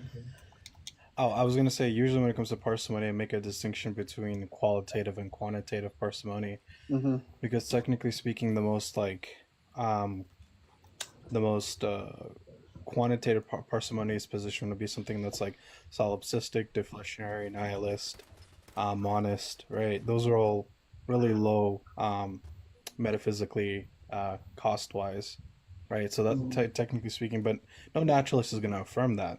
They might have entailments that lead to that, but a lot of them don't want to say that they're solipsistic. A lot of them don't want to say that there's just one type of substance in the world. So usually what I tell people is that quantitative parsimony is what I'm more interested in, is what can we have with the least amount of quality parts that we have, and which is why I'm for example, a dualist, because I do believe you need to be fundamentally a dualist to have a robust realism that's actually worth defending, apart from any particular type of monist argument. They'll win out on quantitative parsimony, but not qualitative, because the second you deposit one substance, it leads into determinism, necessitarianism. It has all these commitments that do and can lead to absurdities depending on how people articulate them. Interesting. Interesting. Okay, I don't know how to respond to that actually. Yeah, I mean, it just like he was saying too. It's like it really just is how you're trying to semantically employ parsimony, Yeah. right? If you're just doing it as like the least amount of commitments through like a reduction, then you could argue theism is the least. Because there is only one. Wait, but also like Yeah, I didn't know how to respond to that because like I think you just probably cooked me. Like I'm not tracking the conversation. No, like I'm saying like basically not in like a rude way. But, like, no. Yeah, I'm not trying to say anything. This is just how I would answer the problem, because then there's a secondary issue to Occam's razor, or the principle of parsimony, is that it's not made to lead you to truth. It's there to reduce error. Yeah, that's true. Yeah, like Yeah. reduce error with less moving parts. Yeah, exactly. It's saying It's like, more likely that the more parsimonious, metaphysic is more likely true, but it doesn't make it a necessity. yeah, like it could be the case that even like it could be the case that like all of us like pass away and like the most complicated theistic explanation was even the truth. Well, like in developing codex, right? My intention is to present like the least amount of like forced commitments metaphysically, right? But compared to like some other Lackery was some deflationist or nihilist, like it's too robust. There are too many commitments. Yeah. Wait, also like okay, so when it comes to like naturalism though, Dr. Truth has sent me like some post I need to like read. He was talking about this. But I thought naturalism would be like more parsimonious because like it's removing God and saying like it's copying the theistic worldview and then just removing God and saying like, yeah, we can explain all of it. These things are just contingent. Objective realities, maybe. Okay. So let's go piece by piece. So let's say like, if someone said naturalism was like more parsimonious, they basically say like we're copying theism, taking out God, and then like, okay, so let's start with the beginning of the universe. They could say like the universe was eternal, or like they could say there's an infinite regress, and like naturalism is just gonna have like less moving parts, and like the laws of physics are like contingent, like they could fail to exist, but they're just like a characteristic of our universe. And they're doing everything the theist is doing, but they just take away God. So, like, why would theism be more parsimonious than naturalism? Well, I mean, technically speaking, if you're depositing an infinite regress, I don't think you'll convince anyone on parsimony on that Yeah. particular point. Like how many entities are you depositing? An infinite amount of entities. That's and true. It's like, okay, that's clearly not more parsimonious, which is why I'm a proponent of there being some sort of termination of something that's innate to be like a absolutely simple building block, right? Yeah. So that would technically be more parsimonious off the riff. Yeah, that's true. Like, an infinite regress would bring in, like, yeah, hell yeah, like an infinite amount of parts. So you'd just be fucked. Like, you'd be the least parsimonious. Yeah. Yeah. Yeah, exactly. And then, like I said before, like you fall back into, so when you're positing naturalism, you're acknowledging differentiation with no terminal ground. So no grounding. Yeah. And you're Yeah, saying, the one well, in the the many becomes an differentiation issue. itself is the ground, and that's incoherent. Well, I mean, like, couldn't you just say that, like, well, hold on. Okay, so, like, so Christians are going to say, like, their grounding is, like, God. Somebody could just assume that, like, somebody could just be like, okay, fuck it. The theist is going to have presuppositions, so I'm going to have presuppositions as well. My grounding is just going to be, like, I assume objective reality exists. And, like, my grounding is just, like, in this objective reality that exists. There's something that's interacting with my sensory data. And, like, my grounding is just, like, the universe. Like, right, so we're trying to make the universe itself the necessary thing. Yeah, like, the universe is, like, this necessary thing. My sensory data is interacting with the universe. That's my grounding. And then Are there conditions in which the universe could not exist? They would have to say the universe couldn't have been contingent. They would have to say, like, the universe is, like, a necessary, like, thing that exists. Yeah, but are there identifiable conditions in which the universe could not exist? Could have the universe failed to exist? Add an electron to every atom. Yeah, like, subtract an electron from every atom. Yeah, like, Right? there's always, like, there's always the fine-tuning argument, like, if, like, That's not even fine tuning. It's just you're just missing the piece.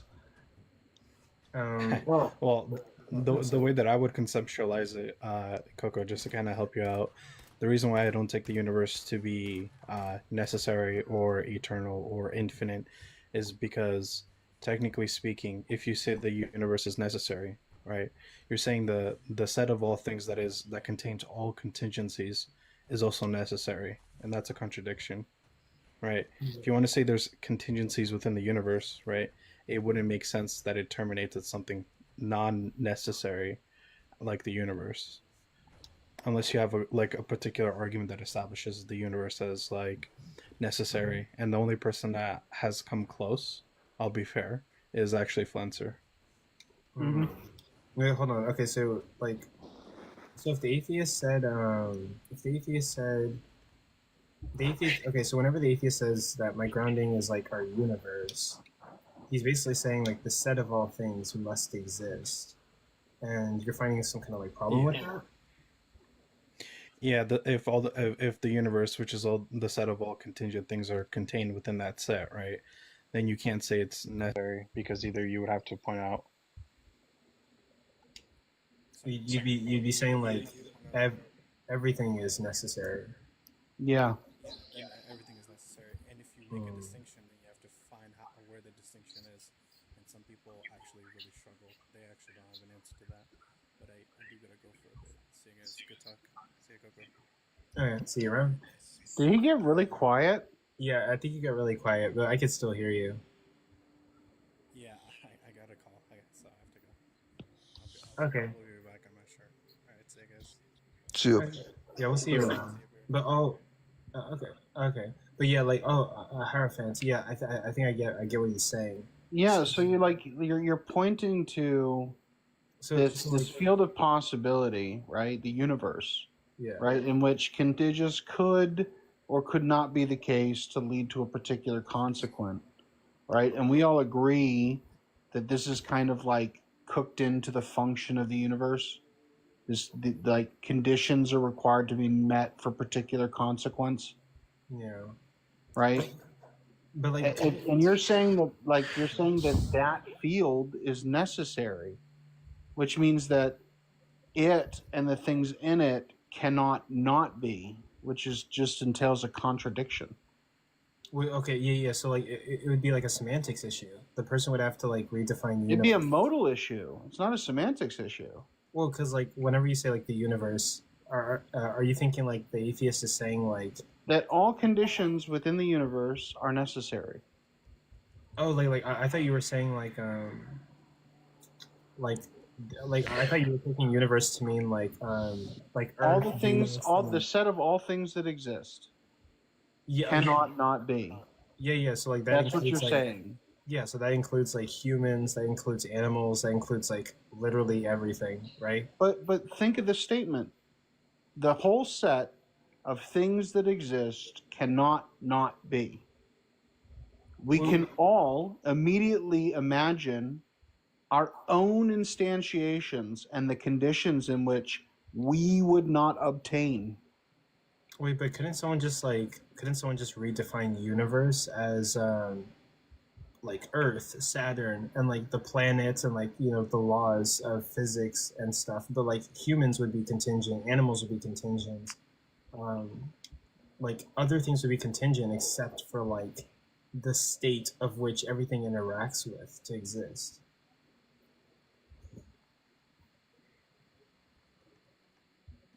Does that sort of make sense? Like someone could like semantically say like the universe is just going to be like Earth and like the laws of physics and like the things that we interact with to exist. But yeah, humans, animals, everything else is contingent. Yeah, the set of all things that exist. But like whenever you say like set of all things that exist, it seems as if you're including humans and like that include. But the thing is that everything that exists conditionally. Oh, like it's kind of like a modus ponens, like if X. Yes. Okay. All the things that exist according to particular conditions. Yeah. Okay. If those conditions are not met, those things do not exist. Yeah. Okay. Therefore, those things are not necessary, nor is the set that contains them. Okay, yeah, that makes sense. But dude, actually, like as we're having this conversation, like this literally excites me. Like I just love like it's just such a puzzle. You know what I mean? Right. It's like a fun. And so when people ask me like, "Are you a necessitarian?" It's like, kind of. I'm a structural necessitarian. Which that just means like you think that you think everything is like necessary or like no, that there is a necessary. Right? There's a state of necessity, that which cannot not be. Yeah. And that state is not monadic in structure. It's not some static thing. It has like an intelligible structure. And so I believe the structure is triadic. Define triadic. Potence, knowledge, relation. Yeah. Like wait, hold on. It reduces what it asks is like since we are presupposing like intelligibility, what would be the minimal factors that would render something intelligible? It would be its potence, its capacity to go from possible to actual, right? Yeah. Its knowledge, its obtainment, which is an entailment of its actualization, and then the relation it provides. So that knowledge can be obtained extrinsically, right? And that's how like things work within contingency. So it would then be an entailment that if this structure is evident within necessity, then that reflexivity is internal, which means it knows itself. Okay. Are all of those things entailed for like some kind of grounding? Well, yeah, if you're going from a structuralist argument, sure. These become entailments. All right. I guess I was trying to say like Right? Because if we're identifying like potency, causal action, right, going from possible to actual, knowledge, its obtainment within reality, right, it becoming substantive, and then the relation it provides, and we say that this is kind of the structure of intelligibility that we can identify in a minimalistic sense, then within necessity, that structure is just internally maintained. Yeah. And so that its potence, which within contingency is dependent upon a prior, is independent. Oh, you have an echo. Who has an echo? Aaron. Oh. And so potency within necessity becomes independent, which means that it's omnipotent, right? It's not dependent, its ability to go from possible to actual is not dependent upon some prior state. Its knowledge is not dependent upon a prior state. And its relation is not dependent upon some extrinsic value. And so those are the omni properties as the structural invariants of necessity. Okay, so you're saying like the thing that grounds everything has to have like certain omni properties. Well, it would. Okay. In defining Also, let's not necessity. skip over the fact that Coco unironically called Aaron Aaron. Yo, I love it. Oh yeah. Amazing, bro. Yeah, you know, like that's legendary. Yo, PRK out here cooking people on the historical argument, bro. Oh yeah, bro. You getting deep into it, my man. Oh yeah, but seems to know in the comments. Yeah, that's what I'm asking the same thing. Like, why must the grounding of all things have those omni properties? But I sort of see what you're saying, Ference. Like you're saying, like, so the thing that grounds all things has to have omnipotence. It has to be like all powerful. It has to be All we say with omnipotence, omniscience, and omnipresence, right, or like relation, is that it's not dependent upon a prior. Right, it's not dependent upon some prior or extrinsic value. Yeah, so it has no dependence. Like we have potence, we have knowledge through obtainment, and we have relation, right? And this is how we derive intelligibility. So when referencing necessity, we have to take into account that these properties are in a state that is not dependent on some prior. And that's all that means when we're saying omnipotent. We're not saying God can do anything. We're saying that the actions of God are not dependent upon some prior state. When we say that God is omniscient, we're saying that God's knowledge is not dependent upon some extrinsic value to provide qualia through relation. Yeah, so you're just saying like there's no relation between God and something prior. God is exactly the first cause. And so when we're talking about these intelligible properties, potence, knowledge, and relation, in reference to necessity, they would be labeled omni. Because it's all power. Wait, so what would be do you find issues with like an infinite regress where like the thing that's causing something just always has some kind of relation to like some prior causal? Then you're referencing some necessary relation, right? And so you're going to have to figure out the structure of that relation. Because you're saying like I guess okay. So let's say that we're trying to see like whose worldview is gonna be the well. It's not even that. It's like let's say we're saying like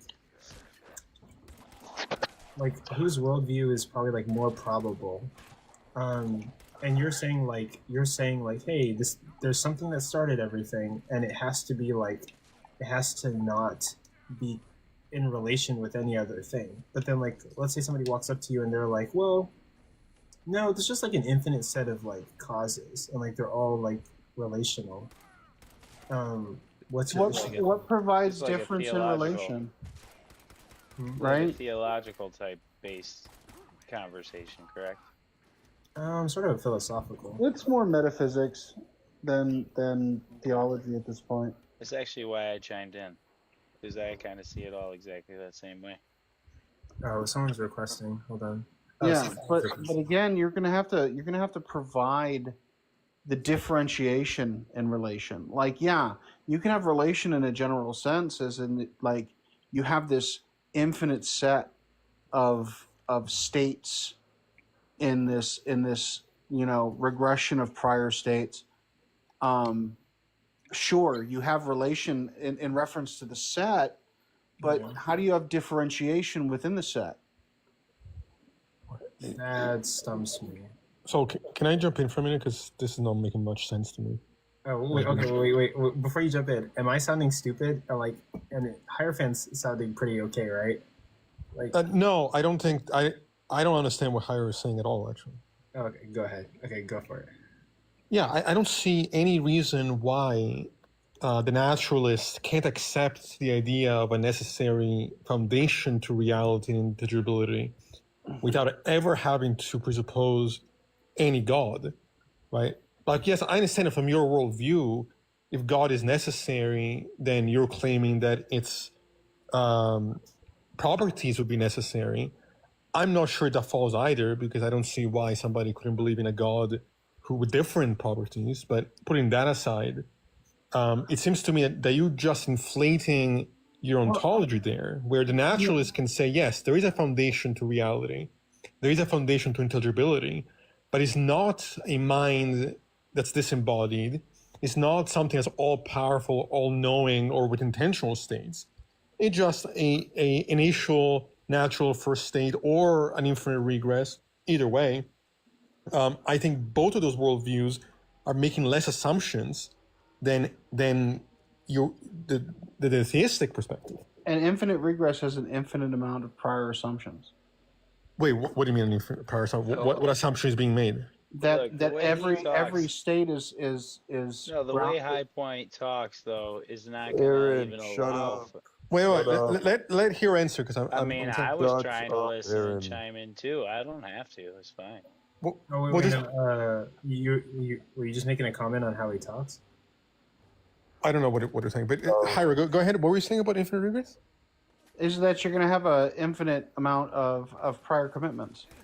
How so? That's the only way you're going to ground differentiation. That's not true. The only commitment is that there is an infinite chain of causes and effects. That's the only commitment somebody's making. Sure, and like I was saying before, you can explain relation in reference to the set, but you can't explain differentiation within the set. Well, I don't know what you mean by... There's nothing that differentiates a prior state from a present state. Well, I don't know how that follows. Well, many things would differentiate it. The place in space and time, the specific cause as opposed to the following effect. I mean, all of it would differentiate itself. That's why we will be able to make it to distinguish that cause from the effect. I don't know what you're saying there. Yeah, and infinite regress does not allow that kind of deduction. What are you talking about? How do you figure it? If I drop a glass on the floor, Because right, if you have an infinite set of something, right? What are you communicating in that? I'm communicating that at each step of the sequence, some prior event has caused the following one, and I can still differentiate between each event in the infinite line of causes and effects. Yeah, you like okay. So like, How? let's say you drop a glass. You can't just say you can. Sure. Oh, okay. So what I'll give an example. grounding provides the differentiation in an infinite set? The very reality we're observing. So if we observe that there's a difference between the glass shattering on the ground versus the glass in my hand. You're conflating epistemology with ontology. No, I'm talking about. Yeah, you are. How? Right? We're talking about the set. We're not talking about the experience within the set. Right? We're just defining the set. The right? set is just a subjective totality. experience as some justification for differentiation of the totality of the set is a conflation of ontology and epistemology. Well, hold on. The set. If the set is necessary, if by set you mean the chain itself, Right. that So again, there's another one. So you're saying that a field, an infinite regress of things that could or could not be, cannot not be. No, I'm saying that. Wait, the things that could or could not be. I'm saying that if an infinite regress was all that existed, and then that's what we would be describing was reality, right? And regardless of if the set is necessary, like if the chain is necessary, then what explains it is its necessity by definition. And the things within the set are explained by observing the difference between the cause and the effect. Now, if you want to say that, if you want to put pressure on why we will call the set necessary, that's a different question, right? And that might be an open question. But ultimately, just because we don't have an answer potentially, doesn't mean that you get to say, well, God did it, and that's an explanation. I'm not just saying God did it. I'm just talking of, like, you're further down the argument. We're just talking about necessity and contingency and the differentiation between. Yeah, right?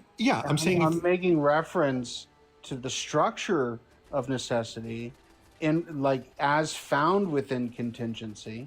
And so as we define necessity as that which cannot not be, it would be an entailment that potence isn't dependent on some prior condition. Right, but the point here when we're talking about infinite regress is that if the chain itself is necessary, then that would fulfill what you've just described, right? That would fulfill it by definition, right? That there wouldn't be any other explanation required for... Because what you're saying, Cease, is that things that could or could not be cannot not be. That's the contradiction between necessity and contingency. When you're pointing to reality, a space in which we acknowledge is conditional, right? There are conditions in which allows for its instantiation, its obtainment, right? It becomes concrete. And there are conditions in which it would not obtain at all. That tells us that the universe could or could not be, which means that it's not necessary. No, I don't accept that at all. All of these are assumptions that I have no reason to accept. They're not assumptions. Of course they are, because Even the Lagrangian point is it's the same thing. It's conditional. So there's a difference here between reality and language, or we can imagine. Right? We can imagine the universe being different. It doesn't entail that it could have been different. There's a difference here between reality and imagination, right? We're talking about existentially could something have been otherwise, not just potentially in some linguistic or mental sense. In the most real sense. In the most real sense, there is no grounds to say that the universe could have been otherwise. I mean, I have no reason to accept the idea that the universe could have been otherwise. And even if the universe was contingent, right, we could be saying that maybe this universe is contingent, but there is some fundamental aspect of nature that's given rise to all possible universes that wouldn't be contingent, right? I mean, the naturalists, forget an infinite regress, the naturalists could accept an initial state, right? A necessary initial state, first cause, and at no point assume that this first cause has to possess intentional states, desires, all knowledge, all power. Like, these are all things that you're adding that is inflating your ontology and actually making your worldview less likely than mine. Yeah, see, wait, hold on. See, that's what I was thinking. Like, but also, like, I hope, like, we're all cool at the end of the day. But no, like, that's what I was thinking. Like, like the naturalist makes less moves, but like yeah, exactly. The naturalist can agree to everything that's being said about, initial first states and something being necessary from which all other things emerge from, right? The naturalist can accept that. I mean, look at Graham Allpy's defense of naturalism. He accepts all those things, right? But he also points out that he what he doesn't do is add all the extra assumptions about these omni properties and intentional states and disembodied minds and all these things and multiple ontologies, by the way. Say any of that. Wait, hold on. But you talk about omni These are properties. inferences you're making from statements I've made, but I didn't say that there were these intentional states or this Did you not talk about disembodied mind. But sorry, did you not talk about omni properties? Did I mishear you? I defined them clearly, and now you're misrepresenting the definitions I provided. Okay, can you redefine it? Because then maybe I misinterpreted you. Right? All I say when I'm saying omnipotence, omniscience, and omnipresence, right, is I'm giving a reductionistic, like the minimal structure of what we would consider intelligibility. It requires the ability to go from possible to actual. It requires it to be like instantiated and take form, which means it has knowledge, it provides knowledge, and it has relation. But sorry, how am I missing? Okay, two things there. One, right? I don't have to accept the move from potential to actual isn't something I believe in the first place. But that putting that aside, right? I don't think then I'm misrepresenting. So you don't believe in potency? No, I think it's a confusion of terms. I don't believe in potency, but that's besides the point. Even if I did, what you just said, you're saying I'm misinterpreting you, but I don't think I am. How do you explain causal relations? What do you mean? How do I explain it? How do you explain causal relations without potency? Oh, because I don't think that the past doesn't exist or the future is yet to come. I think all these things already exist. And cause and effect is more of a narrative that we project onto our understanding. But that's besides the point. Because time is relative? I think past, present, future all exist. They're like chapters in a book that's already there. And I think physics tends to point towards that perspective, a B theory of time. But this is besides the point because, Hero, you just said something that you said that I was misinterpreting you. That you were not talking about disembodied minds and intentionality, but then a second later, you said something about what was the thing you said? You said something about all-knowing, right? You talked about this idea of all-knowing, right? Well, if something is all-knowing, if it has a mind, that entails a mind.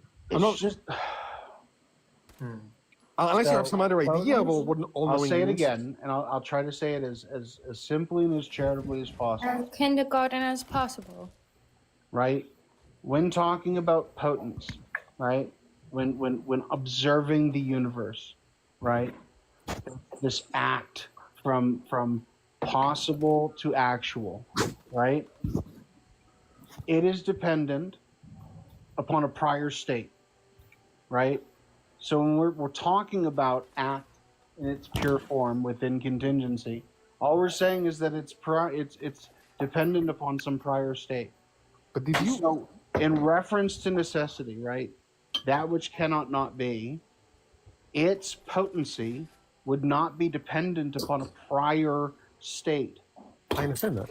That's comparable. Its knowledge would not be dependent upon some prior state. Wait, Let him finish. Let him close the circle. Right? So it's not saying that it's like this disembodied mind in some weird fashion. It's just talking about its structure in relation to itself. But hold on, you just mentioned knowledge. You just mentioned omnisciency, right? I can understand the idea of there being a necessary initial cause that's not dependent on anything else. That's consistent with naturalism and atheism. Where I lose you is when you start talking about this thing possessing knowledge, because knowledge entails mind, right? So it just follows that these other things are then projected onto. I mean, I'm not the one that mentioned omnisciency. Not in the first order sense. Knowledge entails form. Why? Well, then I don't know how you define Second knowledge. order, I mean, I guess within relation, you would then get some kind of mind, right?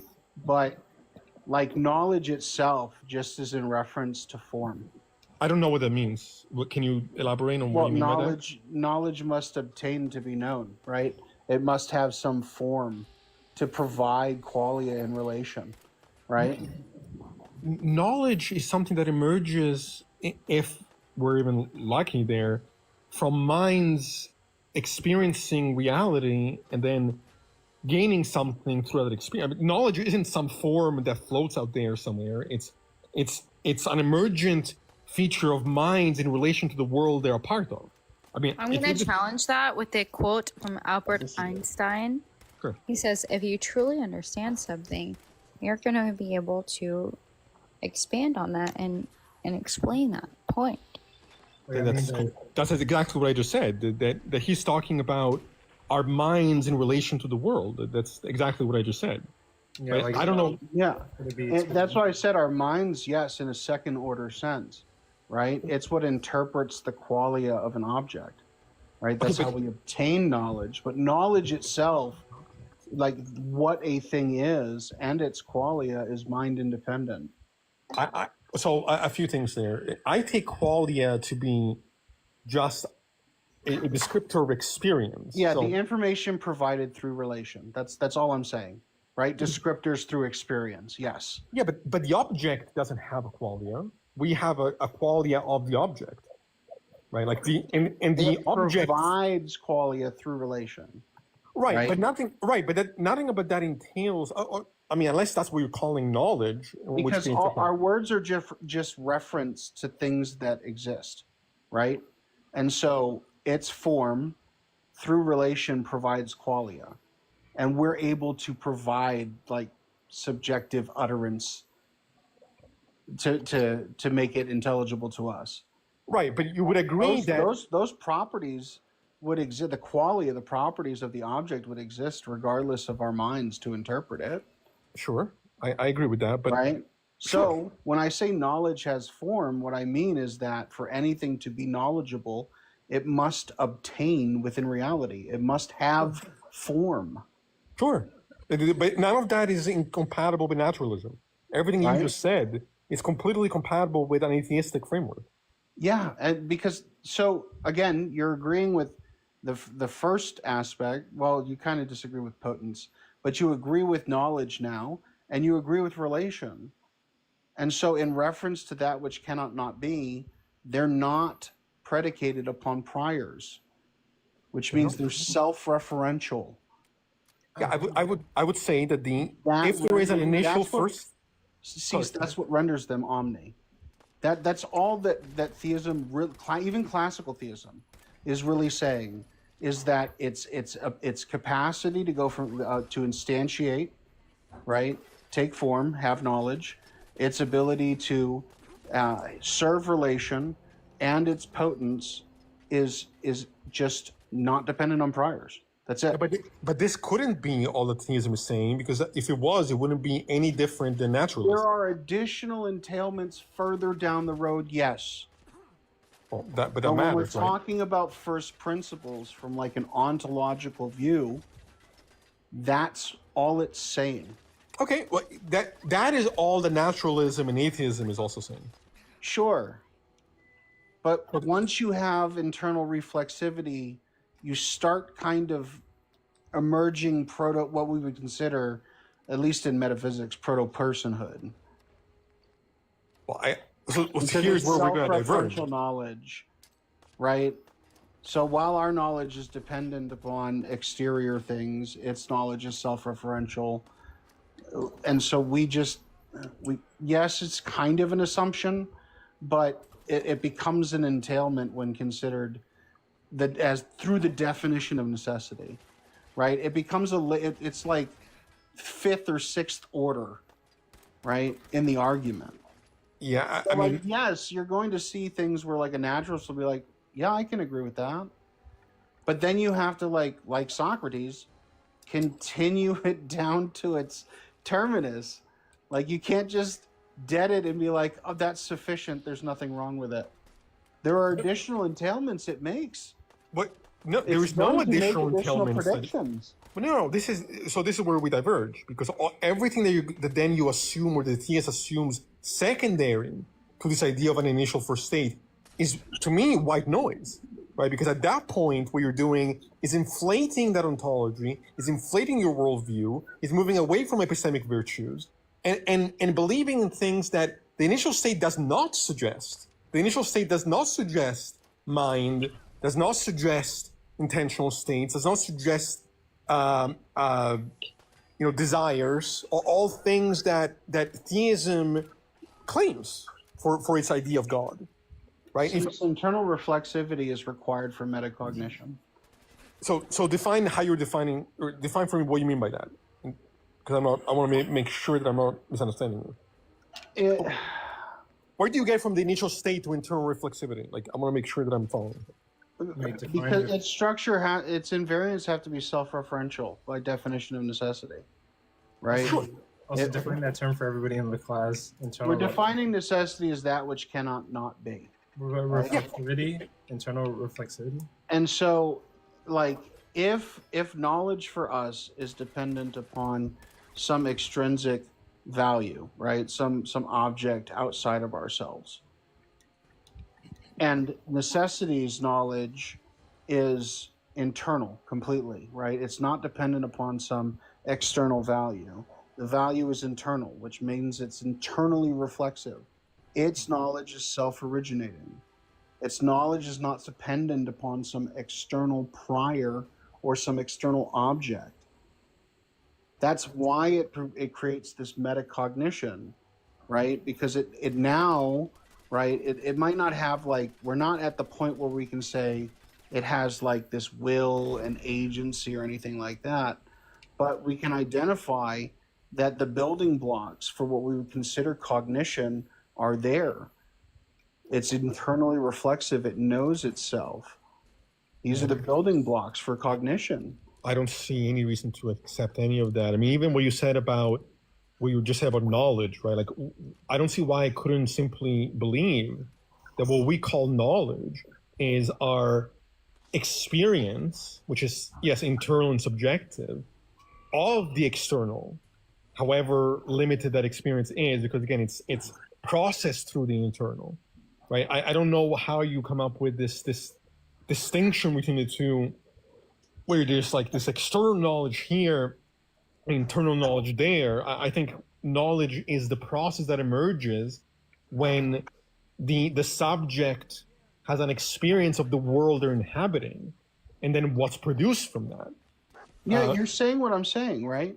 So for us, knowledge is the consequent of experiencing extrinsic objects outside of ourselves, the universe.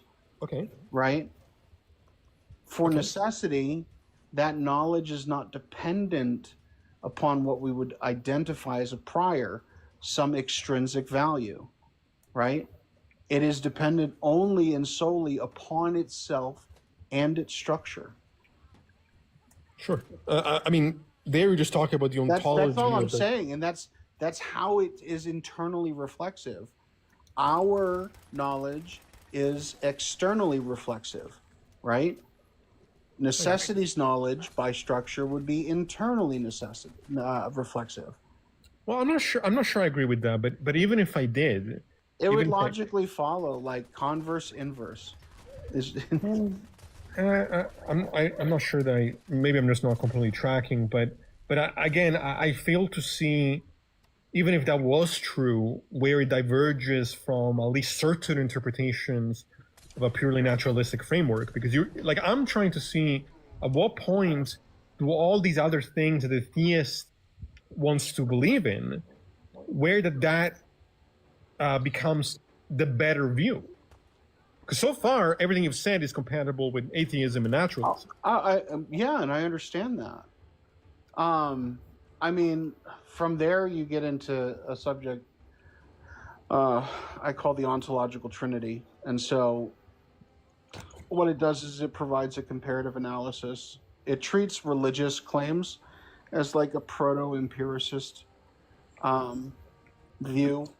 So they're observing natural phenomena and attempting to provide explanation for those phenomena.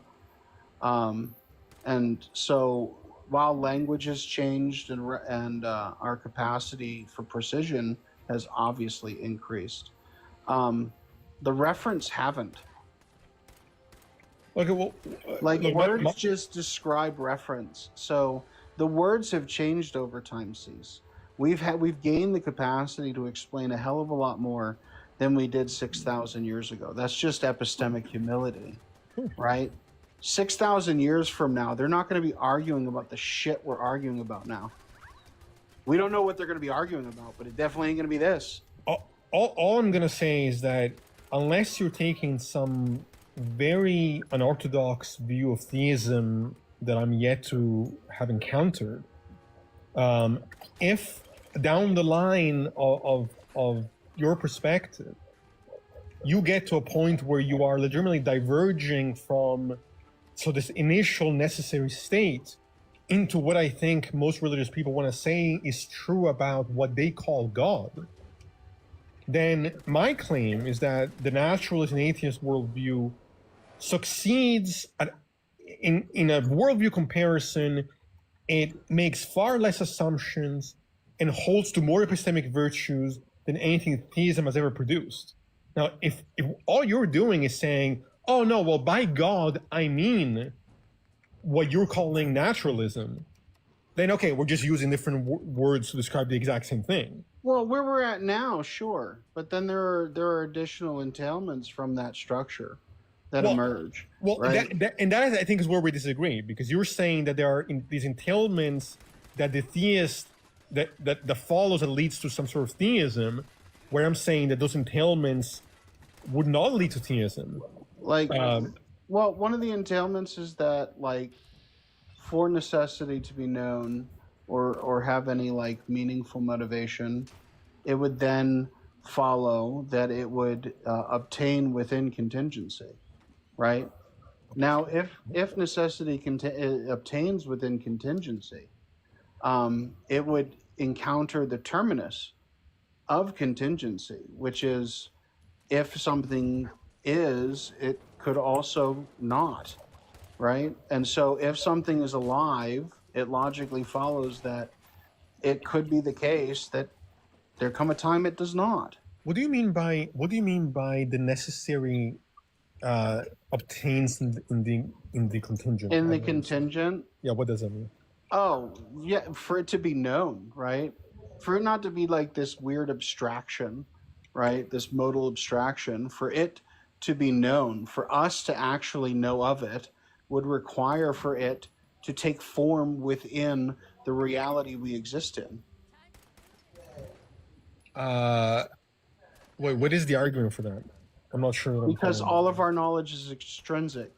So there has to be a form to which we can make reference. Yeah, but when I talk about necessity, there isn't an object that I'm observing. I'm recognizing the incoherence of saying it's incoherent if it doesn't obtain. Well, but hold on. But what is necessity? Isn't an object; it's a description. What is obtaining? Yeah. But for its knowledge to be accessible to us, it must obtain. But obtain in what sense? It has to take form. What is the form the necessity takes? What do you mean by form here?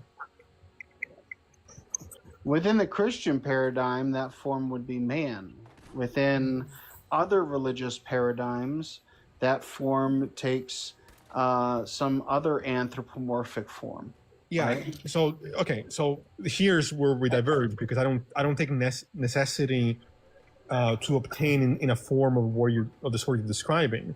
I'm taking necessity to be simply the recognition that something has to exist, because non-existence is incoherent, right? That's simply a framework. And here's the thing: to be known, right? And this is where theism and atheism diverge, right?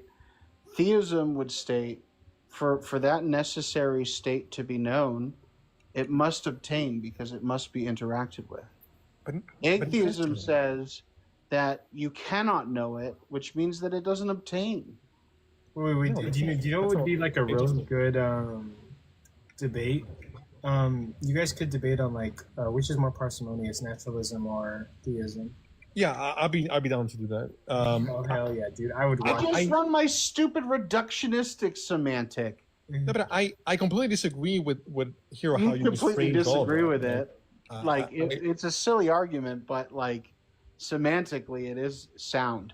No, but your claim that atheism entails that we can't understand it is foreign to me because that's not my perspective I at all. didn't say you can't. Oh, okay. Well, I thought No, you said... no. Like, so within my worldview, Cease, like, if the knowledge is, if the capacity to obtain the knowledge of necessity exists, then also, like, its absence would also exist, right? And so, like, the atheist and its emergence is just an entailment of contingency. Yeah, and I don't mean this condescendingly. I don't know how else to phrase it. But I don't mean that condescendingly. No. And I wasn't taking that's it to why, be... like, you're never going to sit here and be like, oh, you never heard from me. Oh, you're a terrible person because you're an atheist. I don't do any of that. No. I understand that, and I wasn't taking it to be that way. Yeah. But I don't know how else to phrase this in a way that doesn't sound condescending, but I promise I'm not trying to be shitty. I think what you just said, to me, and maybe this is my limitation, but that sounds completely confused to me. Like, the way in which you're using the terms, or the conclusion you just reached about the opposite of necessity also having to obtain from the atheistic perspective, that I think is completely confused. Look, I gotta head out here, but I would be glad to have a debate on this sometime down the line. It doesn't have to be a debate. We can just have a conversation about it, my guy. Sure, that's fine. I know that, Coco... I think the conversation would be much more entertaining than just a debate. Okay, yeah, that's fine too. But Coco, let me know what Edna says. Have they reached back or they're running already? Yeah, I'll message him in like I'll probably message him like tomorrow. Okay, let me know because yeah, okay. That is an argument I want to watch because I do think Cease will fucking cook Edna. Yeah, 100%. I'll demolish. I'll demolish that idiot. But okay. How do you think Mike did? I think Mike said a few things that were accurate, but also I think he's not very good at defending his perspective, and I think he kind of dropped the ball in terms of his usage of cluster concepts. I think that going down the road of talking about like the brain is not particularly useful here, even though yes, we can make those correlations, but we don't even need to do that. All Mike had to do was show how inconsistent Edna's usage of language is.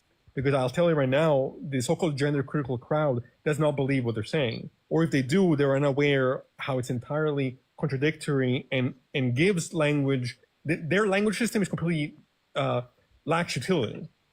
So, I mean, he wants to claim that the only proper usage of the word woman is in describing adult human females. But that's not how we use the term in our everyday life. We don't observe people's gametes or chromosomes. And neither does Edna. So he just entirely confused about the usage of these terms. But so I would love a chance to point out those inconsistencies because it's actually very easy to do to show the foolishness of. Can I ask a question? Sure. Yeah, go ahead. This isn't necessarily my position. It's just a thought I had while you were talking. Right? Mm-hmm. If I were to make a differentiation, right, and say that a woman simplicator is an individual who, while in reference to biology, their totality of their experience is linked to that, while a trans woman has a hybrid experience, right? There is a differentiation of experience. It's not denying the womanhood of a trans identity. It's actually, I would say, would identify the uniqueness of that particular gender identity. Sure, but that's going to be the It's a case. hybridization in the same regard as a trans man. Like, there's a difference in the scope of experience, right, of the individual. When one has always been considered and lived their experience as such, in direct relation to an individual who had one particular experience, experienced their transition, and are now living in a different experience. Well, of course. So a couple things there. I mean, yes, of course, there's going I to be. just want to make sure that shit don't sound transphobic. No, I don't think it's transphobic. Okay. I think it's actually fairly obvious, right? Like, yes, that, but it's also going to be true for cis women, right? Like, not all cis women experience their own biology the same way, right? There's going to be a spectrum of experience, even solely in the biological context. Sure, there's a spectrum of experience, right? I'm not denying that. Right. All I'm saying is that the totality. So when we're making the differentiation, right, and we're saying, well, what is a woman? Well, a woman is an individual whose totality of life experience is associated tangentially to their sexual gender. Whereas, like, a trans woman, their experience is going to differ in some way because part of their lived experience is such that is different from that. I would define it differently. I would say that a woman can be understood in a biological, psychological, or societal context, and that women are going to fit somewhere in that spectrum of categories, right? So we're just going to be describing slightly different things depending on the context we're using. Sure. Okay.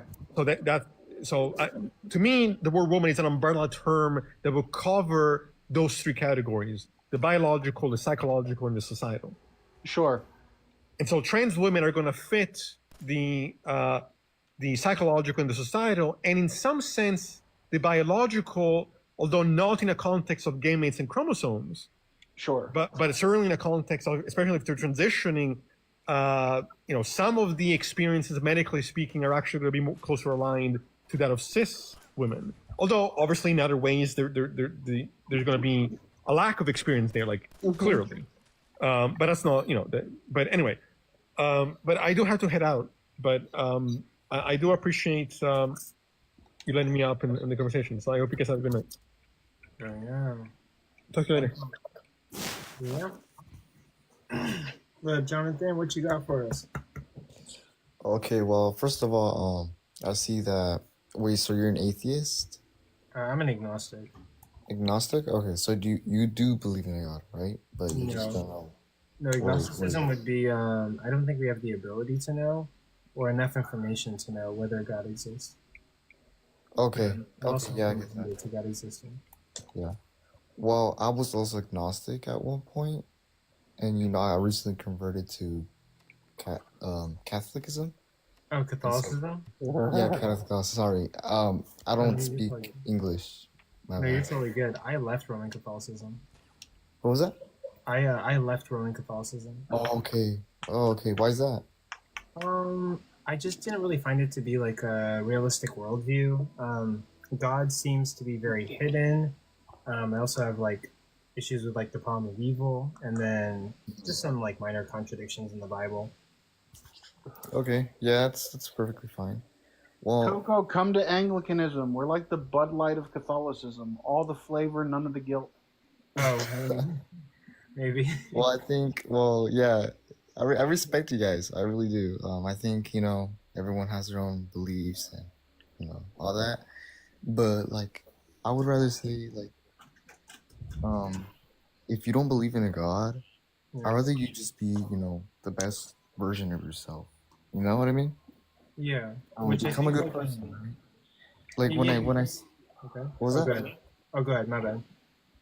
Okay, because when you see like those atheists or others that believe in a different God, they're usually they tend to say believe in mine, like mine's the correct. We shouldn't like say that straight off. We should just like explain, right? Like just their own belief. You know what I mean? So you're kind of against like people saying to believe in my God or my idea? Yeah, I think like there isn't. Yeah, technically that. Because there isn't a correct way of saying my God is true. My God is all knowing, right? Because what God isn't all knowing? You know what I mean? Yeah. But I feel you should believe in some sort of God, right? If it isn't, let's say, your Christian God, believe in some sort of something that makes you want to be here on Earth or makes you want to become the better person. If not that, do yourself. Oh, I see what you're saying. But no, like I don't think we need like a god to really have that, right? Like, so I borrowed this. Oh, by Hierophant. I did borrow this idea from like a friend of mine named Matthew. But somebody could literally just like have morality, given like humanitarian desires, right? Or like someone could just Yeah. hold humanitarian ethics. And like I don't think you need a god to be like a good person or have like a reason to like just want to do good and like want other people to thrive. But like, why do you think people need to believe in a god in order to like thrive or to do good? Yeah. It isn't. It isn't for them to do good. Because don't get me wrong, I know a lot of people that don't believe in God, and they're such good people. It isn't that I don't think like you need to believe in a God to do good. It's more like to believe in God for to feel a little sense of warmth. Like to understand that maybe there's something beyond our comprehension and understanding of Earth, right, or the world, the Well, like, universe. yeah, like I think people should be like skeptical, but I don't think like God is like necessary. Like, I think like people can have morals without God, and like people can be skeptical and be like, hey, maybe there's something out there, but I don't think that we need God to necessarily do that. Yeah, I understand that. Yeah, perfectly. I But mean, you're I just, see that. What was that? but you're just saying that like God would help people to be more skeptical and like have morality, is what you're saying? Yeah, literally. Just Oh, okay. took your words out of my mouth. Do you also witness how like God can sort of encourage people to be dumb and not as skeptical? Yeah, I would say so. There's people out there. Yeah. I think it goes both ways. I'm not saying like like all Christians are dumb, but I think like the God claim, like God exists. It kind of sometimes it's kind of like a crutch and like allows for people to be like dumb and like they say like God exists and like they don't really study science or they deny science even or they don't really do their research. One of the reasons I left Catholicism was because like people in my community would do that. They would like believe in God, and then I would ask questions like, "Why should we believe in God?" Or like, "Hey, if God has a plan for our lives, why do we pray? Because God knows what the future is, and like whatever happens happens." And like I would ask these questions, and like these people don't study philosophy. So like a lot of Catholics didn't really study philosophy or like or science or they just kind of said like God exists, and then they went around like smiling. They didn't even study the Bible sometimes. And like I would ask them these questions and they'd just be like, I don't know, God exists. And I'm like, well, he just exists, right? Yeah. Well, there's no scientific proof, right? Is that what you're saying? Or say what? You said that like, so what you're saying is like you want proof that there is a God? No, it's just that I think sometimes like believing in God can encourage. I think believing in God can like encourage skepticism. After all, like I hold to the Big Bang and like that was made by a Roman Catholic physicist. But I also think it can also like people believe in God and then they stop doing work. They say God is real and they don't research science, they don't research philosophy, and they don't Blind even faith? Yeah, like some people believe in God and take on complete blind faith, and then it can sort of like handicap them. Problematic. You got to be a critical thinker, guys. Yeah, like I mean, like, because I think like when we believe in religion, aren't we on a journey to find the truth? And I think like something that's necessary. That's gonna bring me back to my favorite verse is James 1:27. True religion recognized by God the Father is helping orphans and widows and keeping yourself from being polluted by the ways of this world. But that's talking about like morality or like ethics. I'm more so talking about I'm more so talking about like if somebody says like I'm a Christian and they believe the claims of Christianity, I guess I do understand like some people might like believe in Christianity to be happy, but I think that a lot of people who believe in Christianity, they believe in it because they're trying to find like some kind of truth about the world. Okay, so can I just say my own trauma dump is like I defend this Jesus Yeshua that I read in the Bible, but I don't want to be called a Christian. I don't want to be roped in and grouped up with Christianity because I view that my understanding of Christian is synonymous to Hitler. It's like it's Crusaders, you know? I don't want to be that. So that goes further. Being a Christian isn't salvation. Being a Christian is not being of God. Wait. What is then? That's my answer is James 1:27. True religion, because Christianity is a religion. But if we want to talk about true religion, it's James 1:27. True religion recognized by God the Father in heaven is helping orphans and widows and keeping yourself from being polluted by this world.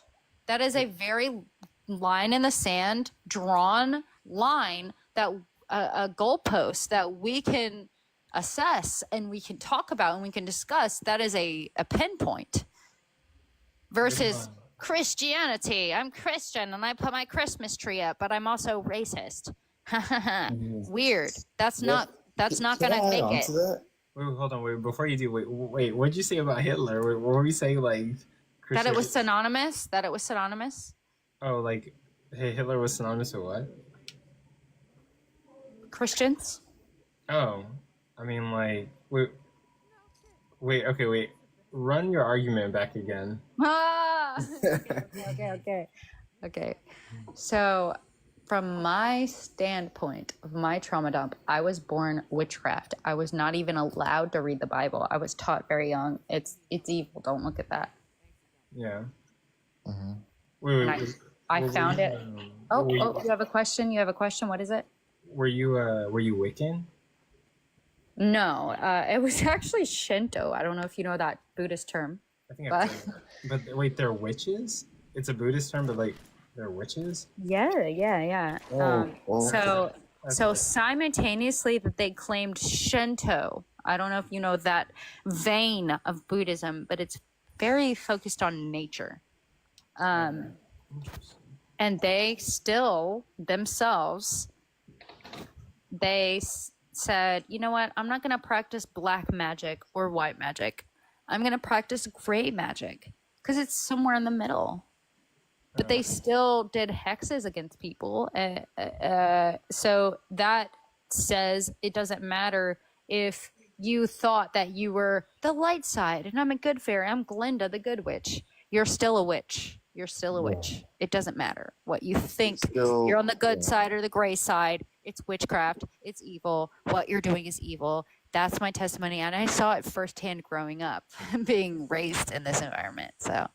And was it like supernatural? Like, did it actually happen? Very much so. So much so. Oh my gosh. I actually have so many stories about it. I don't want to make like so many derails. Like, I have so many stories about the supernatural aspect of being raised in this witchcraft, potion, hex environment that we're doing these things. Because I actually want to interject and say the molecule experiment, the water molecule experiment, we can Google it right now, everybody. And it shows that energy is real because two different water droplets were put under a microscope. And the first molecule was given positive affirmations, classical music, beautiful piano accompaniment. And the other molecule was given hateful affirmations, heavy metal, just chaotic noise. And under the microscope, after this experiment, it showed that the one that received positive affirmations showed sacred geometry. Beautiful, beautiful. And the one that was given the hard rock, hateful affirmations was broken up. The worst broken up spider web there ever was under a microscope. And so this is scientific visual evidence that energy is real. Energy is I real. honestly think it is too. Like aura or You have to let's look see, into energy. it. But I suggest everyone in this live, please do research on it. But like, Yes, please check me. God says test every spirit. Do I have not to take me double- as a fact. Check me. Fact check me. Well, do everything you can. Research. Actually be a thinker for yourself and research. Like study. Please, I beg you. I'm on my hands and knees. Please study. Please research. Please Google. Please, please. wait, so you're saying like they put two water molecules under a microscope and they played like positive music and negative and like heavy metal music to the other one? And like I know that part is a little bit up to discussion if rock or heavy metal could be classified as negative. But yes, in this, you can Google it yourself. But in this experiment, for the good one, they played classical violin and piano accompaniment, and for the negative one, they did play hard rock and metal, heavy metal. But it also was with affirmations. So with the positive one, they're like, I love you, you're great, you're amazing. And for the negative one, they're like, I hate you, you deserve to die. And they gave these affirmations with the music, and they proved that it made an impact on a molecular level, microscopically visible, Googleable. Everyone can Google it right now. Okay. Okay, well, Mob, you got something to say to that? It's nonsense. Aw, Okay. he didn't have the patience to Google it first, and he wants to say it's nonsense. So why do you think it's nonsense? Go. Water molecules aren't conscious. What do you mean conscience? Can you define that for me, please? Have an experience of the world. Oh, okay. So can you please, just for my own curiosity, for my own patience, please go into your tabs, go into your Safari or your Google Chrome, whatever you have, and just Google the water molecule experiment. Just Google it. Just see what I'm saying. Okay. Give me 30 seconds. Yes, please. Wait. Once you see what I'm saying, I would love for you to challenge me on it because I'm curious. I'd love to know the truth, and if you can prove it wrong, I'd love to see it. Well, you're a Christian, right, Faith? I hate that word. Blech. I'm gonna throw up on it. I'm gonna throw up on that word. So wait, so you don't like being labeled as a certain type of, religion? You just like to be a follower of Christ, right? Is that what you're I'm saying? gonna bring up my favorite verse, guys. Again, it's James 1:27. True religion is recognized by God the Father in heaven as helping the orphans and widows in their distress and keeping oneself from being polluted by the world. And there's also a cliche quote that says, relationship over religion. Mhm, And yeah. the concept is that we are supposed to be in an intimate, personal relationship instead of a religious, routine, ritualistic way of life. And it goes beyond that. So many examples of people that have tried to be religious are the Pharisees and the brood of vipers that Jesus himself called out. So you just you believe in, building a relationship with Jesus Christ or God, right? Yeah. Okay, yeah. That's perfect. Yeah. I respect that. I mean, that's the goal for everyone, right? Yeah. Also, one of the reasons that like, does it bother you when it comes to Catholicism that like literally they kind of like started the Reformation? I think, but like I could be wrong. You've heard of like Martin Luther, right? And like what happened? Martin Luther King, or Historical Martin Luther, 95 Theses Martin Luther. please educate me because all I'm thinking of is Martin Luther King. So basically, historically, the Catholics. Okay, so when it comes to Catholics and Eastern Orthodox, they believe that like Peter was like, Catholics. Catholics believe Peter was the first pope, and the church and church traditions were kind of established and passed down. And eventually it came to a point, right, where in Europe, the Catholics began to charge people for penances and teach, like, this kind of, like, sort of corrupt teachings. I have multiple things. I'm sorry to interrupt. Yeah, It's go for it. it's like tradition. There's a scripture, I don't know the exact verbatim. The gist of it is like, how are you going to follow tradition? That's of man. There's Yeah, no but reviewed study published anywhere. And then the This is water second part of that, experience. the second part of that is that in the scripture of Jesus overthrowing the tables when he actually got mad for real, those people, those Pharisees that he overthrown the tables of, they were oppressing and overcharging the poor people. Because in this cultural context, you needed to have a sacrifice of goat or a lamb, unspotted, to even be able to pray to God. And these poor people couldn't even afford a lamb. So the people were selling pigeons. They were like, come buy a pigeon so you can pray to God. Well, I have to And look that's into why that. God got so mad and so heated and so passionate about it, because he's like, not only are you oppressing things in a greedy way, but you're keeping people from thinking that they could even pray to God or talk to God with your greed. That's so beyond despicable. F you, F your table. I'm going to overthrow it. All your coins, they're scattered on the ground. Okay, yeah. Your table, gone. And I'm going to chase you with a whipping cord. I'm going to do whatever needs to be Faith, done I to can't get you to find stop. I can't find a study. Yeah, that's a bit... You can't find a study? I can't find any published, peer-reviewed research on this topic at all. On if Jesus got mad and overthrew the tables? No, the water The molecule. water molecule thing. Oh, okay. Thank you for Well, Jesus didn't technically get mad. It was more of a righteous man. All right. So just to let you guys know, it was a righteous man. It wasn't a man. It was a righteous man. Yeah, but I love that you're trying to back up what I'm saying. I love it. I the Ravenclaw in me, the curiosity in me is like, he challenged me. He said, I can't find anything about this water molecule. I remember seeing scientific studies about it. Wait, that's not what I said. I can find things on it, but it's just Oh, like you can random. find things on it. Oh, okay. So please update me. It's just like random people doing like at home, Random doing like people.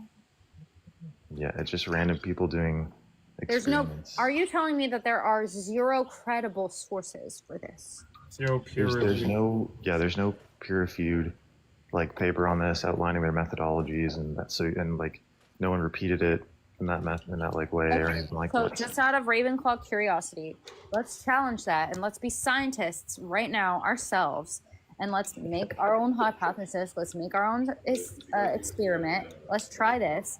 Do we think this is possible? Okay. Can I add on to you? Yeah. Okay. So instead of like, let's say the water molecule, think about it like, okay, what type of like, let's say music, right? If you listen to certain type of music, how does it make you feel, right? You isn't visibly there, right? You feel it, you know. It's more of a energy, or more of a Yep. feeling. I have a challenge to that of our subconscious, and we don't actually have control over our subconscious, but music has effects towards our subconscious. So if we're driving to work and we're listening to a playlist on Spotify of music, and it's a negative, all negative stuff, it is actually going to brainwash and train our subconscious to do those things. And you guys also got to remember, this is like studies based off psychologists as well, philosophers, psychologists. Psychologists. Psychologist. He said it right. Yeah. Psychologists. Sorry. Yeah, he said it right. No. I'm sorry. I don't speak I'm English. just messing with I don't you. speak English. I'm sorry. Oh no, you're totally fine. But also like okay, well basically he's saying there's no peer-reviewed studies for that thing that you were talking Water about. molecule stuff. Yeah, it's kind of just individual people doing it. But I guess I don't know. Send him your sources and we can go from there, I guess. I would love to. I just also want to explore for curiosity's sake. Like, do we not think that that's possible? That we could take two molecules and It's One possible. It's not. we give It's not likely. super negative stuff, and the other one we give super positive stuff, and that shows proof. I would love to. I'm gonna send you the proof in RPMs. I would have to look into even it. just to explore conversating as humans, like, isn't that possible? Yeah, but also like what I was saying before, I guess. And we can get back to that science stuff, but what I was saying before is,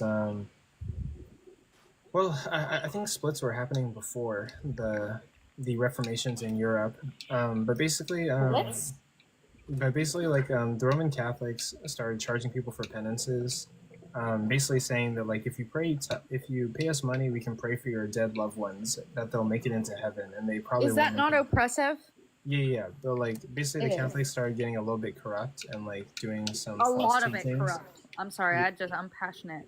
No, you're good. And then like Martin Luther, he ended up stapling 95 theses to a Roman Catholic cathedral. I'm This sorry. happened in- Educate me again, because I'm thinking of Martin Luther King again. Who? No, it's Martin Luther. He's like he's this theological leader that existed in Germany way back when. And Wait, 1916 BC, AC.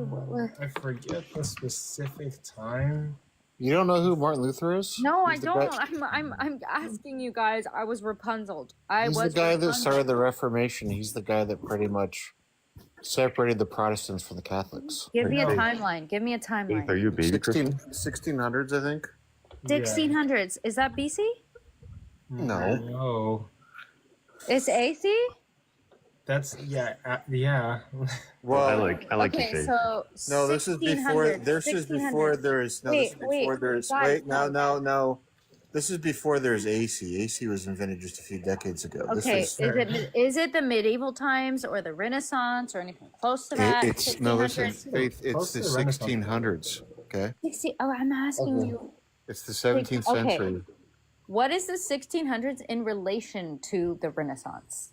To give me a understanding of what it is. Give me a gauge. Give me a reference point.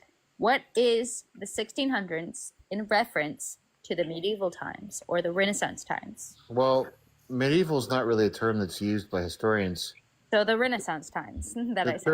term that's normally used by historians is the Middle Ages. This would be So like the the end, Renaissance. this would be like the end of the Middle Ages. Sir, the Renaissance. The Renaissance. Okay. All right. Well, The Renaissance. lots of Renaissance going on. So can you give me a time point, a goalpost point, a checkpoint of The Renaissance? 1600s. No, but sir, how many years after or before the Renaissance was that, or was it during the Renaissance? I don't know when You did don't the know? Renaissance You begin. can't I don't tell know. me? You don't know And you're that? trying to be such Wow. a teacher preacher You're and you trying to don't teach her actually something? know You don't because even I've know been that? humble I was the and one I've that asked you very nicely to tell me and you can't freaking tell me. Then Technically, you've I was been the one who acting brought like it a up. teacher, like you know it all the whole time, but you Uh-huh. can't actually answer this. Very Right, interesting. I'll give you another chance. Go. I can't answer a super ambiguous question. That's right. You can't actually answer a super specific question because you It's don't not actually know specific. your What stuff. do you mean? What do you mean You don't by know your Renaissance? stuff. You don't know your stuff. What so do you mean how, by I'm going to Renaissance? ask you again. I'm going to give you another chance because I'm merciful. How Uh-huh. in the Revelation to the Revelation? Renaissance is it relevant to what you're saying? What do you mean by At Renaissance? all. What do you mean At by all. What do you mean by Renaissance? What Give do you mean me, by okay, let me Revelation? say it slower. Give me Okay. a reference point. Actually, Because hold on. I 16, am not the only 17th geographically century. challenged, It but was I'm the challenged in 17th the sense century of of the Common time Era. and I'm It was asking the you. 16th Oh, century. oh, you said 17th century. 17th Faith, century. chill. Which chill, is the 1600s. So basically, Okay, and how does that relate to the Renaissance? okay. I don't know what the Faith. fuck you mean by Renaissance, chill, bitch. What the guys, fuck don't you come on. understand? Okay, How does that relate to the Renaissance? Because I know that as a pinpoint to understand Can we not time. argue, please? Can we not argue? Okay, Like, the this answer is- to your question that I'm about to say is basically Martin Luther started the, and I'm not sure if he started the Reformation. There might have been prior Reformations, but Martin Luther is the famous one. But basically, in 1517, so 16th century, Martin Luther stapled the 95 Theses to the Roman Catholic Cathedral, and he, rebelled from the Catholic Church and honestly started Lutheranism later on. And Wait, then I'm from- sorry. I got concussive disorder. My timeline, my chronological order is messed up, and I'm trying to understand so wholeheartedly how the Lutheranism, Martin Luther, Faith, have you been relates to drinking? the Renaissance period, because I know the Renaissance period. I have that as a real pinpoint.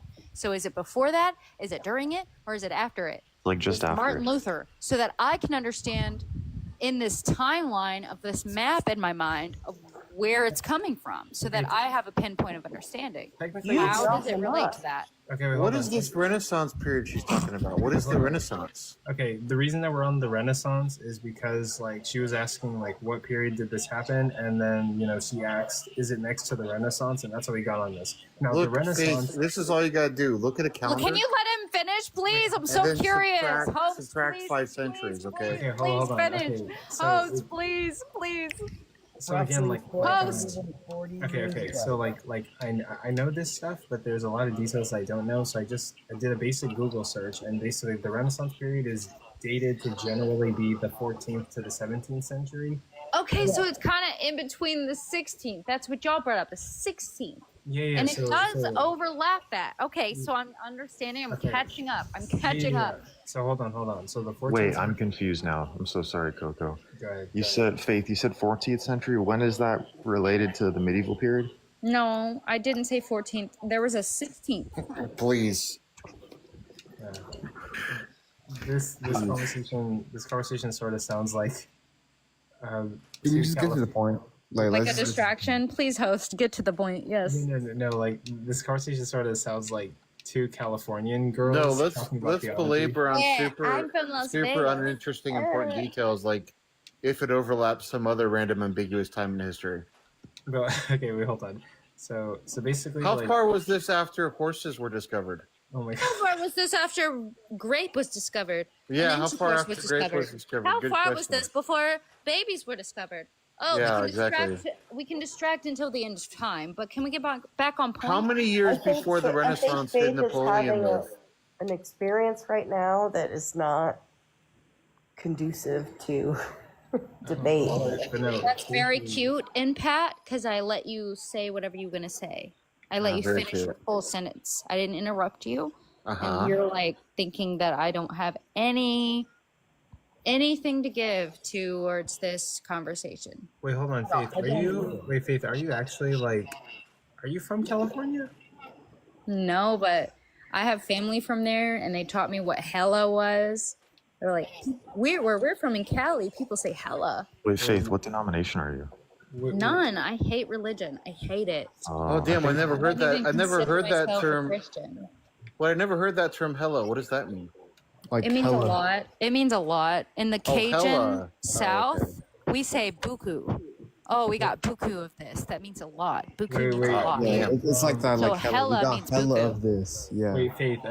You're if very you don't cultured, mind- Faith. if Thank you for don't that. mind, Thank you for that education. What state were you born in? Oh my gosh.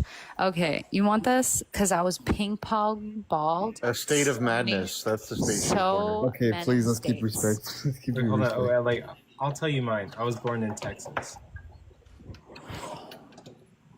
Faith Okay. was born in a state Yeah, of okay, confusion. okay. Wait, That's so cute. That's so cute. wait, I hold just, on. You don't have to tell us, but I'm just wondering. I'm gonna answer. I just want to say before I answer, I went to 6 high schools because I was ping pong balled. High school is only 4 years. So for me to go to 6 different high schools in the span of 4 years is ridiculous. It is. Yeah, it is. It is. What happened there? Because your family moved, or No. I actually have so much more to say that, but we're not going to distract on that. I'm going to answer the question. Yeah. I was ping pong balled so much that I cannot say, like when people ask me, where are you from? I say, I moved a lot. I've never been anywhere long enough to claim it. No, but where were you born? I can't say where I'm from. Because the place that I was born, I was immediately teleported somewhere else. And then I went to a different state, and then I went to a different state. So this whole born thing is not necessarily what we're talking about. Yeah, but I but will what- answer. I will answer where I was born. How I'll give close I'll to give Reagan's I'll- presidency were you born? Oh, you want to distract? You want to distract? Okay, what's your What do you question? mean we want to distract? You have been nothing but distracted. Wait, Faith, where were you born? Okay, Faith. Oh, he wants to bring us back on track. Wait, Faith. What state was the hospital that you were born in? Okay, everybody's trying to bring us back on track. I love it. God is good. Amen. So, the original state that I was born in, you guys, this is so relevant. This is so important. Side note, I don't think this is. I'm being sarcastic. The original state I was born in was Louisiana. Oh my Wow. gosh. How does that change things? How does that change the dynamic? How does Wait, that Faith, change when the map? was that? How does it change How long ago was that, 5 Faith? minutes you can answer a direct question. Good lord. How? Wait, I'm sorry. I vaguely heard some type of question. What was How it? long ago were you born? Yeah. Okay, you're trying to ask my age. Okay, in a weird roundabout way. 21 years ago. 21 years ago. How long? long? 21 years on the Earth cycle or on a different planet? I'm not a leap. I'm not a leap. 21 Earth I'm not years? I'm not a leap year baby. So 21 spins around the sun, or 21 normal spins. from the Earth's Perfect. perspective, or for some other planet? Spins. What year is that relative to the For Renaissance? some Earth perspective, for being on the Earth. Because if I was on Mars, what the F would my birthday mean? Was there a Renaissance fair the year you were born? Was it a Renaissance fair? Was I one? I wasn't invited. I wasn't invited. Wait, I can don't we know. just talk about like Martin Luther, please? Wait, hold on. Okay. Please, because I'm not an ego chaser. I don't care about my freaking birth date or birth location. Let's talk about Martin Luther. Wait, hold on. The reason I was asking is because we weren't doing a good job of that, which is why everyone's getting so. We all failed about Martin Luther. Faith, what have you had to drink tonight? You've derailed any offensive. Water, conversation. lemon water, and electrolyte water. She's like water, then she said gin and water. I said water, electrolyte water. Then you and said gin lemon and water. You said gin and water. You can, surely there's been somebody to screen record what I actually said, and the truth always prevails. I know what I actually said, and you can try to put words in my mouth or change the narrative, and it's really cute that you're trying to do that, but the truth is. Did anyone else here say water, then say gin and water, or was that just me?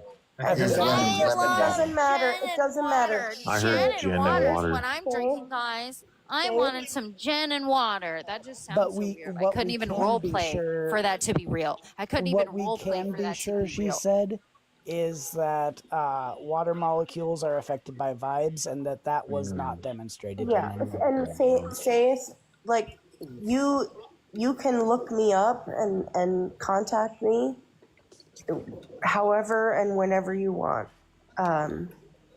Like, also like Wait, I want to hear what she What has is this to finish. live right Oh my now? gosh, she had such a cute thing to say. Okay, Wait, what? hold on. Okay, wait, hold on.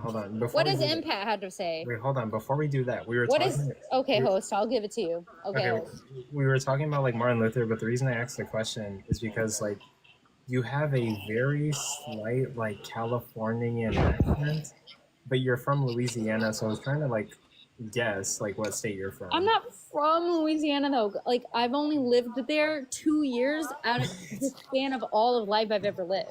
Wait, so I Kate, can't really Kate. claim that. Kate, So whenever Kate, somebody asks me where are you from, I'm like, okay, I was born in Louisiana, and then I Okay. was here, then I was here, then I was there, then I was there, then I was there, then I was ping pong balled, and I was there, then I was there. I've actually never lived anywhere long enough to claim that place as my home. Okay, So but technically your hometown would be where you're born, so you were born in Louisiana. okay, but I actually haven't lived there long enough to be culturally associated with any of them, understand any of what they're saying in the cultural sense. I actually cannot be a member. Like, I'm from Louisiana. If I wanted to be on a reality show and they ask me, like, where are you from? You're a Louisiana girl? I can't claim that. I can't Right. put myself in that position and be like, yeah, I'm a Louisiana girl. That's Because true. I You were don't know born what there. that means. I don't know what that is. I haven't Right. been there long enough. So you can't say that just because I was born there, that means I'm a Louisiana girl. Because say I that. can't back that up, and I I'm can't not- be that. I'm not sure if she's a professional disruptor, or You know, if she's just no, really, really actually, no, high. no. I'm just This, passionate and I'm just truthful. She's You are inebriated and not crazy. That's truthful what's at up. we know, all. guys. I'm You just are willing passionate to and lie truthful, about guys. anything. We I know. have Let's get to the passion and point. truth on my You have side. been willing to lie What about fucking Can point, you everything Jonathan? you imagine say, having What point are we lies supposed on to your get to? Do and you side? not then hear when what's people going on? called you out on lying about what Martin you Luther, said, Martin Luther, Martin just got Luther, Martin upset. Luther, I Martin think we're Luther, done with the Martin Martin Luther, Luther stuff. Martin Luther. Okay, Is that good, got it. enough to get us back on track? Or should I say it again? Faith, Martin hold on, Luther. hold on. This is going to be the new topic, actually. So, Okay. philosophically, what would be the minimum requirements for somebody to say that they're from a certain location? And I think it's basically just to be born there. Like, Okay, wait. My challenge though, because like you guys, imagine hypothetically that I am on a reality TV show and they ask me, where are you from? Like that's where cops? you're born. And I have to say where I was born. Yeah. And then in that reality show, Like I then become the token girl for the state that I was born in. First 48, But I that don't too? actually know anything about that state. I can't correctly represent it. I I'm a could picture terrible you representative. on First That would 48. suck. That would suck. Well, just say you were born there and you moved to Long. I did. Yeah. I did say that. Is there anything No, more to you say didn't about say that? that. Yeah. You You said said you were whenever born you're on a TV somewhere show, and then. So whenever you're on a TV show, just say like, "Hey, I was born in Louisiana, but I moved a lot." So I'm not going to be like the proper representation of Louisiana. Yes, that is a great thing. But can you admit that editors have this power and they could cut that out and they could just make you the Louisiana girl anyway? And they're from California. They don't know anything about Louisiana. And they But Wait a think that that's second. just a Would be farm like state to- and that's After- just after a all the lonely stuff farm you- state. I just Okay, want to point this okay, out. Out of okay, all the go on, stuff, go out of on. all the stuff you 20 said, minutes of you're worried about someone misrepresenting what state you were born in? No, I'm not, but go on. Well, what the hell? Why are you so concerned about? Out of all things, I'm not concerned. out of all things I that came out of your feel- mouth, you're worried about someone Okay, I'm misrepresenting what state you gonna came from. educate you.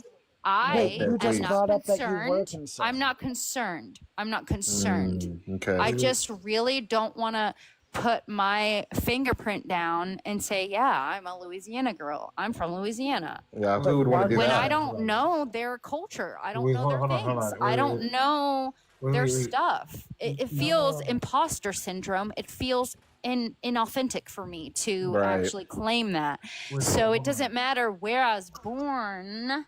That's my claim. It feels So- inauthentic to say, I was born in Louisiana, so I'm going to talk for Louisiana. I'm going to be the Louisiana spokesperson. Okay, So okay, why wait, did- wait, so hold why on. did But I you don't say know it? their stuff. Wait, hold on.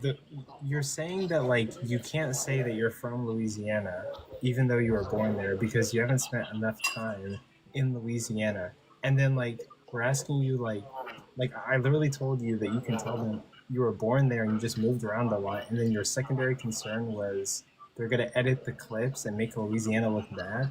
No, that wasn't my full concern, but I hear your claim. Okay, we can I go hear- back to one there. Yeah, I hear what you're. Yeah, I know what I said, and I know how it sounds like that, but that wasn't all encompassing what I was saying. That's a misrepresentation of what I was saying. Okay. Why don't you tell us about so do you live alone? Do you live with your parents? Do you live in an apartment? Into that. Weird personal question and weird derailment to my own personal situation. Well, why? We're asking. This seems to be we're talking about you. I'm just curious. What's going on in your You personal want life? to know about me and you're obsessed with me? Can we? Get Yeah, back to yeah. the topic? That's it. Yeah, Wait, that's the sir. topic right now. Sorry, The topic given- is the prompt that is on the hosts. We're talking about where you're from right now. Why how's should the I topic believe the or prompt? trust in the Christian God?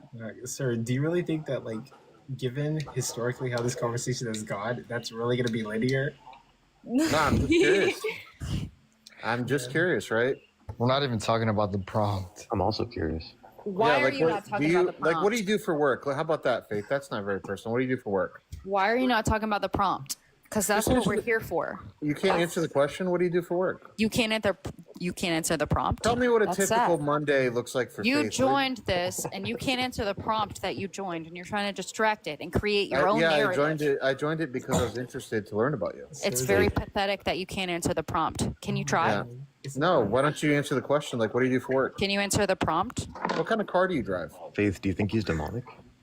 Yeah, but I'm Yeah, not. kinda I demonic. also think like there's a saying that's like, don't hate that person because it's their demon behind the person. I don't know the Bible well enough drive a Kia. to quote it, but it's like we're not in a battle of blood and flesh, but we're in a spiritual warfare. So whenever somebody is attacking you and acting crazy, that's not a battle of their flesh and blood and them against you. wait. It's a Do you spiritual attend battle, the and church? it's the demon behind Do you- them. So do you- yeah, that's what I think about this dude that's coming up here. I think Yeah. he's a Do you little. attend to church? Do you attend to church on a regular basis, or? What do you think about the prompt? Anyway. No, this is about the prompt. It's about Christianity. Do you attend to church? If you can answer the prompt, then I would love to elaborate on anything else you would love to. Well, she ask. doesn't. The prompt she is doesn't have a the prompt specific- is she doesn't obviously believe in look. religion. The So, prompt is obviously directed at people arguing the affirmative. Who The says I'm prompt is arguing the directed at affirmative? you, so if you could just answer it, that'd be great. Why would it be directed at me when I'm not saying? Because he you're should here believe? and you joined. You Look, joined. You clicked here, let me- join. let me you help read you. this prompt and you Let literally me- clicked. Faith, I'm going to request Faith. up and I'm going to join, even though I know that the Let me text help says you. that this Let- prompt says Hello? this thing. I'm still going to join.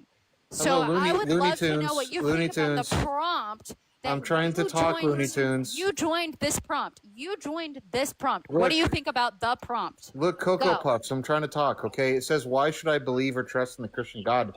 That's directed at people that thinks he should believe or trust in the Christian God. Right? It's not directed at me. I'm an atheist. I actually challenge that. It's not directed towards just Christians, and Yes, it's it not is. directed towards just atheists, and it's What? not directed towards anybody in the middle. It's directed towards all encompassing of all of them. Why would an atheist think he should believe in the Christian God? What are you talking about? What do you think?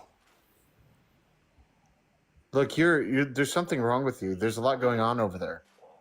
Look, let's get to the interesting stuff. What did you do Cute today? that you can't actually have the intellectual property to talk about your point. The and you wanna just intellectual attack property? Me. All You want right, to just guys. attack me and be like, All right, "You're guys. just dumb. You're Let's just talk dumb." about your property. And Where your do- mom. And your do you mom. live- You're just dumb. Do you live Hold with on, parents or okay. friends or? Hold on, Faith.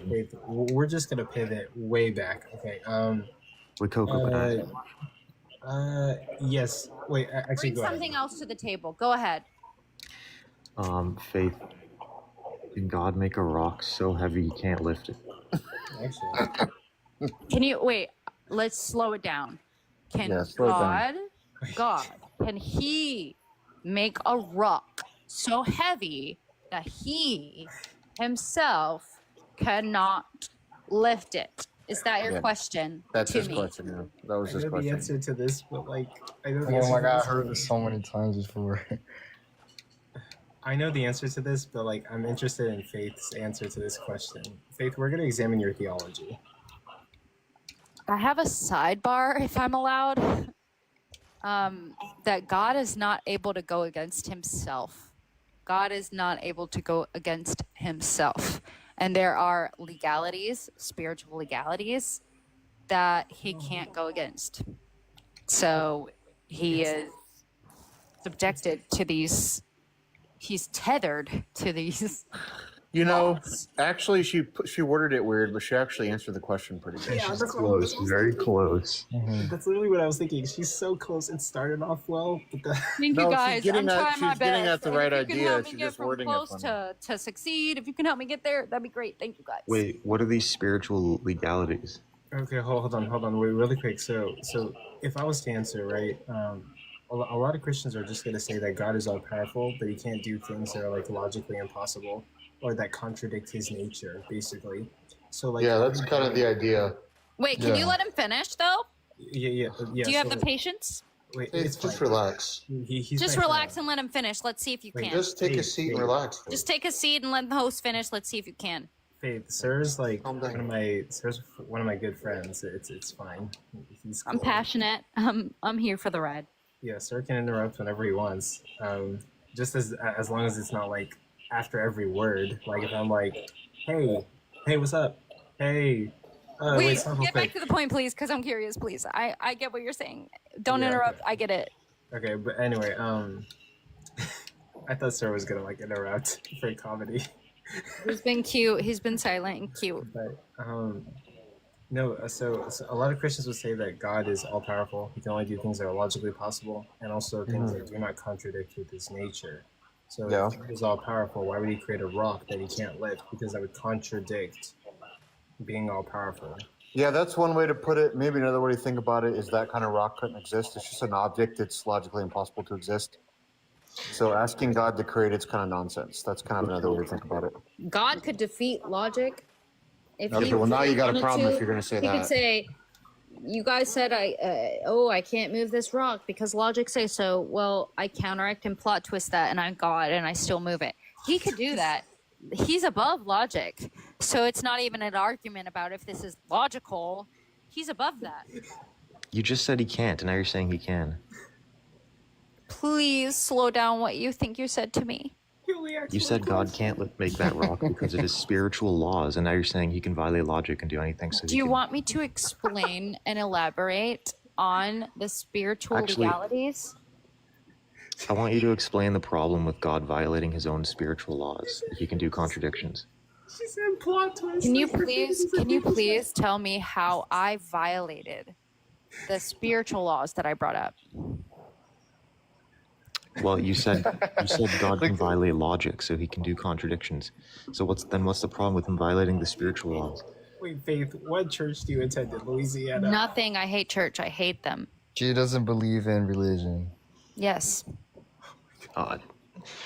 Wait, Coco, what's the contradiction? Because look, I can make a rock so heavy I can't lift. It's only a problem when you add omnipotence, which means omnipotence is the problem. That's why omnipotence is impossible. No. This is a good question. Wait, okay, No, so it's because. Shut You're up, asking- sir. Go on mute. Okay. All right. Wait, can you actually let him talk? You said your point. Yeah, let me And when talk, he sir. started What the hell, speaking, bro? you said, go on mute. Go on My mute. bad. My bad. Actually Yeah, go ahead. have the ability to let someone else say their point too. But no, Yeah, let me say my point, sir. Come on. Faith, No, actually- let the other guy say his point. but also, Faith, like, I'm really happy that you're here. It's just that I'm really happy that you're here. Stay here. But yeah, like a lot of us have had this conversation before, and like some people study philosophy here, so like they're probably gonna know like what's going on. But Wait, basically, can you please tell me what was the very funny thing? Like, oh my god, she said this, even though she said this. What was that? Because typically, like, Christianity is like a theology, and like Yeah. you sort of treated it like it was a TV show, and you said like I can change the plot, and I thought that was very funny. You think I can change Christianity? No, you said that like I can change the plot, and like your wording No, was that's okay. That's Wait, I actually not didn't what I hear was what trying Sarah to was gonna stand say. I was just behind. That is not the message I was trying to say. That we know. that we as individuals can. I don't just think we can have change this the plot. conversation here, Mob. I don't think it's going to be possible. That's not what I said. So if we want to actually get to the meat of what I actually said, I'd love to, but that's not what I said. We got Motormouth Cocoa Puffs down there. Okay. But anyway, so basically, Mob, your contention. So let's say, okay, like let me role play a Christian. Let's say that like I'm Catholic and I'm a classical theist, and you're asking me like, can God create a rock that he can't lift? And I say like God is he's all powerful and he can only do things that are logically possible and don't contradict his nature. So technically, I sort of see what you're saying. Like, if God created a rock that he couldn't lift, what would the P and not P be? In regards to like, Let me ask you this. Let's say there's a guy. Unliftable rock, liftable rock. That's the peanut. Can we let him say? Let's say there's a guy named Mr. Coco, and it's in Mr. Coco's nature that like his nature is to tug on his ear. Okay, and that's all he can do. Is he all powerful? Because he can do anything within his nature. wait, say one more time. Is he could tuck on his ear? What? There's a guy named Mr. Coco, and it's within his nature that he just pulls on his ear. That's all he does. That's the only thing in accordance with his nature. No, look, he's all powerful because he can violate any non-logical. Okay, wait. That's why he's Here's all the thing. powerful. Here's the thing. Like, so let's say that there was a god named Coco, and Oh all my he God. does is pull on his ear. I think the contradiction would be if you asked me, can this god named Coco, who all he does is pull on his ear, create an ear that he can't pull, or create his own ear that he can't pull? Yeah. That's not I see where the you're going. concept of all power. He's all powerful because he can violate all the nomological laws. He can violate physical laws and stuff. So he That's what can makes do him- the own ear that he can't pull. He can do Yeah, that. so like if that's the case, then why would he be able to create a rock that he can't lift? because it's logically impossible because he's a being that can lift all rocks. Yeah, So there can't be a rock that exists that he can't lift. So you're asking him to create a logically impossible thing. That makes I sense. like It's that just answer. like there would be like a nomological law. There would be nomological laws that are like descriptors of this world that he creates, and he can't violate. He can't he's all powerful because he's beyond these nomological laws. So to Yep. say that like he's creating a nomological law that he can't violate would be contradicting his. It's not a nomological law though. It's a lot. To say that to say a being that can lift all rocks can create an unliftable rock is illogical, violating a logical law. So To say that he could like move mountains or like make buildings disappear and all that stuff, those are nomological laws. Those are the things he can violate. There's no limit on that kind of stuff. The kind of stuff there's a limit on is violating some kind of logical law. But like the laws of physics would be a nomological law, right? Yeah, he can violate those.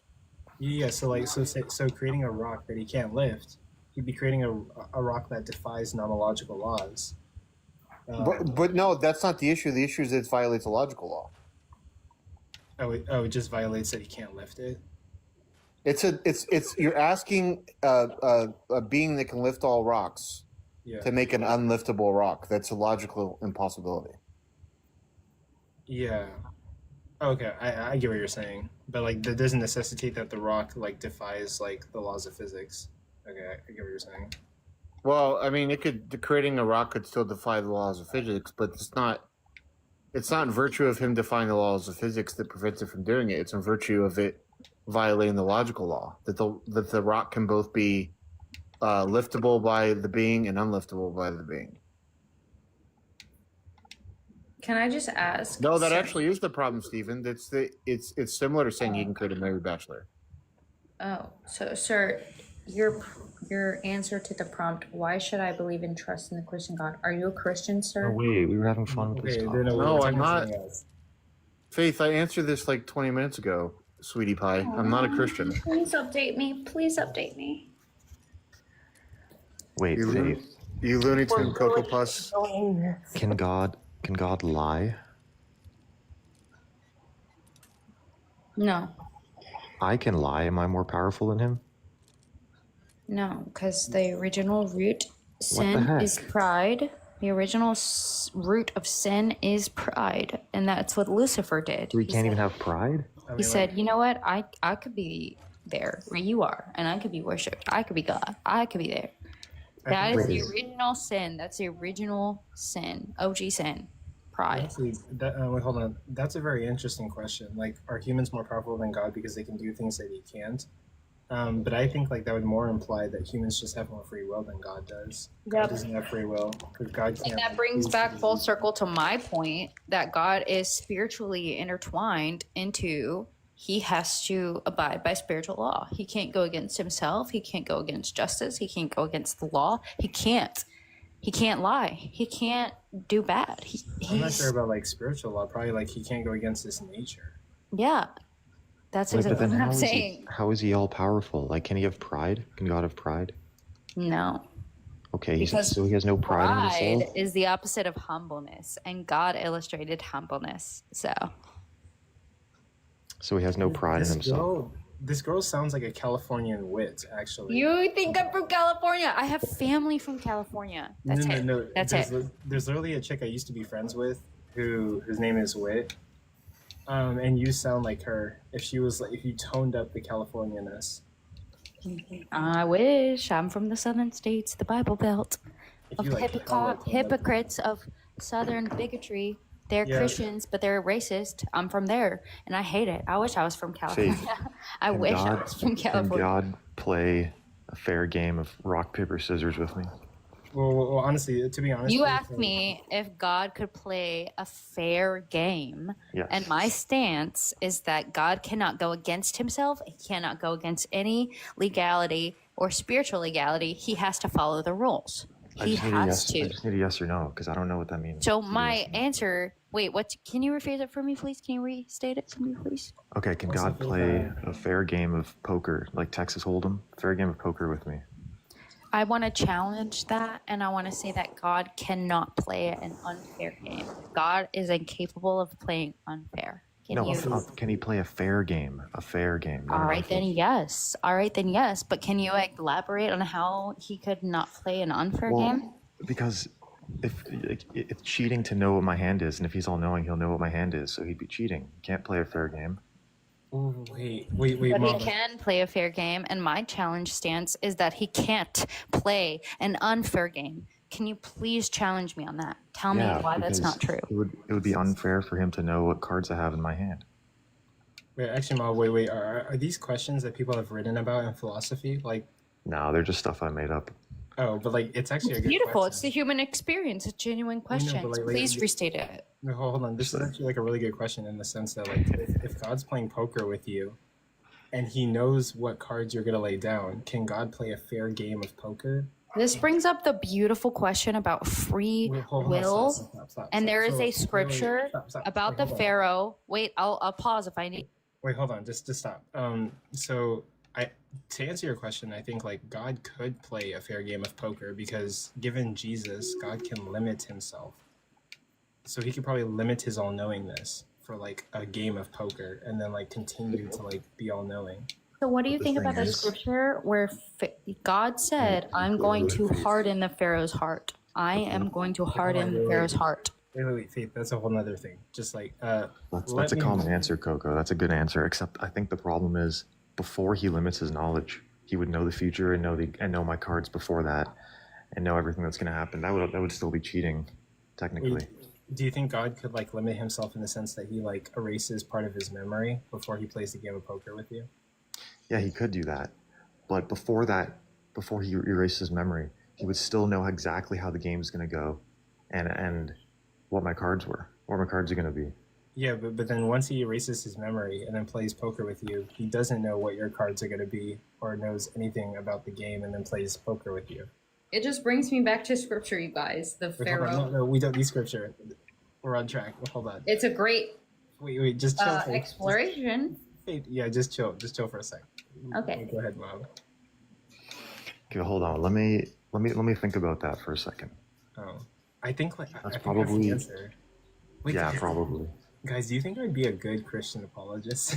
I'm kidding. Do you think I would be a good Christian apologist? Wait, sir, debunk this. Come on.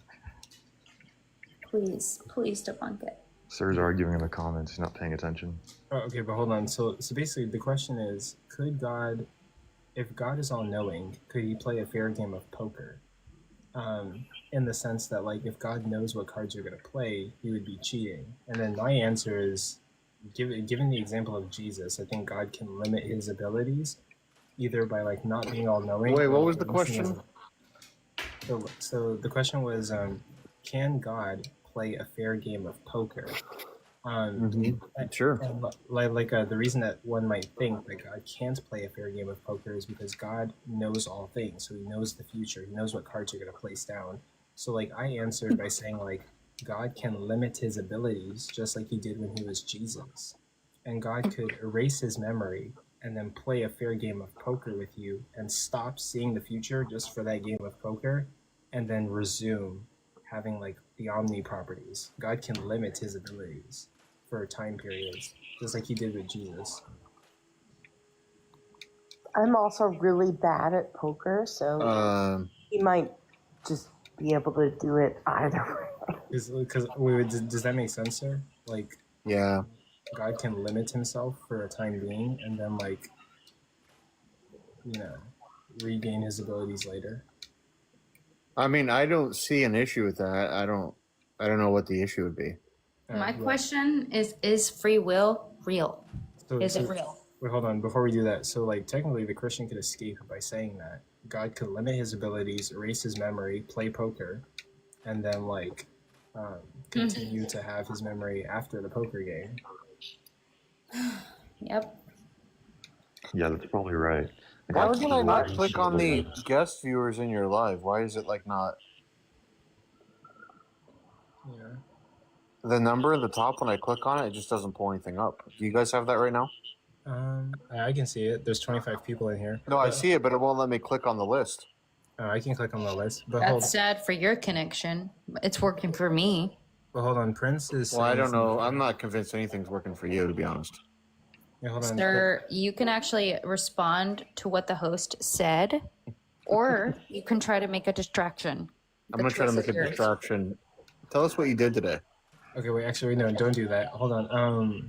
I think Prince is. Definitely don't do that. Wait, I think Prince is disagreeing. That like, is there a Christian up here? Are there any Christians who want to come up here? And like, actually, tomorrow this might be the topic. Tomorrow the topic might legitimately be: can God play a fair game of poker?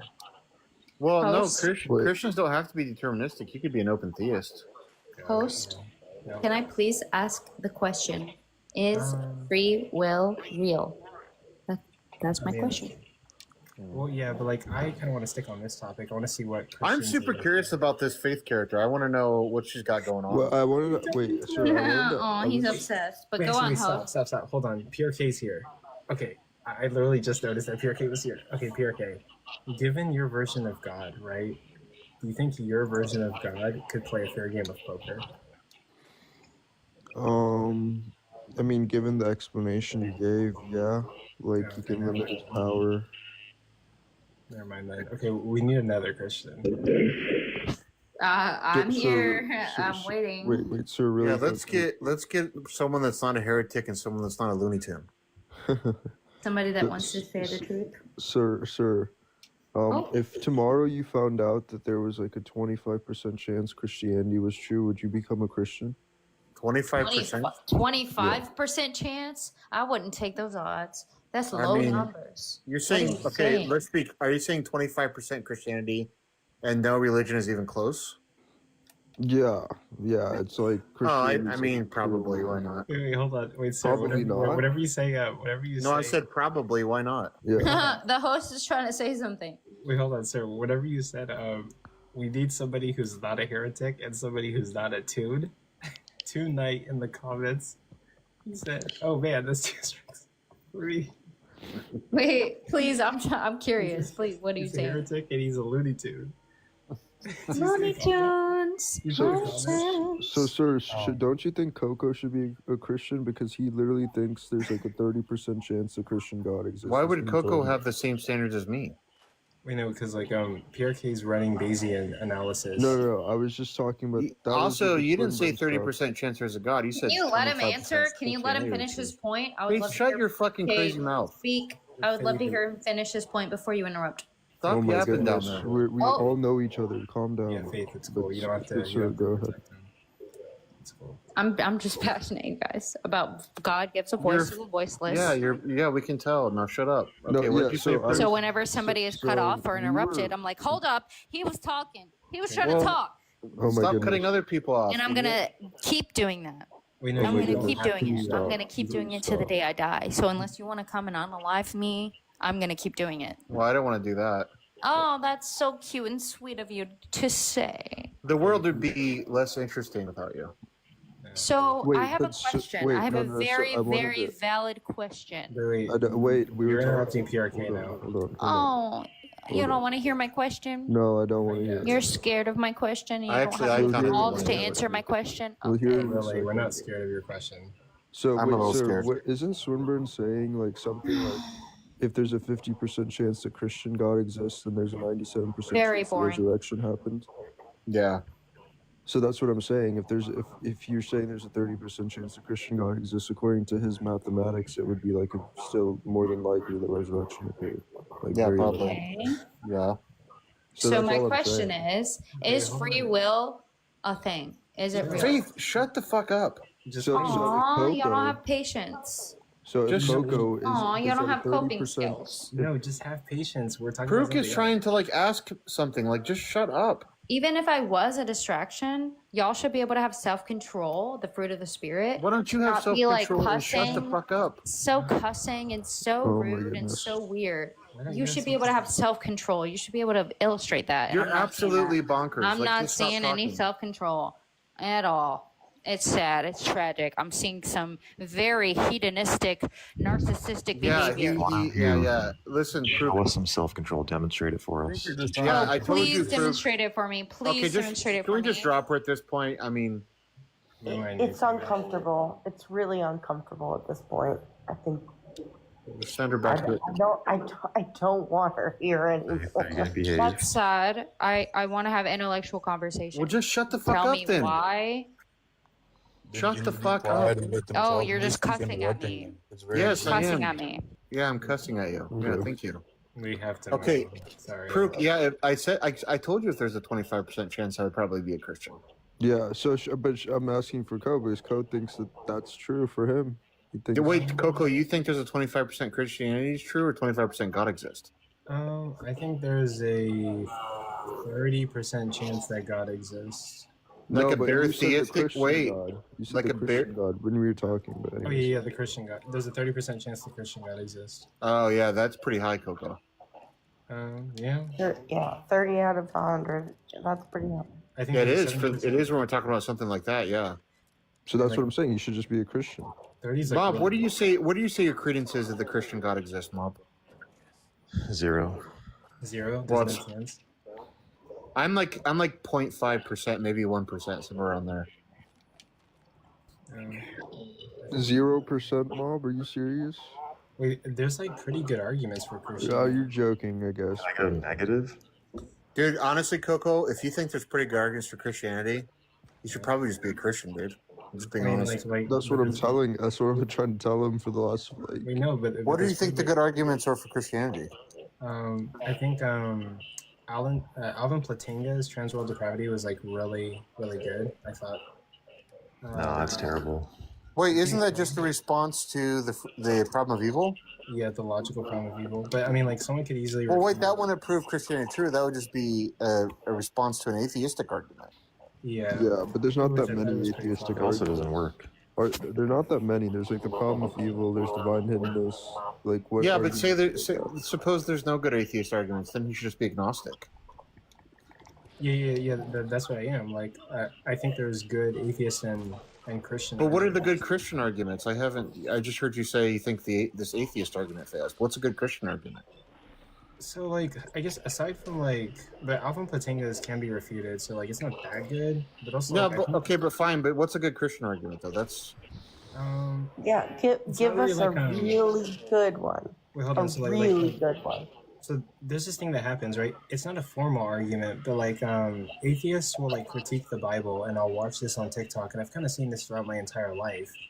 Atheists will try to refute the Bible, and then Christians will like use some kind of like hermeneutic principle or like refer yeah, but to, so what? What? That's not a Christian argument. That's a response to an atheist argument. well, no, but like it just seems as if like there's something that they know that some atheists don't know. I think like Well, of some course, the, they've had 2,000 years to sort of figure out how they're going to respond to these questions, right? Yeah, That doesn't mean they're good responses. Yeah, so like. But even if they were, that shouldn't make you want to be a Christian. You should, I would think, have some kind of shaking argument. my head, and now I'm just shaking my whole body. Well, no. So like the thing is like I think that there's good atheist arguments, but also like there's just like this theological like understanding that might be able to refute all of the atheist arguments, and like a lot of them seem good, and like that's why I'm kind of like 50-50. Yeah, but Coco. Yeah. How does that raise the probability of Christianity? That just seems to be an issue for atheist arguments. I think what he's saying is that he doesn't know the arguments that well, but he's aware that there are Christian arguments that could like show Christianity to be true if they actually check out, like if they actually followed. Yeah, so like so like in my head, right? Like I think like it could be the case that like Christianity has like no flaws and it refutes all the Christian arguments or all the atheist arguments against it. Then you should just be agnostic. I don't know why that would give you 30% credence. Yeah. So like I am agnostic. Like I identify as agnostic, and then if someone was to ask me like, if someone was to ask me whether the Christian God exists, I mean like I guess like the correct response would be to say like 50-50, but like. Whoa. No, 30-70. 50-50, you should definitely be a Christian then. That's what I'm saying, dude. If you're an Just be a agnostic, Christian, like, Coco. What you're are you doing? 50-50. You're like half. If you have 50% credence that Christianity is true, I would never not be a Christian if my credence is that high. Wait, no. I mean, like, the point of being an agnostic is that you're stuck between atheism and Christianity, or atheism and No, atheism and theism. No. What, Mom, do you agree? If you had 50% credence, wouldn't you be a Christian? What? If you had 50% credence that Christianity was true, wouldn't you just be a Christian? Yeah. I mean, I think 20% would be enough for me to like just be a Christian. I'd probably just accept Pascal's point. Yeah, I honestly. think we're dealing with a fundamental misunderstanding of what agnosticism is. I love this conversation because this is what I've been trying to tell Ko. He just falls into Agnosticism is the doxastic attitude to withhold judgment on a proposition. Wait, Proof, what's your credence? Oh, that's a good question. If I had to guess, like, let me think really quick. So, Also, like, but hold on, before you say it, like, but like for me, like 80% or something. Wait, hold on, 80%.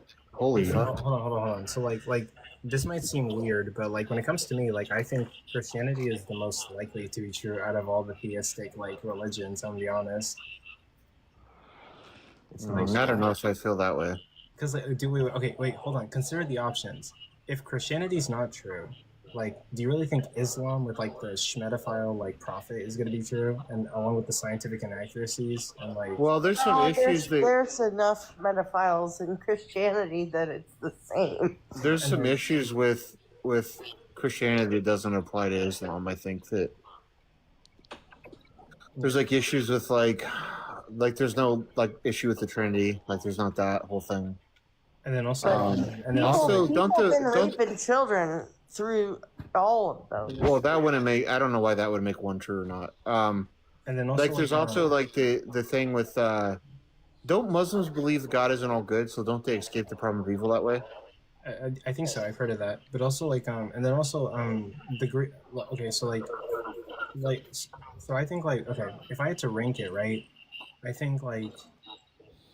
If I had to rank it, I think Christianity is like probably first place. I think Christianity is most likely to be true in regards to theism. Islam doesn't really make any sense. The Greek gods I could look more into, but like I think polytheism, like I don't think polytheism would actually exist. To be honest with you, I think like Why does Christianity make the most sense to you? Actually, no. Let me rephrase that. I would say like what is Bart? Bart's like Bart's a deist. Yeah, so I think like first place would be deism, second place would be Christianity. I think third. Well, Bart's just basically an atheist with a weird label on it. Honestly, I think third place would be like I guess. Bart is an atheist. I guess you could put like Islam third place, and then like fourth place would be like I don't know the Greek gods are, like, all of these traditions include raping children. Why does that make it true or not? What the fuck? Wait, Coco, why? You don't think atheists have ever raped children? What are you on about it with this raping children stuff? What makes your credence so high in Christianity? Well, I mean, for one, like, well, okay, so whether I grew up in Christianity doesn't really matter, but also, like, I don't know, Jesus came down, he seems like a realistic person. I don't know. But why do you mean by a realistic person? Like a person that existed? So what? Yeah, so is Muhammad, like, so is Joseph Smith. Why would that? Like, Jesus existed. There's a possibility. What is about Coco? What is about the Jesus? rapings Jesus of children also existed. Oh my God! I swear to God, you need to go join Looney Tunes down there. Why do you keep saying that? Coco, what is about Jesus' existence that raises the credence for you? There's also the possibility that maybe Jesus like fulfilled the prophecies, but also like it's kind of confusing for me because like I talk to like Christians, but then I also talk to like rabbis, and rabbis are like Christians don't know what the fuck they're talking about. He didn't fulfill any of the prophecies. Like, and they're unfulfilled. Like that's the craziest thing about that concept. If Jesus didn't fulfill the prophecies, then they are literally unfulfilled. This would be an error in the Torah. which would mean that all of their prophecies are sitting there 5, 6, 7, 8, 10,000 years later, unfulfilled. Or we can simply say it was Christ. Well, like so when it comes to like Judaism, like I could be mistaken. Everyone, please go do your research. But I think Jews or people who are part of Judaism, they just think like Jesus was another like angry rabbi who was arguing amongst like other rabbis during that time period. I think Wisdom's right that Jews just bite that bullet that those prophecies didn't come true. I mean, pretty much, right? I mean, but then there is also the case that lots of Jews did follow Jesus, especially back in the first century, like his disciples were Jews. And then there were other Jews that did follow him. So like now modern Jews, of course, do not. But then again, they're just going to have to bite the bullet. That was before there was rabbinic Judaism, so that was a little bit different. Yeah, I mean, but still, I mean, the Jews of that time. Yeah. Oh no, not this guy. Like, maybe I'm mistaken. Yeah, people who are part of Judaism just think like, yeah, Jesus was just another angry rabbi. He didn't fulfill any prophecies. This is the guy who had to spend like 45 minutes to explain what logical possibility meant, and he still didn't get it. Then he called me dumb and kicked me. Wow. Cool. Well, either way, no. I would say it's just such an unwise decision to like not be a Christian at that credence level. Okay, stop. And I think we were all telling you this, right? Like everybody. Yeah. Amen. I came up just to tell you that. Yeah. Like, dude, Wisdom, you just want me to be Catholic again. Yeah. Yeah. If my credence was that high, I would be a Christian. I think. For me, like I don't know. Like the atheists make like really good arguments, so like I'm not sure if Christianity is true. Like, so, even though you said you don't like any of the atheist arguments, though, so I don't know. No. Like I said, like the reason that like actually when I started on this app, I said I was an atheist actually, and I was like Christianity can't be true. And then like hearing the arguments from like Christians and atheists, and hearing and seeing like atheists argue against Christians, and then the Christian would just be like, well.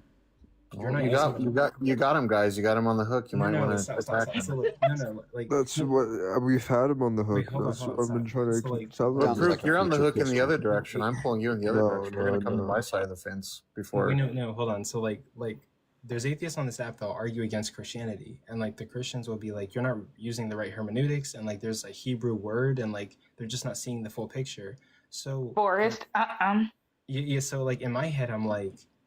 Atheists make really good arguments, but it also could be the case that like we're not studying the cultural context of this ancient text. And what if like all of the what if the Christians are right and all the dominoes line up and Jesus actually fulfilled prophecies, actually rose from the dead, everything lines up, you know, like, and it's actually true, and we atheists wait, and like. We atheists are just missing the full picture. We're not studying the historical context. We're not looking at the Hebrew words. Like people on this app talk about slavery in the Bible, and they don't study like Ebed or like, you know, the ancient like Hebrew words behind. Yeah, but the people discussing that are kind of silly. Like, who cares either way? Like, I don't know why it would raise or lower the probability if there's slavery in the Bible if Christianity is true.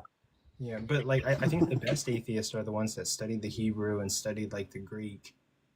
Hebrew of the Old Testament, Greek of the New Testament, and like they sort like why would we even need to point to slave? Like if we're just gonna say God shouldn't condone or allow slavery, like we could just point to evil in the world if that's the way we want to go. Point to like all this like unnecessary suffering and say why does that occur? Right? That would be a more robust thing you could point to rather than arguing over the semantics of what slavery meant in the Old Testament. I don't know why people even bother with that. Yeah, I sorry. I never got the whole slavery to just start arguing problem of evil altogether. Yeah, if you think you can get around the problem of evil as a Christian, if that's not an issue for you, I don't know why you'd have an issue, or why we would expect any Christian to have an issue with God having some morally permissible reason to allow some kind of like slavery practice. Like there could just be a morally permissible reason for that in the same way there's a morally permissible reason for all the other unnecessary suffering we can point to. I go there because the problem of evil is just like one argument, though. I don't know. Like, yeah, sure, it might be an issue, but I don't think it's a flawed argument. They're just not a good answer to it. But hold on, really quick. Wisdom, I think you're talking, but you're like really quiet, maybe, or. No, that's not me. I think that's somebody's background. Actually, it kind of sounded like me, but no, that's not me. Oh, and then Chris, did you want to say anything? I'm often in your live. I have two questions. You're what? Wait, what is Prook? What was your credence a year ago? Okay, wait, hold on, pause on that. Wait, Chris, what were you gonna say? I actually do change my. I know don't you're doing, what my Mob. Fuck credence you. is. Oh my god. Oh wait, Chris, were you gonna say something? Yeah, so I'm gonna predict that you're a future Christian convert first. No. I'm just kidding, but like in the last 5 minutes I've been listening, it's like, well, this guy looks like he's kind of leaning. He's glowing. Wait, okay, because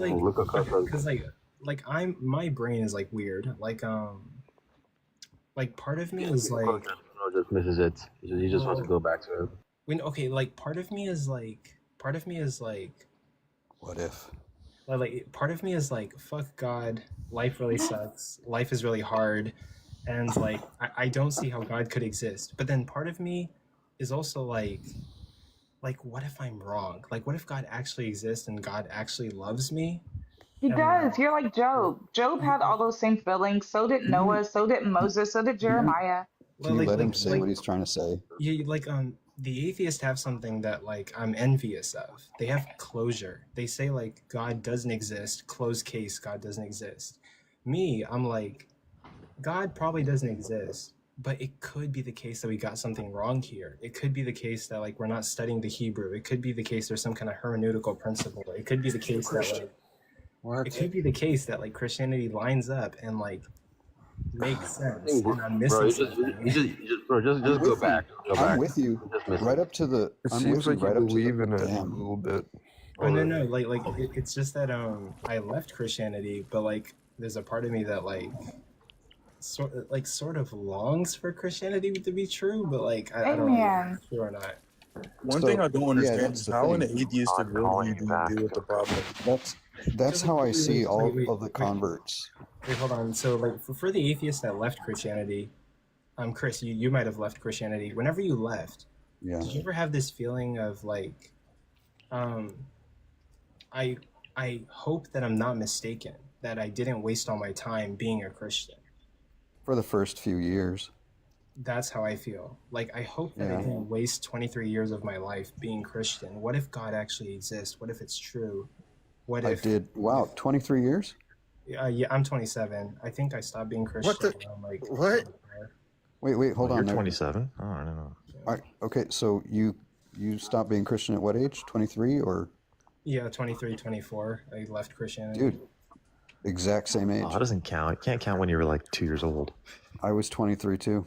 Yeah, how long can you really take it seriously? Like, if you're like maybe a few years. I mean, yeah. I didn't even consider anything about my beliefs when I was, like a teenager. I mean, very little. I just kind of did what I wanted to do.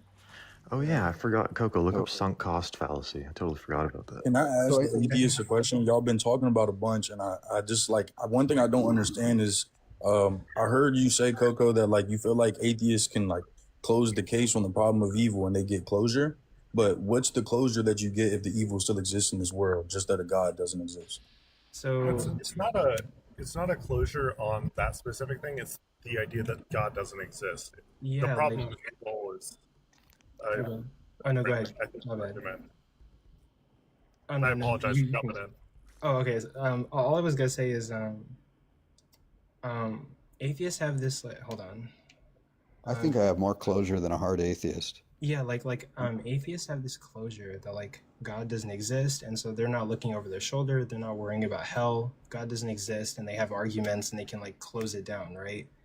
I don't think I'm there yet. Like, I don't have arguments to shut down Christianity, and like I'm constantly looking over my shoulder. And I think like I was struggling with the fear of hell. Yeah. Up until like I guess like this year. This year I. But you realize you don't have to be certain to be an atheist. Like, you don't have to be certain to hold to the assertion that God doesn't exist. It just means that. Just means you're saying that you accept that doxastic attitude. Well, like philosophically atheist. Yeah, all that means, that has nothing to do with certainty. The philosophical atheist just accepts it. They just accept that. No, that's not what it means. They just accept the doxastic attitude that God doesn't exist, right? So they take the negation on the proposition if God exists. That's all. Yeah, it is. so- And it's not based off of Dostoevsky only. Like it's Oh, actually forget much deeper, Dostoevsky. more broad than that. No, So- not in philosophy. It's not. It just means you take the negation. That's all it means. So here's where I'm at. I'm an agnostic atheist. I don't know, and because I don't know, I haven't formed a belief. Because I don't form beliefs about things I don't know about. It doesn't make sense to me to do that. So when I look at this question, I think to myself, well, if there is a God and he holds against me the ignorance he birthed me in or created me in, he's got issues, not me. And I really doubt that that's the case. It's such an illogical, nonsensical case. Why would a God hold against me exactly what he made me? Weird, really weird. So I'm not concerned about it. I just let it go. I don't know if there's a God. I don't see it being too concerned with me. If it were, wouldn't it let me know? Since that's not happening, I have all the closure I need. I don't know is okay. Oh, and then you're comfortable like not knowing. Do you ever like well like you said that you did, but like I guess like I still freak out like so okay. Brainwashing.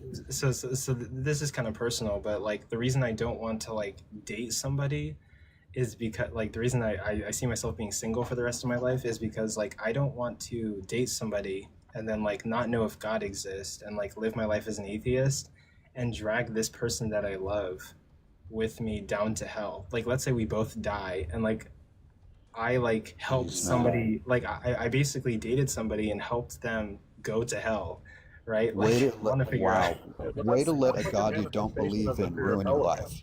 like I don't want to. But I absolutely hear where you're coming from. Yeah. Yeah. Did you hear what I said? Coco, just be a fucking Christian if that's the case. Just for pragmatic. Good lord. Yeah, I mean, seriously. just for pragmatic reasons, so you can have a normal life. Just be a Christian. What No, the no, fuck? hear what I said? No, like I don't believe God exists. But like I have like this residue I'm trying to get rid of by studying. Yeah, this. that's it. It's brainwashing. Coco, look, what a way to allow a God you don't believe in to ruin your life. Way to go, bro. Yeah. Coco, can I say something? And then I gotta drop because it's very late for me. I just real quick, guys, just real quick. So Coco, remember how you said that the Christians just answer things and they just know things and you just wonder. See, the Bible says this, Coco. It says, do not be afraid. Do not question what to say, because fear your the Lord. Father, the Spirit, will put those words on your mouth. So maybe, just maybe, Coco, that's why they have answers that others seem not to have. Okay, I would say the with that, Bhagavad Gita has the same thing. God bless you guys. I'll see you tomorrow. Yeah. Wait, Bye, Wisdom, Coco. don't go. Wisdom, don't go. I think Chris wants to say something to you. What? No, do you think that he's upset with me now? Is that what No, you I think he was trying to. What were you saying to her, Chris? You were trying to say something. I said, or they're just pretentious. Oh, or they're just no, because that came out of Coco's mouth. So he's the why- one that noticed it, not the Christians. But you do realize that Christians don't all agree, right? Yeah. Yeah, that has nothing to do with what he was saying. But wait. But if God is answering for them, why are they answering differently? Well, yeah, and most Christians, I'm not trying to be mean, but most Christians that have the Holy Spirit, that follow No true apostolic Scotsman. tradition, are saying generally the same thing. It's only when you get those people that want to go against the church, want to buck the system, and want to go on their own. Actually, they're not listening to the Holy Spirit. Yeah, That's no their true problem. Scotsman. Also, like that's another thing. No, it's just the actual truth. They reject the church. How can you No reject true the church? Scotsman. No. You can't be a Christian and reject the church. No It's not true about no Christian. true Let these two Scotsman. kids hash it It's out. like it's like Sir, it's what like have you somebody started, saying that they're not No, let Scottish, these but two they kids are hash it out, Scottish. please. These two That's kids a need to hash P. out there. That's a P and not P. Hold on. That's like saying I'm not from Scotland, but I am from Scotland. If somebody says that they're not from Scotland and they reject Scotland, you can't cry that fallacy. Like they are literally What are you talking rejecting. about? So there are Christians that literally reject the church. If you reject the church, you are not a Christian. Like Which you can't. church? Christians. All Christians reject The most church churches. fathers, hold on, the church fathers, the early Christian church, the text and the documents, they say this. They say, I know because I read the Bible. So even though nobody else in history has my interpretation, I know it's right. Church That's fathers not didn't have a Bible. okay. We'll talk about this later. Okay. Wait, Wisdom. Oh Anyway, no, Wisdom, you can't run away. He's got objections. yeah. Well, I told you it's 12:20 in the morning. It's Well, a you long. what's another 40 minutes with friends, right? Have a beer. Gotta get some sleep. Wait, Wisdom, Right. can I ask you? The church I want to fathers- ask Wisdom a question before she leaves. Hold on. I respect the church fathers, especially Wisdom. St. Thomas Aquinas. Yeah. And you and most all God, Christians reject Chris. most churches. Hey, cease to know. I don't even know you. Cease Let's to know me. Let's let Mob ask his. Let's let Mob ask his question. Go ahead. I saw you debate Icy. I thought you did really well. But would you debate Cease to Know formally? I don't know who cease to know is. On what topic?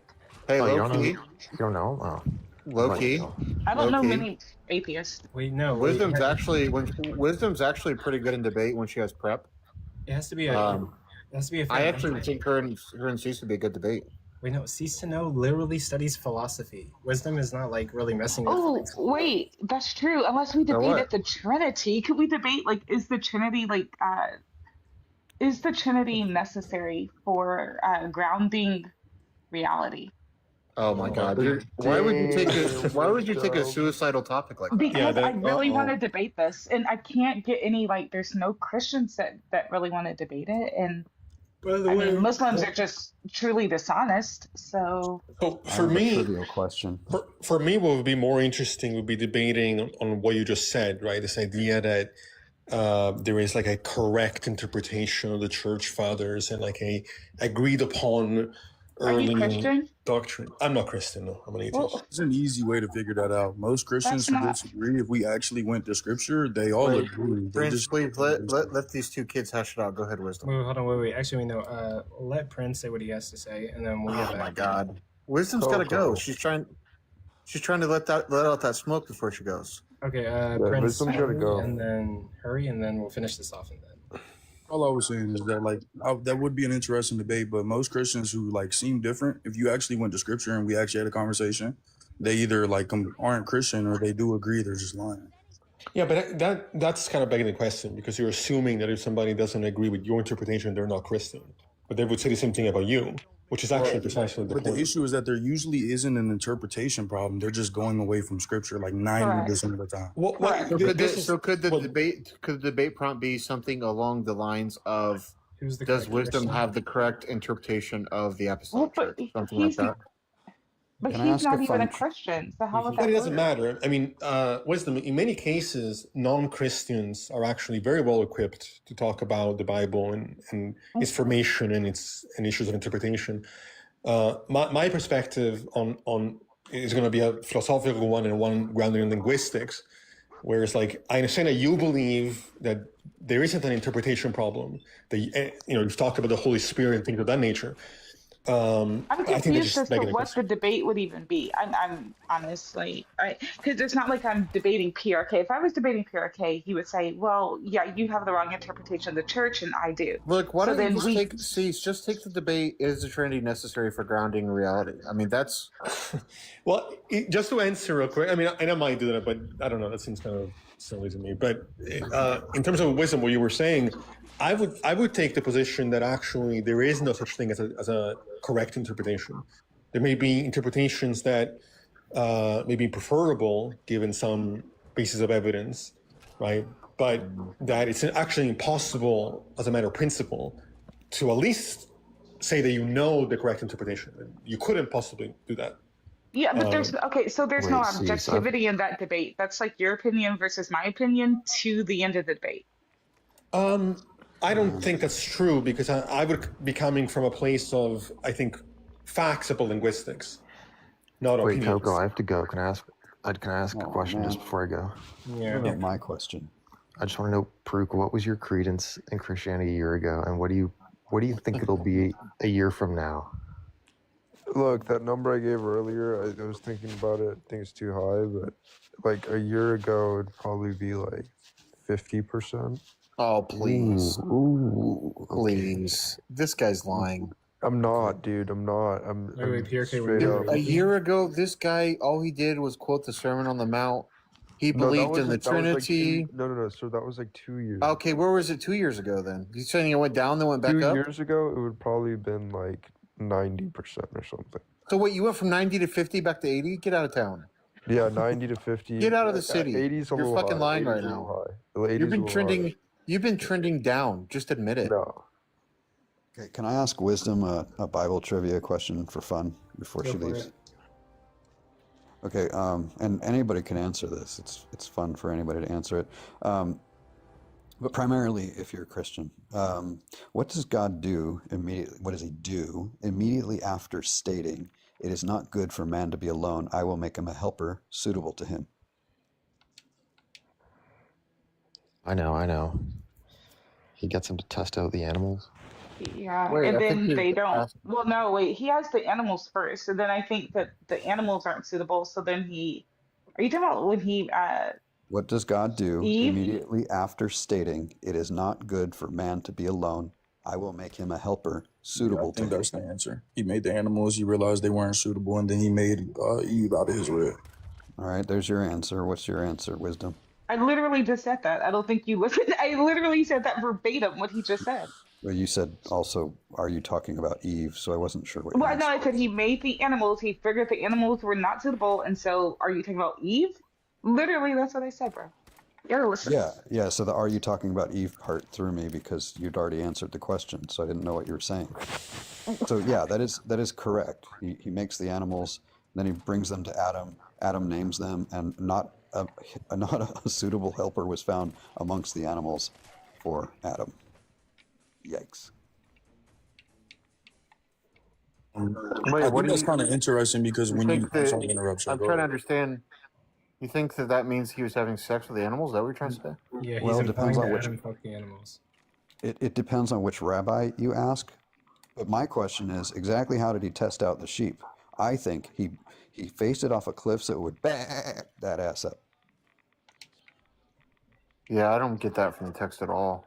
Oh, That's not Lord. funny. And this is why Coco is running from atheism. I see. Well, I It's mean, supposed like, to be I'm not funny. necessarily It's a ready for joke. atheism. As a Christian, it's kind of funny, but I don't even know how you would come to that. Like, I don't even see the I've never had correlation. a deader audience for that joke. It's usually at least somebody laughs. I think it was funny. I laughed. Oh, thank you. Thank you, Coco. That I don't know if that says more about the audience or the jokes. Oh, no, that joke usually goes over really well. But no, like, Really? for Yeah, me, like, it does. yeah, like, how could you possibly say, like, there's no shot that Christianity could be true? Like, do you ever wonder, like, maybe, I can say. Oh, yeah. I Yeah, would you say got there's no people way. like Cease to Know and mobs. wait, so, like, hold on. So, like, for the atheist up here, if you pass away tomorrow, you are like, there's 0% chance you're gonna see the Christian God after. 0%. Yeah, and Yes. and I used to be an Correct. agnostic atheist. I used to be an agnostic atheist, and I am still in terms of some potential versions of God, but most theistic versions of God, like Islamic or Christian or Judaism, all this stuff, it's impossible. Like literally, when you examine closer what's being said, there are contradictions that emerge that are completely like make the worldview actually impossible. Dude, there's so many angles. So many angles. Yeah. So It's for me, clear. like, Wait, so are you 100% sure contradictions can exist? Wait, hold on. So, Yes. sir, like, that's what I envy, right? People literally are at a point where they're like, 0 chance Christianity could exist. Me, I'm like, I think it's true, though. I honestly don't. for me, like, I'm like, for me in my head, I'm like, God doesn't exist, but I'm always Well, looking they at my might have phone. a different. They might have a different idea of certainty because I'm not even. I don't know how. I don't think I can be that certain about anything like synthetic, like anything that Well, requires. that was going to be my point. I don't think it's possible in an atheistic worldview for people that claim that it's impossible to know something 100%, for you to claim that you 100% I don't don't think that's anything that has anything to do with Yeah, nothing to do with genetic. it. If, Like, I'm actually curious. yeah. Wisdom, are you 100% certain that God exists? Yeah, I was thinking that. I think I would say What about you, 100%. Prince? Are you 100% certain that God exists? Be realistic. No, I'm not 100% certain. Yeah, I don't see how you could be 100% certain of that. I mean, I never understand how 100% Christian, like, certain Prook, of anything. I have to be Prook, realistic. are you Yeah. 100% certain that God exists, Prook? No. no, he Oh, said he's no? like.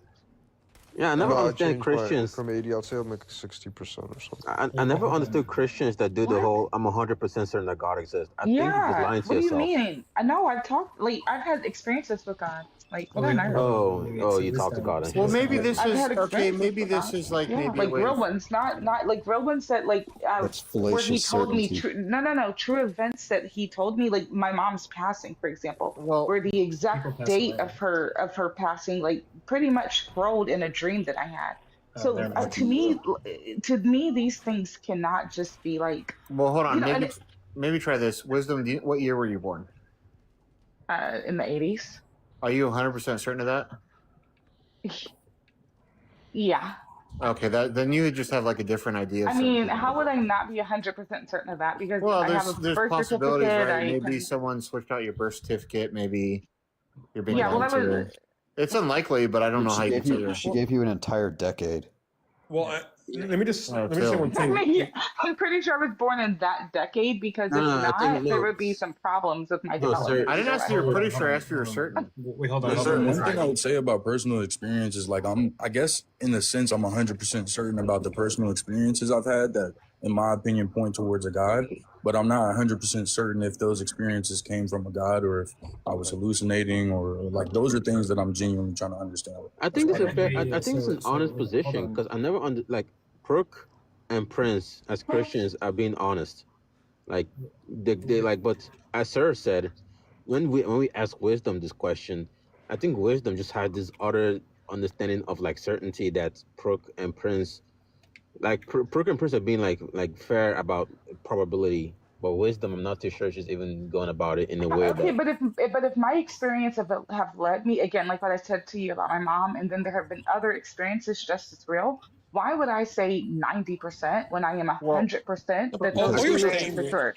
Right, you can have a justified belief. That doesn't mean you're 100% certain. Coco wants to say that. Wait, so basically, I have two questions. So basically, like, there's going to be people who are like epistemic nihilists. They believe that there's no way we can know anything for sure. They might be like super skeptical and think that like we might think that we were born in the 80s, right? But it could be the case that like our birth certificate got swapped out. Maybe our sensory data is like reading the paper wrong.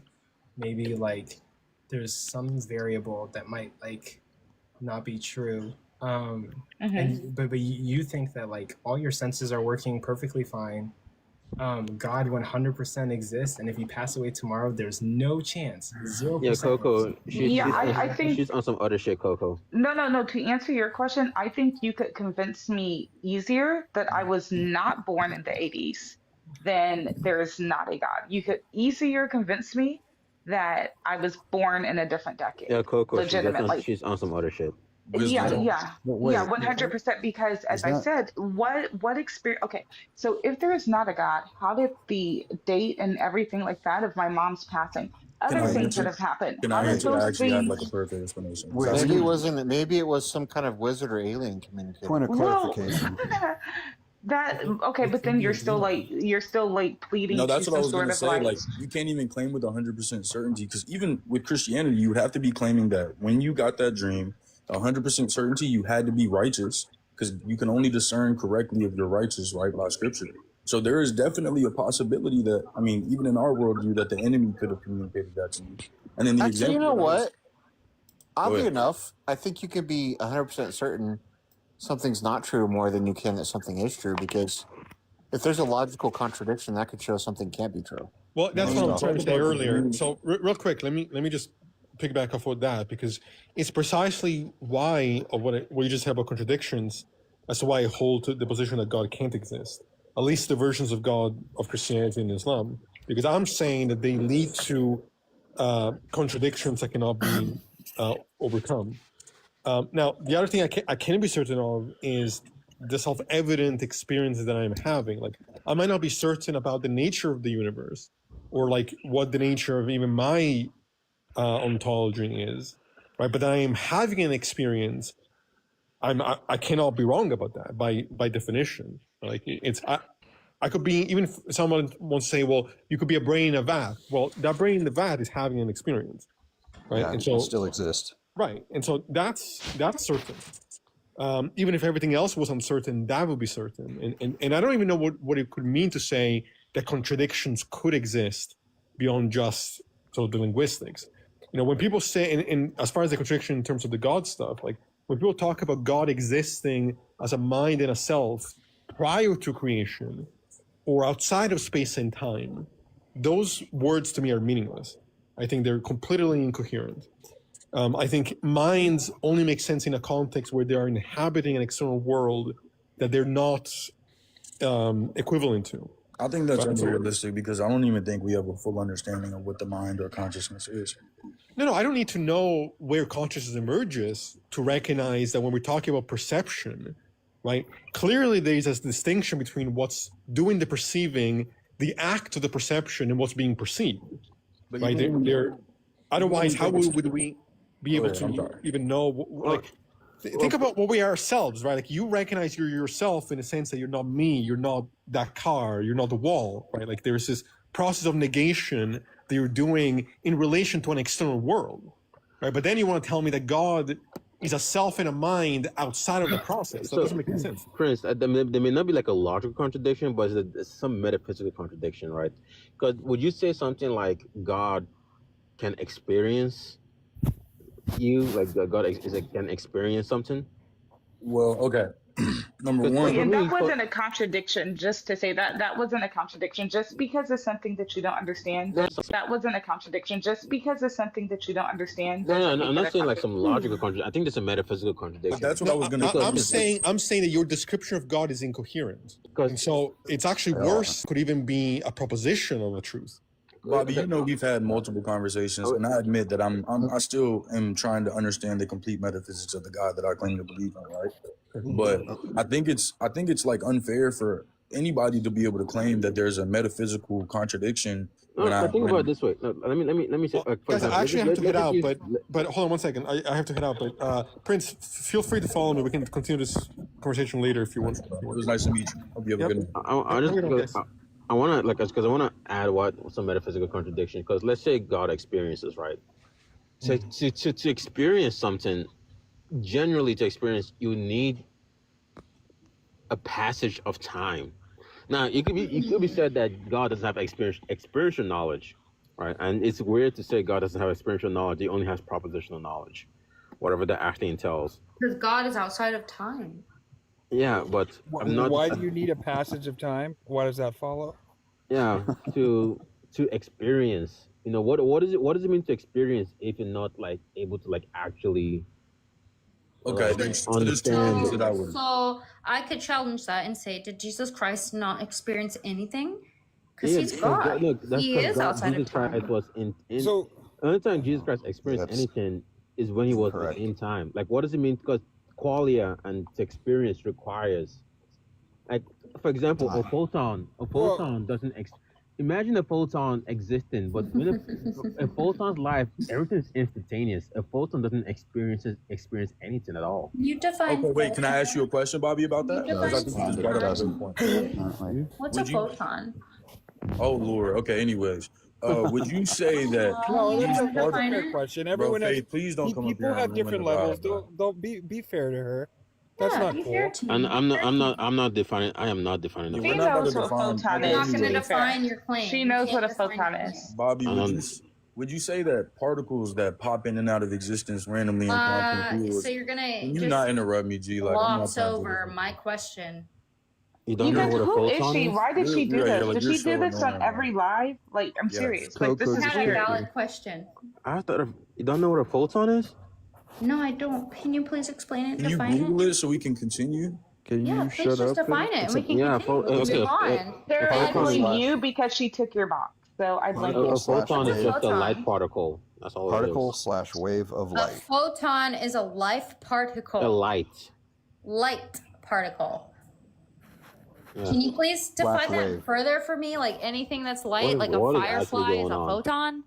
Ain't no way. Wait, she's gonna throw off the conversation. Like, Yeah, she did. Hey, I had a clarifying question for Wisdom about her answer to her Chris, really 100%. quick, do you mind if I ask Bobby this question really quickly?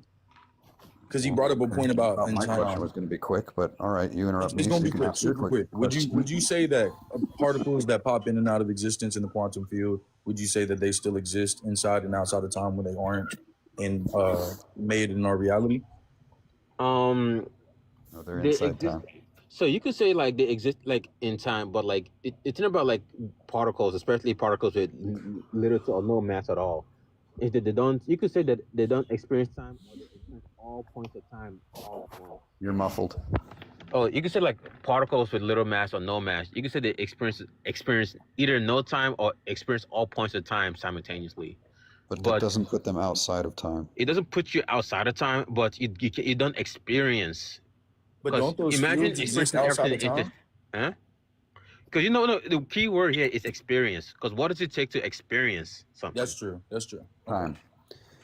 So that's a metaphysical contradiction when you say God. If God is like God probably couldn't have experiential knowledge. You know, I believe there's God time. I believe there's God time outside of our time.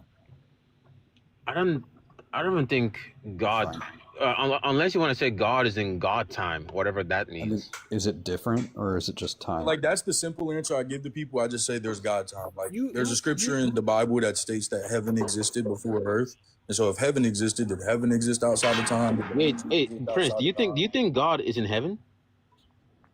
So I believe God is. I believe in pantheism. I believe that God is the universe. God is existence. Pantheism, yeah, great.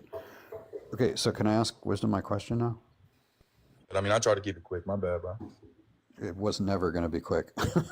Mine, on the other hand, actually is quick.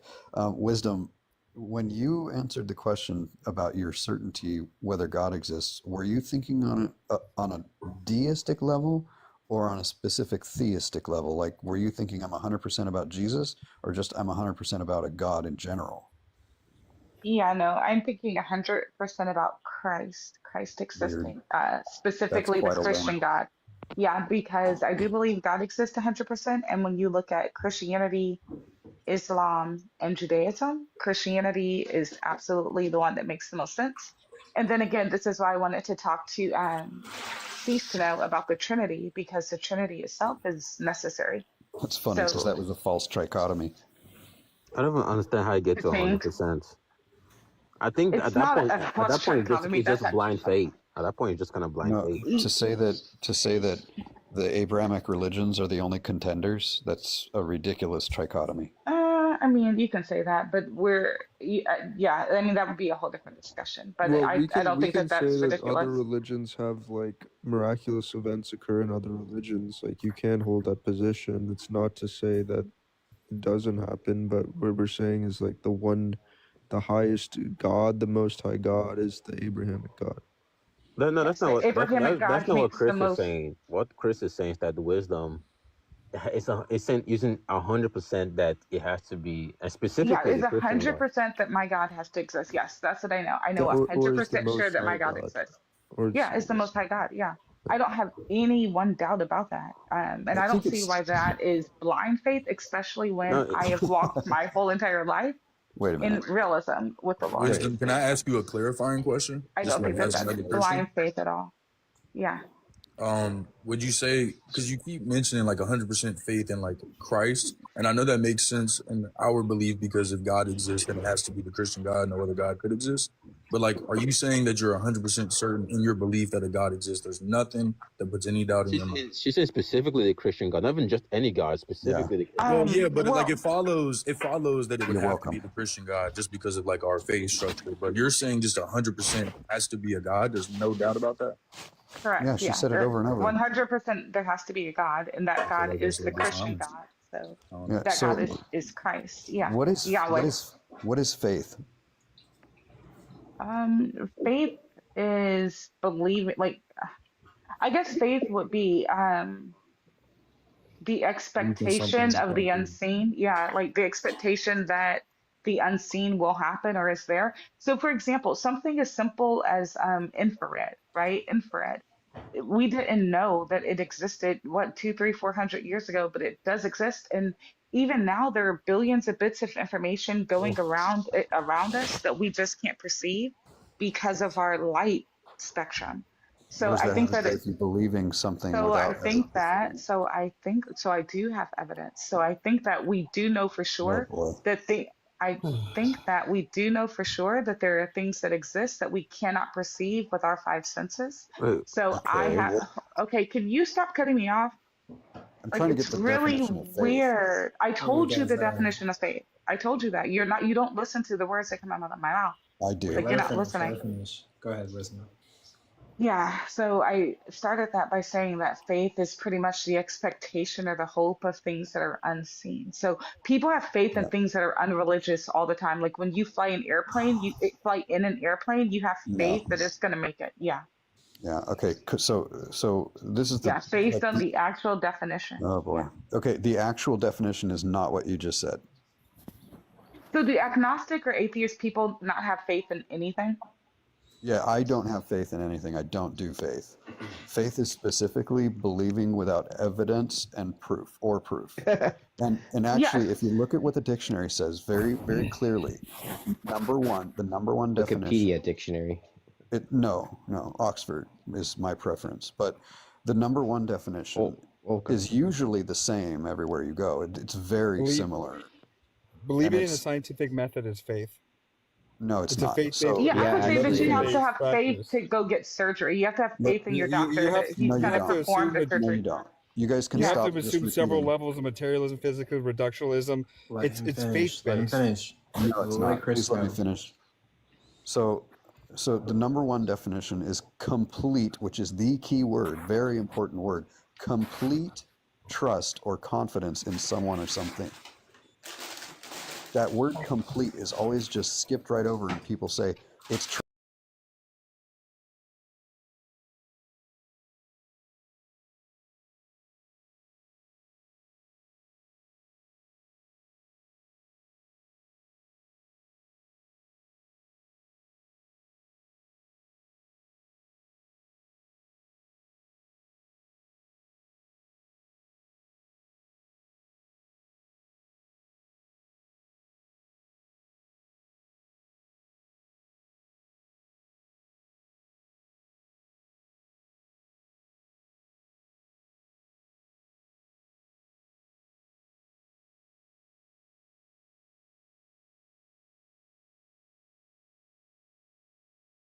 Wait, no, I want to speak now, Bobby. You don't get certainty in science. It's just, let me it's finish though. I'm incorrect. almost done. You're just wrong. Yeah, no, I who has certainty in science? What are you talking about? Are you assuming that people who believe in science have absolute certainty? You got your certainty, your evidence. Well, they have faith, It's though. just an incorrect way of thinking. No, and then, so then we can go to the Bible and see what the Bible says. And it's very similar. And we didn't even get to definition 2, but I'm rushing because everybody wants to interrupt while I'm trying to go through the definition. I have been very quiet. But not long enough, I'm afraid, because, I'm just trying to lay out the definition of faith according to the dictionary and the Bible and the way I see it used colloquially. And, it's a little bit to get through, but, if you could be patient, I think you'll see I've really done my homework. And it's something to think about. So definition number 2 in the dictionary is belief without proof is usually the word. Sometimes it says evidence. So without really reason, you're taking leaps, okay? And really, I think both of those definitions are actually really kind of saying the same thing. You're out on a limb where there's no reasonable expectation. You have one anyway. And it amounts to pretending to know what you don't. And you can see that clearly when you go to the Bible's explanation. Yeah, that's false because Christians have reasonable. Yeah, that's crazy because Christians have reasonable belief to be Christian and to believe in our God. Yes, we do. You don't. So yes, we do. Do you want to have a debate about this? Because not right now because I have to go to bed. I would talk to Richard Swinburne or hold on guys. Chris, would you formally debate wisdom on whether Christian belief is justified? Sure, I'd have to say that'll be my first formal debate, but yeah, I'd do it. Oh, dude, I would love to set that up. Yeah, we need to set that up. It's not. It's so far. It's not as interesting to me. It's not interesting what particular definition of faith is being utilized right now. Because even if it was the definition that Chris gave, wisdom just say, yeah, we have our own evidence and stuff like that. What I'm more interested in is because it's so. I think for me, it's always interesting when I meet like a Christian that wants to say they're 100% sure God exists, and I just don't even know. Like, I don't like to be 100% sure of anything. I'm not even too sure, and I think it's just something that goes on with how you go about those like calculation. Because sometimes I'm never too 100% sure of something that I had to do last week.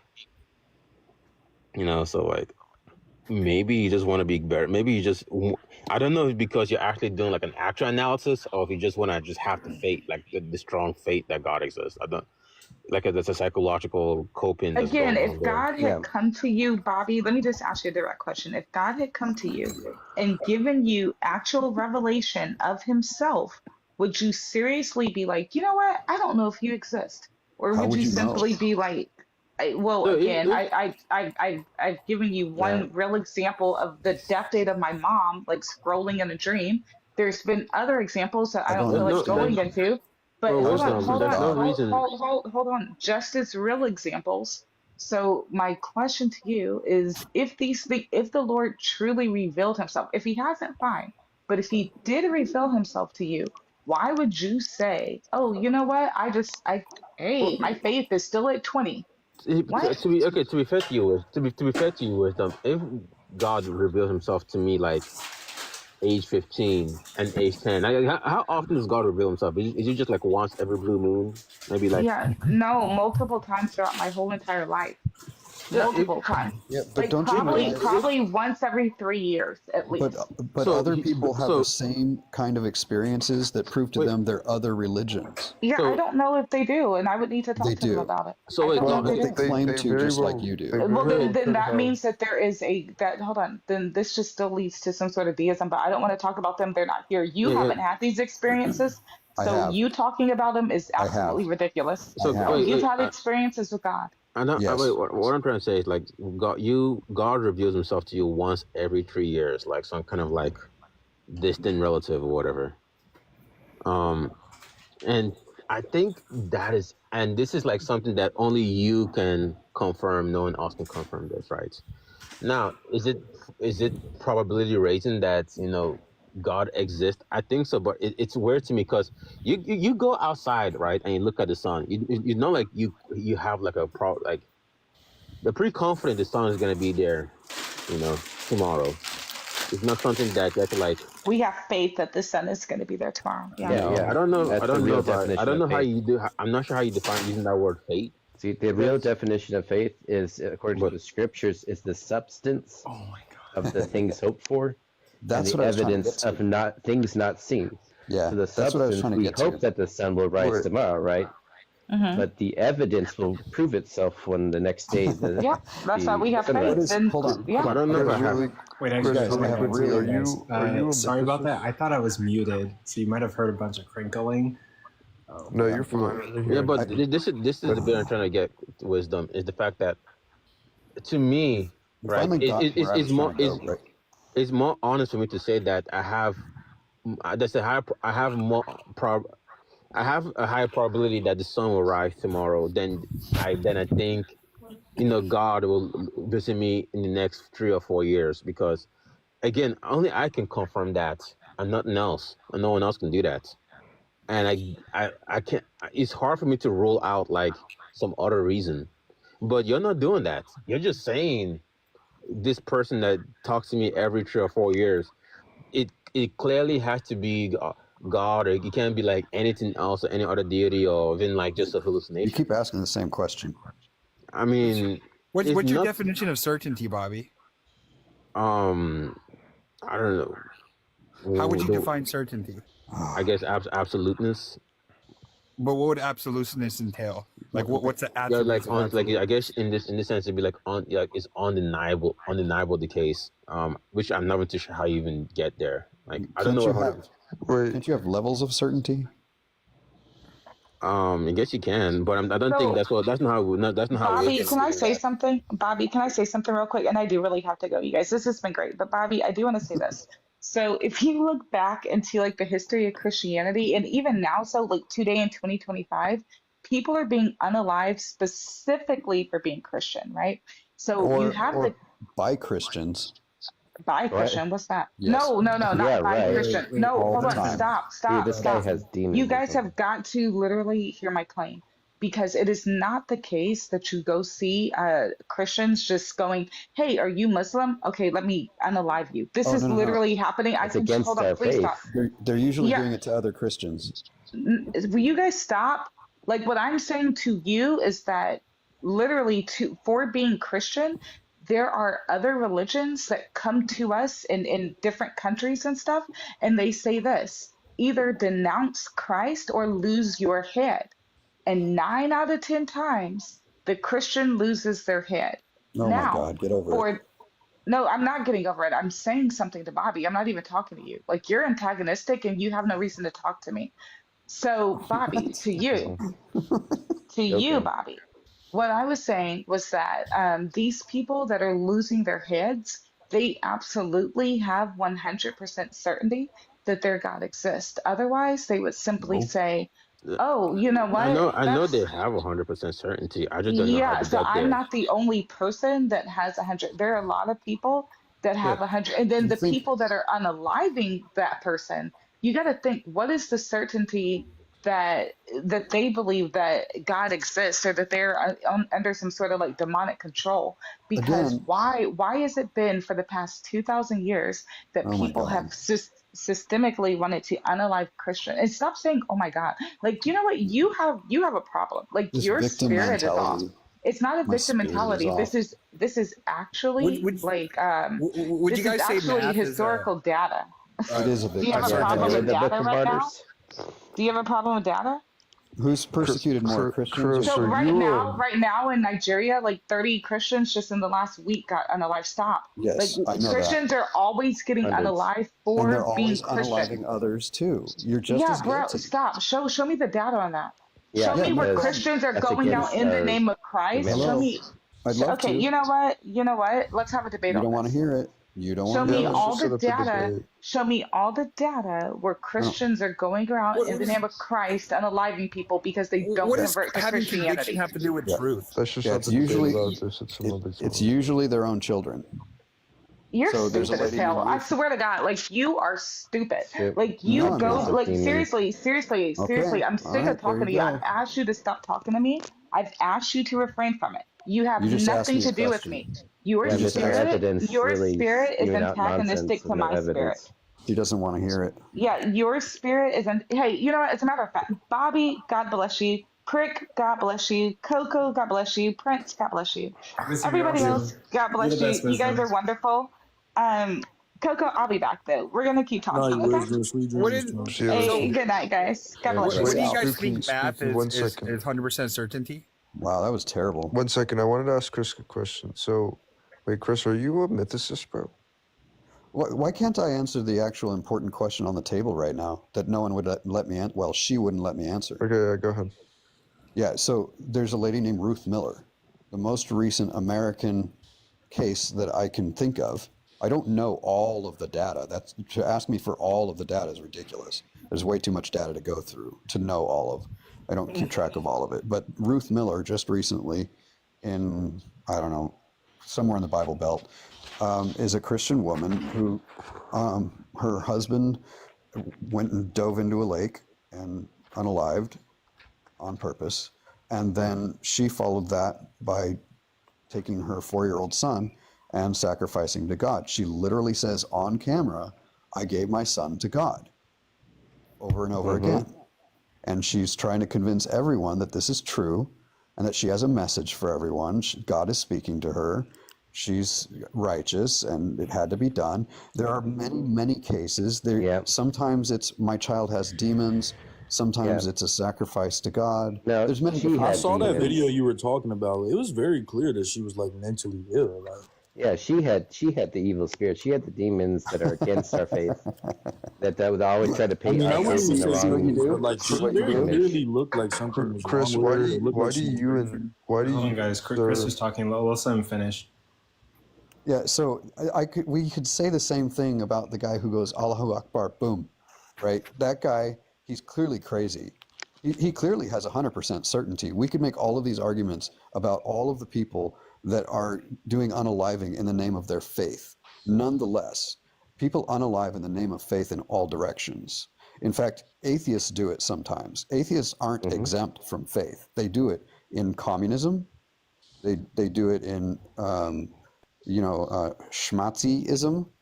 There's faith all over the place. It's not They just do it in physics. Excuse me? They do it in physics. That it does happen in science also, but it's not science then. That's why we have the word scientism. So wait, Chris, can I ask you an unrelated question now?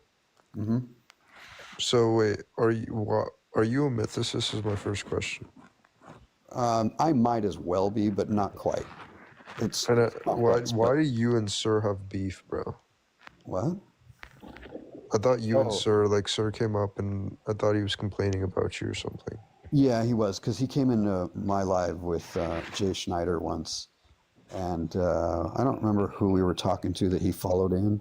But we were having a good conversation, and he was like sidelining it. It was ridiculous, and he didn't have anything to contribute to the conversation at the time, and he got mad at me, and I just got rid of him so we could continue having a good conversation. And I haven't met him since. That was the only time I've ever met him. Well, Sir is like Hold on, really good Sir's at not here to like, defend himself. Let's yeah.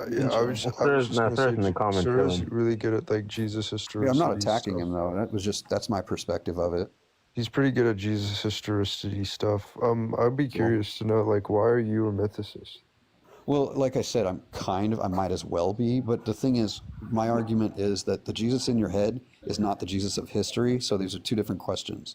Is there historical Jesus? Maybe there was. Maybe there's a bunch of them. Maybe the story you have in your head is based on a lot of different guys, some of them named Jesus, some of them not. Maybe one of them is a Caesar, maybe many of them. Maybe it's a whole family of Caesars. There is that argument to be made. I don't really care, though, because the Jesus in the head of a Christian, in the mind of a Christian, is an image of God that is an idol. It's incorrect. There's no way it maps onto the real God. So I think to get to this perspective that there was no Jesus and it was like an amalgamation of like different Jesuses, or there wasn't a Jesus that was crucified by Pontius Pilate and all of this stuff. I think to get around this, you'd have to like undermine the letters of Paul, right? No, I don't really care. What I'm saying is there may very well be a historical man who was named Jesus, who some of what the Bible says is accurate about that historical Jesus. My point is it really doesn't matter when we're talking about your concept of God. Your concept of God has nothing to do with that historical character. What do you mean by my concept of God has nothing to do with that historical character? So it's like your belief in Santa Claus has nothing to do with the actual Saint Nicholas. Saint Nicholas actually a historical character, but Santa Claus fantasy has nothing to do with Saint Nicholas. Well, I think they're connected because, as a Christian, I believe that Jesus, like God raised Jesus from the dead, so I think they're connected. Yeah. Yeah, cool. But there isn't any reason to care because one is a fantasy, the other is a real person who lived and died, and that's over. It's just a historical story. It doesn't have anything to do with the fantasy that he resurrected, that he multiplied the fish, on and on I could go. Yeah, so Chris, how are people having so many revelations of Jesus? We have actually records of people in untouched areas of the world. The same way Buddhists have revelations, the same way they have them in Islam, the same way they have revelations of Buddha because they read about him in the book and they dreamt about it. Wait, hold on. The same way children have yeah, experiences of Santa. Sorry. Oh no, you're totally good. So that is an issue I also have. People say like people are having like visions of Jesus. J-Rob likes to use this argument, but I mean like people have visions of the Greek gods, Egyptian gods, Buddha, Norse pagan gods. Like everyone's having visions everywhere. But you understand Well, they could be having the true visions, right? You can understand that a person have a vision of something they read about or researched about. Yeah, that's like just Jesus. common knowledge. That's psychology. But if you read the evangelists' work, I've read a lot of their works, and these are people, by the way, that truly believe if they lie, they're going to be like condemned to fiery pits. So these people have been all across the world. In many states, they would have people that would see Jesus in their visions before they even began to teach them about Jesus Christ. None of this is And any there different can be than other stories. miraculous events in other religions, Coco. So Yeah, it's a case of special pleading, no Because matter what. he's alive. He's a real. No, it's not, because He's there a real can be being. miraculous events in I've met other him too. religions. He's pretty great. I wish you guys It's would give your always life special to him. pleading. He kind of died for your I'm saying salvation. that other religions, I'm not just saying only Christianity has these miraculous events. I'm saying other religions can have them as well. I didn't hear what you were saying there. I was talking to him, and I thought you were siding with him for a moment there. No, I don't necessarily agree with that, but Yeah, you're condemned for your lack of belief, brother. So you don't have to live What? forever. That's the good news. You can choose. Wait, what do you can mean I'm choose condemned eternal for life. lack of belief? No, I'm talking about. I'm not talking to you. Oh. I'm talking to Chris. Okay, I was like, That, what? that nonsensical definition of faith. That you have no sense of the arrogance in what you just said is unbelievable. It's a scripture. to That's me. word of God.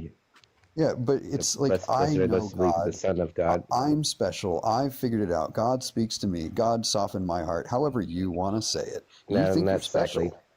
Not really. It's an arrogant thing to say. Oh, God you're is- damned. I'm good.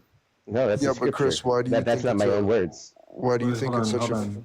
Wait, hold on. So, Mr. Gate, you think that out of the thousands of religions out there, Christianity is the key ticket? No, it's not that simple. If everybody thinks it's you got to subscribe to Christianity, but no, it's about Christ. It's ultimately about Him. The revelation of Christ to I don't the think world. that even answered Coco's question. But So, like, so basically, like there's Yeah, thousands Christ of even had the religions. parable about the wedding. He said that the faith, the salvation hold would be on. So- offered to people other than the Jewish people.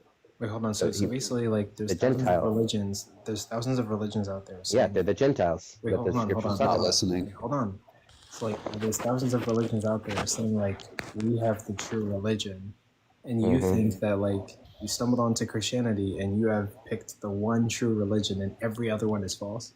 Yes, Coco. Because my they faith might didn't have. start as a religion. The religion started through the Roman Catholics, who are not exactly in par with Christ's teaching. Matter of fact, they contradict many of Christ's teachings. No true Christian. Well, Coco. They could Yeah. have miraculous events in those religions, but Jesus is the only person who has demonstrated to have authority over life and death. That's what J. Rob says, and I agree with that. Like he's the only person. He's the only person who's demonstrated authority over life and death. He has control over the To who? physical and spiritual realm. He demonstrated to And you. he's done that through the resurrection. And no other person in any of these religions, any of these figures, can do such thing. What are you talking about? Jesus Cyrus has did. most power. Well, hold on, pause right there. Chris, I'm actually gonna ask you a question. There was this movie that I watched where like other religions have similar elements to Jesus, like born of a virgin, did this. Yeah. Are there any other people Zeitgeist? who rose from the dead? Was it Zeitgeist? No, it was Bill Murr. Oh yeah, I watched that. That was Oh, Bill Maher, religious. Yes. Is there any other individuals who rose from the dead like Jesus? Oh, dude, there's so many. And it's like it's far beyond. Dying and rising gods are one of the most common motifs in gods. Yeah, Don't maybe be because silly, it's an bro. actual You real know phenomenon. why. You ever thought about that? Coco, we know where the resurrection came from. Yeah, you don't have to take part of it, wait, so that's a good hold on, news, hold on, right? hold You on, can hold on. die and What's- perish forever. Wait, hold on, let go me. ahead. Let me I was just going to say, Enjoy we your know where the 60, resurrection claims for 50, 80 Jesus came years, from. whatever. They Two weren't people made out talking. of. They weren't made out of whole cloth. They came from genuine experiences of people. So that's the distinction between. I mean, sure, with the other people like Dionysus and stuff like resurrecting, these people could have genuinely had paranormal experiences as well. I'm not excluding that from being a reality. These Okay. people could have had some supernatural event occur to them. But in you the case said of Jesus was Dionysus the raising only from the one. dead. You can say that about Jesus as well. Like you You can say said Jesus was the only one. Dionysus wasn't a historical figure. Oh my God. You just said you're not denying that Dionysus may have had a supernatural experience also. But Did you before not that, listen you're to what I said? contradicting yourself, I bro. said several times that miracles can occur in other religions. Did you not Great. hear when I said that? But you said Jesus is the only one who demonstrated resurrection. Yes, physically, physically, bodily resurrection. Yes. Did he demonstrate it to you physically? No, not to me. What is Okay, how that's do you irrelevant know? from your previous line of questioning? But we'll switch to this. Sure. How do you know that Jesus demonstrated his resurrection to others any more than Dionysus did? Good question. Well, Christian faith, maybe? I don't know. So, like I just said, the Dionysus thing, people could be experiencing Dionysus, right? These people could be experiencing deities. I've never said that their experiences are less valid than the experiences of the early Christians. Okay, Both then- of them could be experiencing paranormal phenomena. Okay, then you're saying that Jesus is not the only one who demonstrated his resurrection. No, Physically. because there's a distinction. Because Jesus came in flesh and blood, and he was Oh my God. crucified.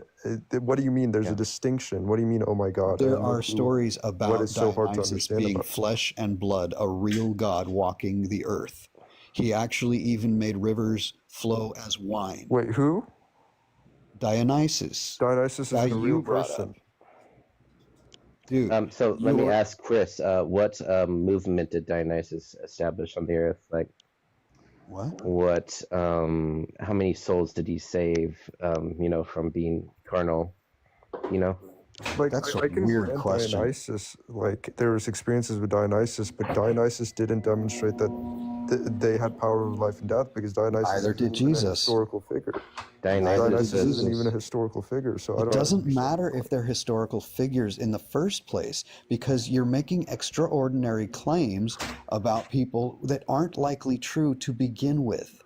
What do you mean aren't likely true? Like, what do you mean by that? I mean, Jesus in they're what ways do not extraordinary likely claims. I mean, they're ridiculous things to think. Have you ever seen someone resurrected? Well, I can just go by what we have to work with, and what we have to work with is people who have genuine experiences where they think they've seen Jesus risen shortly after. And Dionysus, and Zeus, and Osiris. And I'm not discounting their experiences too. They could Right, have but then you paranormal are. experience. How am I discounting them? When have I Jesus discounted is them the at all? only one who demonstrated it physically. Yes, because that's what the historical evidence is. No, we don't have any historical evidence for the resurrection. No. Okay, so now it's back to the resurrection. Like I just said, we have testimony of people saying they've seen Jesus risen, like So his disciples, what? like his brother. You have the Well, same about Dionysus, bro. And I'm telling you that in Dionysus, it very well could be a paranormal event that's going on. there Oh where my they God, connect circles. talking to gods. I don't Circles. understand. I don't think you're Circles. understanding what I'm saying. Chris, you genuinely think that's comparable? You're an idiot. You're an absolute idiot. I'm an idiot because you assert. Dionysus isn't a real You are person. you Jesus are a clown. was. You're a clown. Doesn't matter if they were real people or not. People claimed that Dionysus was a real person, just like Who you're cares? claiming There's Who more cares of a if you validity to claim the Dionysus Jesus was a claim real because person? What does there's that have to definitely do with anything? Yeah, Bro, this is getting What are you ridiculous. talking about? Wait, hold on. Okay, guys. So let's try to find like a symmetry breaker. So basically, we have Dionysus and Jesus, and both of them rose from the dead, supposedly. Both of them are real people. No, they're not real people. That's the point, Coco. Dionysus. They're not- I don't This is think not I real. could Thank be. you. We're I done. could be stood corrected, right? I haven't been shown otherwise, but I'm pretty sure Dionysus is not a real person.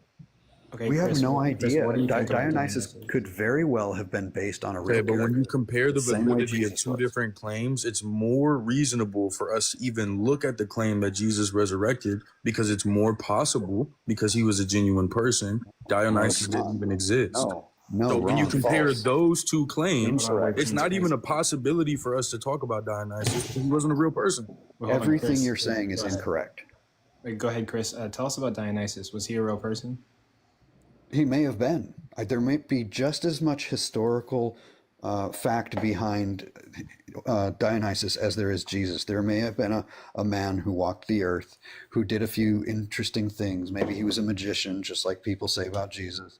Maybe he was a mentalist or something, whatever. He did some things that made people go ooh and ah. And then next thing you know, he's gone, and people miss him so much they start having visions. So then they believe that he was like it could be the same exact story. You have you have no way to know that. You're just evidence to pleading support for that your claim? Jesus. Do you have Do you have evidence to evidence support to show claim? that Dionysus is a real physical person? I don't need any. That's not important. Yes, you do. Hey, Chris. You're missing the point completely. You're If you making want to I have have a this question. argument that you think that there's really good evidence that Jesus walked the earth, that there was a historical Jesus, there was some guy named Jesus who was a carpenter, who was born of a young girl, maybe she was a virgin, probably not, all this stuff. So there was a real Jesus, therefore all of the other unreal claims that are made about him must be true. That's ridiculous. No, I'm not saying that. I'm saying people said that they saw him risen from the dead. They were convinced that they So saw him risen what? from the People dead. said Yeah, that they about literally Dionysus. went against the most powerful empire of the world at the You think you're time, being who genuine good were faith right now, willing to Chris? be unalived for this faith that they saw a man who risen from the dead, who they called God. You guys are goofy. So okay, so you had a question. I have a question for you. Then you said, "Oh, so we haven't seen a person risen from the dead, right?" So how Right. can we believe that? So have you seen an atom split in two? Have you witnessed nuclear fission? So No, that's not important. well, I guess nuclear explosions can't happen then because you haven't witnessed What? it. What I'm are just you saying that's talking the same about? logic you're using. It's really weird. It has nothing to do with your claim. Your claim, it comes with an attempt at persuasion. Nobody's trying to persuade me to build a nuclear bomb, dude. But I'm not aren't you trying to trying to persuade you Chris, I persuade got, anything. I I'm the got, a, saying states your of I logic. got a good Dionysus? question. Three people talking at once. Aren't Chris, you? do you? Go Yeah, ahead. go ahead. Well, I'll just go real quick. Do you think that hallucinations are going to be enough to convince these people that someone has bodily raised from the dead? Yes. Okay. Wow. Yeah, I think we disagree. Like, You just made it. So you said that you weren't trying to convince us of anything, but you are. You're trying to convince us When that did there's I a say that? possibility that Dionysus is a real person. That's your claim. What? You're God, saying that what the a claim straw that man that bro, was. I'm honestly trying to be genuine with you. I don't think you're trying to I be don't good care faith. if you're trying to You're be genuine. claiming that You the missed the Jesus mark claims are completely. unrealistic because it's a Yes. possibility that Dionysus was real. What? There's Yeah. genuine No. historical Straw evidence man that after Jesus straw was real. man. Just Is that not That's what you your said? straw man, Chris. What? Your straw man is Dionysus. You brought him up You don't when even we know were what a talking straw about man Christ. is. I sure do. No, You're you claiming don't. I straw straw man man is when I repeated your Dionysus. claim, so I don't know if you know what a No, straw you man didn't. is. No, you didn't. The whole point is you got my claims completely wrong. So Verify, please. what Where movement do has I Dionysus begin? had, Chris? What We movement got to of start all humanity? over again.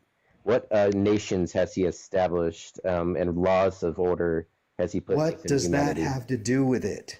I mean, I think Because we've the already covered. Judeo-Christian God has established order in the world. You read the historical books, you read the historians who actually give acknowledge to the Christian Judeo faiths, and they say, "Wow, look at what happened after this." That's literally why they rewrote the calendars, man. I mean, it had such an impact to I'm sorry, humanity. Rome rewrote the calendars, and that was for We're, the we're Greek standing gods. on that foundation. You could deny it all you want. doing an appeal to authority, man. Like, Yeah, and ultimate there's got to authority. be there's a fallacy in that I can't even identify with a name. Like, So you well, don't changed the understand that there's calendar, therefore hierarchies God. in this reality? You don't understand that? Or is it just You gotta- survival of the look. fittest to you? Just talking over me isn't going to get us anywhere. So is there a hierarchy in our existence, or is it just survival of the fittest? That's the question. What? Is there a hierarchy or is there a hierarchy? Is what I just. Have you read the Greek? Have you read philosophers? Like, have you read philosophy before? Oh my God. I'm just asking. Because What's it got if to you do read, with it? because It's they irrelevant. acknowledged that I've read they, some philosophy. What's it got to do Yes. with it? they What do were you want? understanding that You there was getting something at? outside of our human carnal experience that was giving order and direction. What? And Christ said that he is the way, the truth, and the life. And so, Yeah, and I said I'm a pancake. Am I a pancake? what? No, of course not. That's Just because illogical. Christ said he was something doesn't mean it's true. Okay. I mean, you can doubt Doesn't all you even mean want. it's true. He actually said it. Chris, can I ask you a question? You've been asking lots of them. Can I ask another one? You just did. Okay, you're right. You're an asshole. If I That's claim not a question. if I claim that I could appear to people in dreams, right? This is a mystical claim, right? I can't give you evidence of that, but there's 100 people, like today, me right now, I'm claiming that I can do this. You literally could But just there's appear in 100 his people dreams, therefore who claim- evidence. Wait, let him finish. Yo, can you let me finish? Yeah. There's 100 people who are claiming, yeah, he's appeared in my dreams. This is him, so on and so forth. Is that evidence to believe that claim? Probably not for him. No. Anecdotes are no good whatsoever. Yeah, the atheists call it the unicorn fallacy, that is completely nonsensical. But they do claim it that even if 1,000 people came down from the mountain and said, "Hey, we saw this unicorn with stuff," they wouldn't believe them because at the end of the day, the atheists don't care about people outside themselves. They care about their own ego. So you and said it's themselves. how do you know if it's No, like 100 incorrect. claims? I They wanted don't to give a damn respond. about other people's experiences. Incorrect. They don't give any Incorrect. acknowledgement of the realism of the human experience and False. spirituality. Okay, tell False. me how it's Wait, not. wait, Chris. Dude, that's a straw man again. You're telling me what I That's not care a straw about. man. You're wrong. I'm giving a Wait, It point. is a straw man. I Wait. never said I don't care about other people's experiences. What I said was that in order for me to believe something is true, an anecdote is not enough. So you gotta get experience yourself, right? Now, for as far as extreme claims for miracles, okay, that's what I'm talking about. I'm not talking about like I make $500 a week. That's like not a big deal. I can just believe that because it's believable. That's like I know lots of people who make that much money. I have no problem with you making that claim. Why should I it doesn't even matter to me. So I'm just going to go, yeah, okay, cool. That's true. Great. Now what? Okay, with God's a different issue. That's a very important subject, right? That's very important to me. we It's not agree. just important to you. On that, I think, yeah, we can all agree. It's a very important subject. So if you're going to make a claim to know God, I'm going to need some extraordinary evidence, not just hearsay from whatever number of people you want to claim are claiming the same thing, because there are millions of people in many different religions making claims like this. Then I'm So genuinely confused on your worldview because you just said that you don't you said that you do care about other people's experience, but yet you just said that people claiming things doesn't matter. So can you clarify a bit? when it comes to extreme claims that they go against everything I know about the universe, about the laws of physics, the laws of logic. If you tell me that a man was gone for 3 days and then rose again because the stone was rolled away and an angel appeared and he was born of a virgin, all these things about Jesus, that's a lot of it. It's not just one extreme claim. It's one upon another, upon another, upon another. It's a stack, a huge stack of ridiculous Nobody's claims. asking you to accept all of them. Also, really quickly, I remember vividly the day in elementary school when I was told that Pluto was no longer a planet. That claim was extremely wild to me, and I couldn't believe it. That doesn't mean that it wasn't true just because it went against everything that I understood. That's so Wait, I silly. do have a question for Chris real quick. So do you think it's plausible that a mind is behind the universe? It's not even comprehensible to me. Yeah, I think that's just so not fair at all. Why is Let's that put not this in fair? perspective, I can't Chris. Look at the comprehend it. organization in the universe. Like, I'm the admitting, universe is I'm sort of admitting my own limit in thought. Why is that not order, fair? organization, I want to put this complexity. There's just so throw many this out things here. that can indicate that this universe is orchestrated by some type of mind. And I just for you to say it's like completely implausible, I think is I didn't totally say unfair that. and I said shows it's your bias. incomprehensible. Okay. It's incomprehensible. Yeah, I said completely implausible, incomprehensible, whatever. No, that's a Right. different thing. I can't Whatever. tell you. Sure, I can't tell you whether it's incomprehensible. plausible or not. All I can tell you is that I can't wrap my brain around the idea. Yeah, okay, Chris. So let's just talk hypothetical here. So have you ever seen like a kid work on a pile of Legos, for example? And I used to work in daycare, and there's this one kid, this blonde kid, he got a huge pile of Legos. It's just a mess, absolute mess. And in like half an hour, he built like this whole train station and firehouse and all this stuff. And this is a little tiny kid. So let's just put this into perspective. And, I'm just throwing this out here. Could you imagine that, but like infinitely more powerful, and could create? I'm just saying. No, I that. can't imagine that. Okay. Yeah, see, I mean, this is can you you see adults can create things that are even more there's nowhere impressive to than go with Legos, this. It's right? beyond my ability to imagine. And it's also beyond yours, but you pretend it's not. Well, No, it I may be beyond our understand it ability to because I know imagine, but I know it my doesn't creator mean pretty that- well. So That's your claim. That's your arrogance. arrogant. Yeah, okay. I know my creator. I mean, think about it. Think about it from my perspective for a moment, if you can. Put yourself in my shoes, okay? I'm admitting that I don't know, that God is far beyond me, and that Oh yeah, there's a lot I don't know about him. and to be that honest. I haven't been able to figure it out. to this me point either. in time. Okay, can you stop? You're saying me either when you totally disagree. That's totally disingenuous. Just because you know somebody doesn't mean you understand 100% of their being. Okay, right. So, but I'm saying that I don't know. You're not. Okay.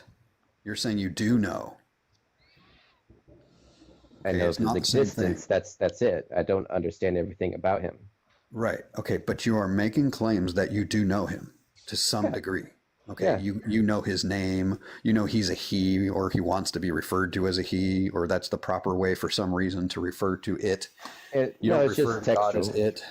You know, you apply a will to it, you apply personality traits to it, all kinds of things. You have an image of what God is in your head. In your limited mind, you have tried to get a piece of the infinite. You try to get your limited mind wrapped around this infinite thing, so you limit it in order for you to grasp some of it. Which Just to because me, something is awesome doesn't mean you can't have a perception of it. Can you let me lay it out? Because I don't think you've heard anybody explain this point of view. I've only heard myself say this stuff. I've heard other people come somewhat close, but they really don't quite get to where I'm at. Because to me, it's kind of a moral argument against belief in God that I'm getting at. Okay, to me, the moment you name God, you claim to know God, to have any sort of concept of what God is, who God is, you are making the second most arrogant claim a human being can make. Number one being, I am God. Number two is, I know God. I have a close relationship with God. It is, even if true, it's like, wow, that is quite a thing. Like, congratulations, because a lot of people, billions and billions and billions of people throughout history have been trying to figure this out. And most of them at some point claim that they did figure it out. But forget all of them. You are the one. You figured it out. That's what I mean. It is so arrogant to say, I know God. You really got it wrong, man. You really got it wrong. Okay, you're just saying that. You're flippantly responding to me. You're not really thinking about what I'm saying to you. To me, you are committing blasphemy. The universe and space against is an infinitely actual great. God, if there is one. Do you believe our universe is pretty big and infinitely large? Why the silly questions? I'm putting this out here, okay? So if we acknowledge the universe, and then let's say we begin to see it and test it. Let's say build some telescopes, build the Hubble, right? And then I become a scientist, and I invest all my time and effort to build this telescope to go into deep space and to take, retina pictures, what is it called? Red light pictures of the space. And then I come back to you and say, hey, yeah, infrared, right? And then I say, hey, man, I just got to find that, and here's the way I would say it. Hey, there's so much we don't know about this universe, but hey, we found out about black holes recently, and we found a star collapsing. And then you just get to go up to me like, dude, you sound so arrogant. Oh my gosh. I'm just saying, like, that's the same way I see it, is that just because God is infinitely great and I have a relationship with him doesn't mean I don't know all about him, but I know he's real. That's it, and there's so much we don't know about him. Reading the scriptures, even the writers of the Word of God was like, I think the writer of John, he said, if there were enough paper or scrolls in this whole planet to write, it would still not be enough to talk about all the things of God's kingdom and Jesus Christ and things. He was admitting that there was so much he did not know. Does it make sense? So just because something is infinitely great. No, you're making the claim to have figured out the greatest question ever to cross the mind of man, while other people are making the same claim with just as much veracity, just as much credibility, which is zero. You all keep doing the same thing. I'm telling you, I'm trying to take the most humble approach to this I possibly can. The only answer I can see to remain humble is to say, I really don't know. And the moment you make a decision about what God is and you start telling other people you're speaking in God's name, you're going around telling people this is what God wants with your life, if there is a God and it cares about what we say in its name, you are in thin ice. While I'm doing fine. Like, why would God be upset with me? Wait, but why is that bad I'm for us just to admitting do it. if in our worldview we understand what he wants? Like in our worldview, the Bible quite literally tells us what he wants. So why is that bad? I don't understand. It's not. Sorry, hold on. I'm in the process of switching accounts here. That's me, Dev Angel, also me. I'm going to switch to that one. My battery's dying here. Okay. Yeah, God's a God of law and order, right? I mean, just look at the universe. There's a lot of chaos, but there's still law and order. There's gravity. I mean, there's stars. There's planets that. And Black Stallion, I'd say you're correct. Like, obviously, with my claim, I'd have to prove my worldview. But I'm just saying, like about the topic, I feel like his perspective is a bit skewed. Like, I don't think it's unfair for us to claim to understand the God of our worldview when our God, like, blatantly told us his character. I hope my analogy. Do you guys get that pretty well about the universe? Like, just because a scientist that puts all of his effort. First things first. The universe isn't chaotic. Well, no. Or maybe you were using a different. No, I was talking about the analogy Sorry. about arrogance. Like, he was saying I was arrogant because I believe in my Creator. I believe I know my God, but he's like, oh, that's so arrogant, And I told him, like, really, I don't. I mean, like, I'm like a child, that I trust my parents. The thing is, like, you're saying the Christian God is real, and you know certain things about. I don't want to say that's the Christian God. I mean, I think God's even above that. I studied Christ, and Christ taught us that the Gentiles would receive God and in his kingdom because his original children did not receive him. It says he came into his own, and his own did not receive him. Well, yeah, so the thing is, like, you believe Jesus Christ and all of his teachings and stuff like that, and you think, like, this is the one true, like, God, right? Sure. I mean, no, he's the Son of God, but yeah, it's the same thing. Yeah, but there have been, like, plenty who have come before you and after you with different religions and texts with just as much, like, passion as you, and they think that they're right. And, like, there's thousands of different religions and religious texts and books. And yes, because there's probably supernatural events happening all over the place, bro. That's probably why. Well, yeah, but, like, I agree. You think that you've stumbled across the one out of thousands, and this one is the right one. Well, I didn't stumble upon him. He kind of intervened in my life. I mean, I kind of hated him at first. In every case. You're not any different. You think you're the one. You think you're Neo, but so do they. Everybody thinks they figured out the Matrix, but we're all just wandering around in the dark. But why do you think God is really a Matrix, though? Yeah, look, I did see through the veil a little bit, but I don't want to get too off topic. Look, it all has to do with our prior beliefs, right? If my prior beliefs are that God exists and supernatural events occasionally occur and whatnot, then when I evaluate the evidence for the resurrection, I'm going to come to completely different conclusions than what Dev would come to, because Dev is, his prior beliefs are that there is no God. Yeah, so when he evaluates the evidence, he's going to come to a completely different conclusion. No, unless prior belief means something other than what I believed prior, that's not true. I was a believer when I got started. No. What I mean by your prior beliefs, what I mean by that is just like when you were looking at the what are you coming? What's your background like coming into that? It's equal to faith. It's the same thing. I'm not doing that. I had this argument. It doesn't really matter what his background is.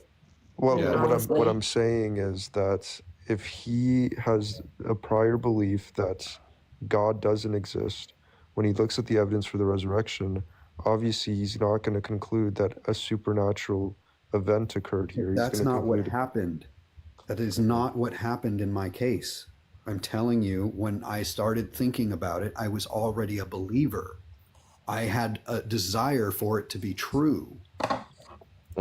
Did you, like the word said, those that come unto the Lord must believe that he is, so that first of all is acknowledging his deity, believe that he is, and then he is a rewarder of those who diligently seek him. So God's going to reward you for diligently seeking him. It's not just stand on the fence. You can't just sit on the fence. Whatever, dude. I wasn't on the fence to begin with. I am now. Okay. So, can I ask why you're on the fence now?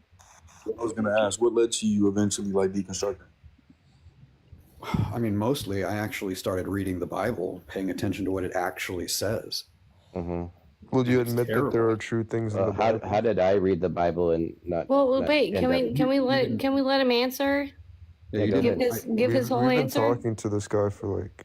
Well, yeah, 30 but she minutes asked now. like, okay, No, well, that's you know, fine. I guess you don't understand. matter to these guys, but. Yeah, go ahead, Chris. Finish. Yeah, so what happened for me personally, I'll give my quick anti-testimony here, real quick, as fast as I can. So I was a Christian till I was 23. I was in the army, in the barracks, trying to find a church to fit into when I started exploring other denominations to begin with. And I couldn't, because I couldn't find a church that I really fit into. I didn't feel like anything was genuine. It was weird. I was in a really strange place. I'd never had to search for a church on my own before. I always had my family. So I started doing this on my own. I started picking up books all over the place while I'm studying denominations. I actually started writing my own curriculum. I was taking a Catholicism course, and not that I'm an expert on any of that because I only took one course on Catholicism. I don't remember everything I learned, but I do remember the things that really mattered to me. And primarily, the most important thing I came across was a book called I Was a Flaky Preacher, written by somebody who, at the end of the book, he's still a Christian, but he admits that he was wrong about his beliefs about biblical Christianity.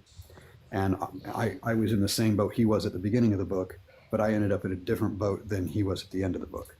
What it brought me to was realizing that my version of Christianity wasn't biblical. I was in a religion that was not following the Bible, and the Bible was the authority to me. And that's why I went, okay, I need to go back and read the Bible and see what it actually says to make sure that I'm on track. So to begin with, when I started reading the Bible at the very beginning, again, I was still a believer in Christ. I wanted to find out what the truth about Christ, what Christ wanted me to do and think actually was, because I felt like I'd been led astray. I'd been led with a bunch of lies. So I needed to figure it out. So I started studying for myself. And immediately things start popping up that are like, what the heck is that? Like, this is not adding up. There's a lot of things in Old Testament that may make many new Christians kind of doubt. I wasn't a new Christian. No, I know. I'm not saying you are, but I'm saying, that it could be definitive issues for new Christians. But that's just problematic for Christians. That's not problematic for anyone else. This is like, well, our book may confuse you, but our God isn't a God of confusion. I'm sorry, what? Well, I disagree. You disagree about what? I disagree that, that our God may be somewhat confusing to new Christians with New Testament or but the Bible literally whatever. says God is not a God of confusion. God is not one of confusion. That doesn't say that we cannot be confused. Right, but if God is a trickster. Yeah, he sure No. is. So the difference between Old Testament and New Testament is the values of the people. Oh yeah, one of the differences, sure. And there's, God was kind of cruel in Old Testament. Still is in the New Testament, just a little bit less. Yeah, well, yeah. And he didn't understand his own germ theory. Okay. I don't know about that, but there's all kinds of problems, even if you just look at the New Testament. It's never ending, just piles and piles. I want to say never ending and an infinite. Like, I want to use these big words. It's of course not infinite, but there's so many problems. We could go on and on. You understand? I have a question for you, Dev Angel. Yeah. Are you a current Christian? No, I'm an agnostic atheist. And I know Why? Christians don't like that. Can I ask why? Because he explained a little bit of it, just right. I wasn't here for that. So yeah, it's a quick explanation, doesn't take long. So I don't know, and I don't form beliefs about things that I don't know. So I'm agnostic, meaning I don't know, and I'm atheist, meaning I don't believe, because I don't know. I'm atheist because I'm agnostic. That's my rationale. You're a modern day philosopher then. Dev, why don't you just be a fallibilist and a Christian? Like, think the Bible is fallible and has errors in it, but still can you grant that, well, I understand why you're not a Christian, but you acknowledge that there are true things in the Bible, right? Like what? Like the crucifixion. I know you don't accept that, but... Why would you ask that then? But I'm just, I forgot in the moment. But either way, right? I don't know if I want to rehash that with you, but I don't know why you would say that he wasn't crucified. But sure, I'm not going to rehash that. Actually, Chris, why do you think he wasn't crucified? No, sorry, you got me there. I'm thinking resurrected. I don't know whether there was a Jesus who was crucified. That to me is irrelevant. The important thing is, was there a Jesus who was resurrected? That's important. Yeah, And I but there don't believe are obviously There's like no true reason things to in the believe that. Bible as well, right? Not all of it is like false. Like Well, all okay, of but let's walk through a little bit of it. Let's talk about like the Hebrew story, the story of Moses and the Exodus. Okay, that's completely false. It doesn't even understand that at the time they could never have actually left Egypt because all of the land they were in, all the way to Canaan, the whole time was all the empire of Egypt. Yeah, that's makes fine. no sense I'm at all. saying that could be true, that the Exodus didn't happen, but it doesn't mean that like Christianity is false in light of that. Okay, but who were the Hebrews? Who were they? Where did they come Is that from? actually true? Egypt owns like such a big portion. Yeah. They never left Egypt. They were technically. That's right. That's right. If it happened at all, that you look at the map that people believe that they wandered around the desert, they wandered around all the way to Canaan. Every bit of that land was under Egyptian control throughout that time period. So what you're saying is the Red Sea excursion never happened. That's a whole different excursion. That's cute. I mean, you're talking about the parting of the Red Sea. Or he believes that pyramids were built by aliens. What? No, I don't think that. But I'm just saying. so you're saying that when Moses led the people out of Egypt, that didn't really happen. Yeah, it didn't happen. There's Yeah, no reason. I read about that. There's no reason to believe any of that. Of course, there's going to be some chariots at the bottom of that sea. You had Egyptians for thousands of years going across that sea with boats with chariots in them. There's going to be a few at the bottom of it. So that's not going to prove anything for us, not going to help us at all. Oh, It's wow. silly to say, oh, look, the chariots down there must have been, see, it's true. No, sorry, but those should be there without the Exodus. And Also, then you would like, have you would have all kinds of evidence scattered across the desert. Sooner or later, we would come across some sort of evidence of Hebrews wandering around. There just isn't that. So And can who I knows? ask you? We didn't get to that, but go ahead. Can I ask you? Wait, hold on, What do you before think? Before you ask, even if there was chariots that were like under the ocean or something like that, wouldn't the wood have eroded? I mean, like that's like thousands of years ago that this shit Mostly, you could have. We do have evidence of things like that. So coral wraps around it, and then the coral still remains afterwards. I don't know. So you can have. It's just like lava covering. I gotta be going, guys. So have a good night. I'll end with this. So there is a scripture, Night. Dev, that says we should not lean on our own understanding, but always acknowledge Him, I'm and He sorry, will make when your you path say straight. Hold up, no. Before you like leave the live, I want to tell you how an atheist reads that. Yeah. Don't think, just listen. Yeah. Yeah. Just like a child, and you can't get into heaven unless you have the mindset of a child. Yeah, you're right.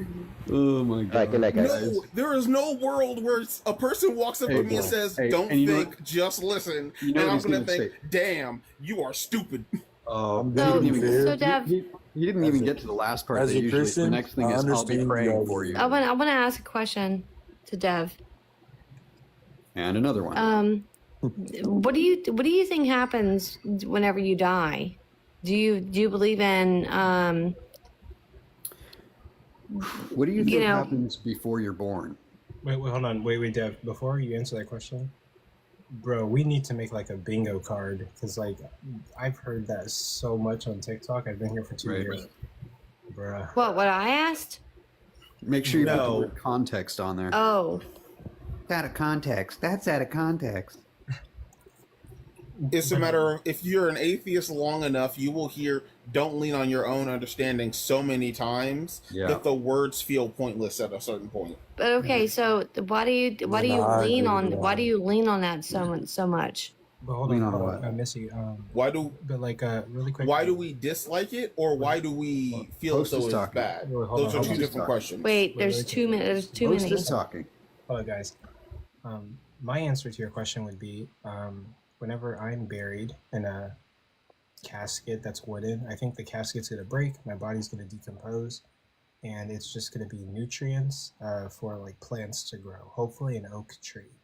But basically, energy can never be created or destroyed. So I think the energy that's in my body will just transfer over into the earth and create plants. And I think like Dev was about to say it, we're just going to return to the state that we were at before we were born. We didn't even know we were existing. Well, something like that. I mean, there is no state to speak of, but yeah. Small point, but we're not going to die because they're going to cure aging within 5 years. I mean, you know, if there's a chance, I kind of hope they don't. If there's a chance there's ever going to be a heaven or anything near eternal life, science will take us there. Maybe, probably not, but maybe. It's the only chance we've got. It's certainly not this Jesus thing or the Allah thing. None of this is going to happen. Not the Jesus thing. Yeah, Like, no, for thing. me, I do not fear old age, because that just means that I lived a happy life. Cool. Well, I mean, just because you get to old age doesn't mean you were happy, right? But hopefully, Well, I'm happy now. I was happy yesterday, and anybody who tries to take away my happiness got to get through these hands first. So, oh, she I ran wanted away. to answer Missy's question. I was just gonna say, you know, I understand atheist perspectives on why like the whole be childlike and faith thing is like stupid in a sense, because I mean, even when you look at like Christianity from like a historical sense, I mean, religions were used to control the masses. I mean, consistently throughout history. So it would make sense that they would put a verse like that into Christianity. So I think it's kind of ridiculous when theists like expect atheists to like take that and run with it. It doesn't make sense. That's a good point. good So, job, you Prince. remind me- You have achieved something I thought was impossible. I actually fuck with a Christian. Wait. Cool. And or God believer. I don't know you well enough to call He's you a the Christian. I'm first sorry. Wait, he's the Who are first you one? talking to? It's been a very long time, Coco. Okay, so dude just reminded me, we never even got to the biblical definition. Somebody said it. Somebody quoted it. But the biblical definition of faith, man, it's so important to understand faith. And they just said it and then ran away from it. Really pissed me off. We didn't even get to talk about it. So can we do that? Yeah, I mean, I would believe that the biblical definition of faith is belief in things that you can't prove. Well, where? Hold up. Where does it say that in the Bible? Okay, Like, this where does is- it give the biblical definition? Oh my God. There is a scripture. Hebrews 11:1. So faith is the substance of things hoped for and the evidence of things not seen. It's really important to actually break that down and think about what it means. My question, after thinking about this and talking to people about it for a very long time, is where is the substance of a thing you hope for? Right? Okay, so check this out. I'm a guy in the desert, right? I've been walking in the desert for days and I haven't had water for most of today, right? I'm near death. I really need water. So I hope I come across an oasis soon. Okay? The substance of what I'm hoping for is the water in the oasis. So what I'm hoping for is in the future or it doesn't exist. That's where the substance of what I'm hoping for is. Are you a materialist? Hold on. Listen, just that doesn't matter. It has nothing to do with what I'm talking about right now. Just think about this concept of faith. Faith is the substance of the thing you're hoping for, but you don't have the thing you're hoping for. You don't have the substance of the thing you're hoping for.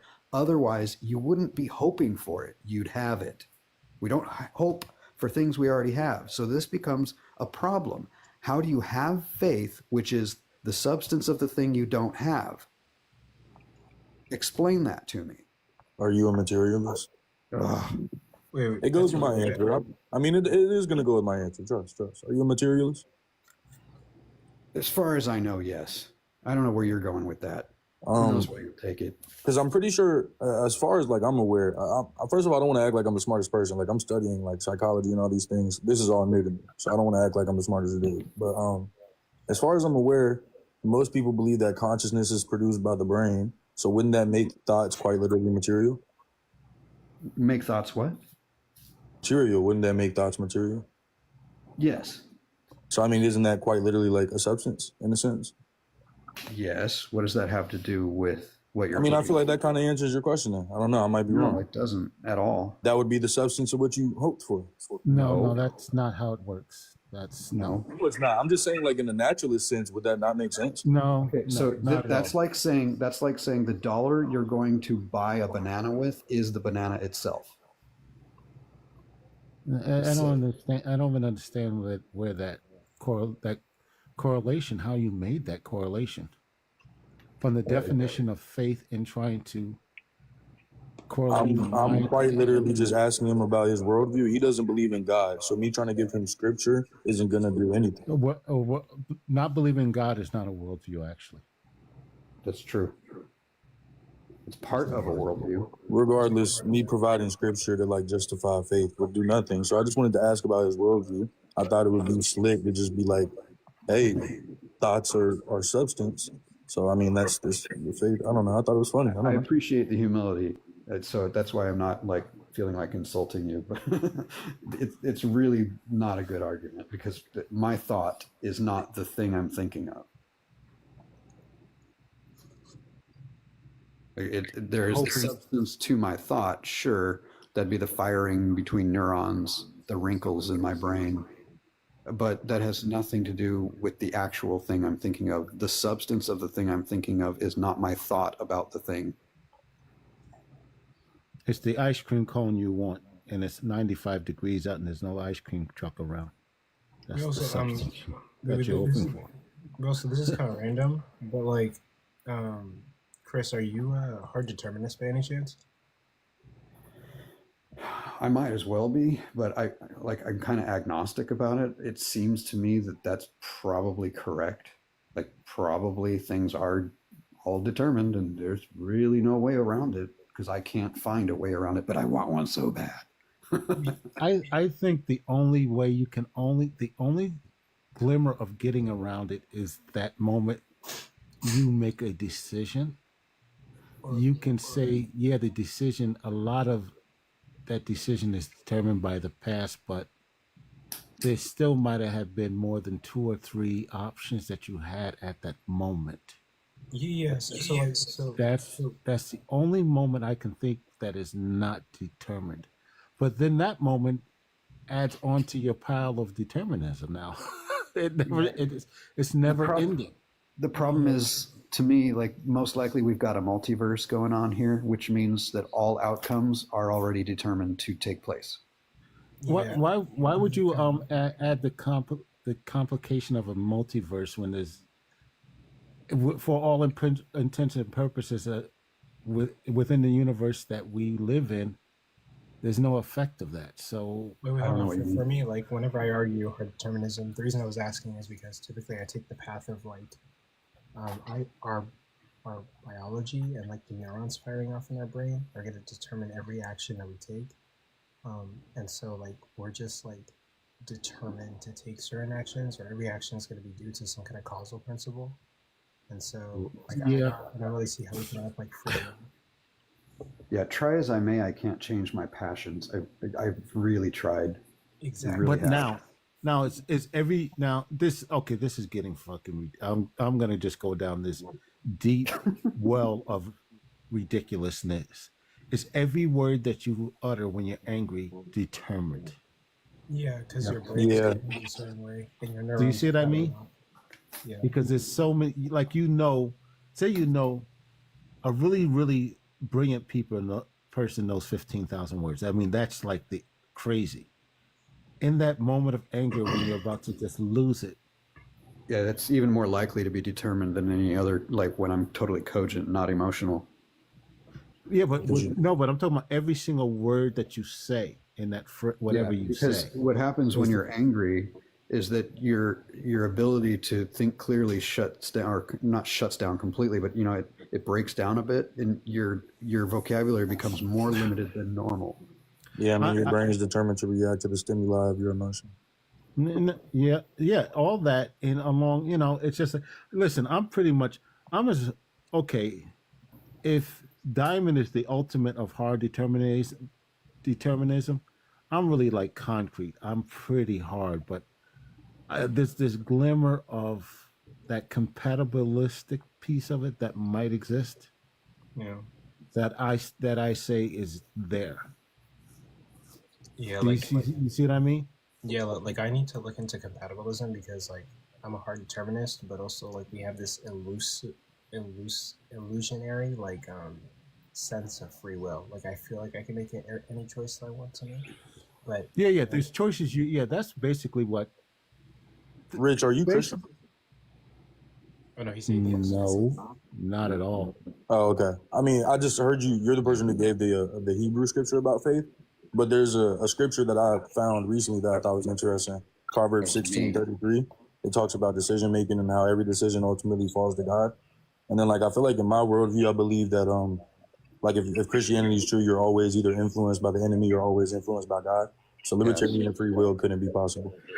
Wait. If God is so powerful, I got to ask you this question. If God is all powerful and he's the final arbiter of everything, are you ever really influenced by anything else but him? Honestly, probably not if I truly like flesh that out. Probably not.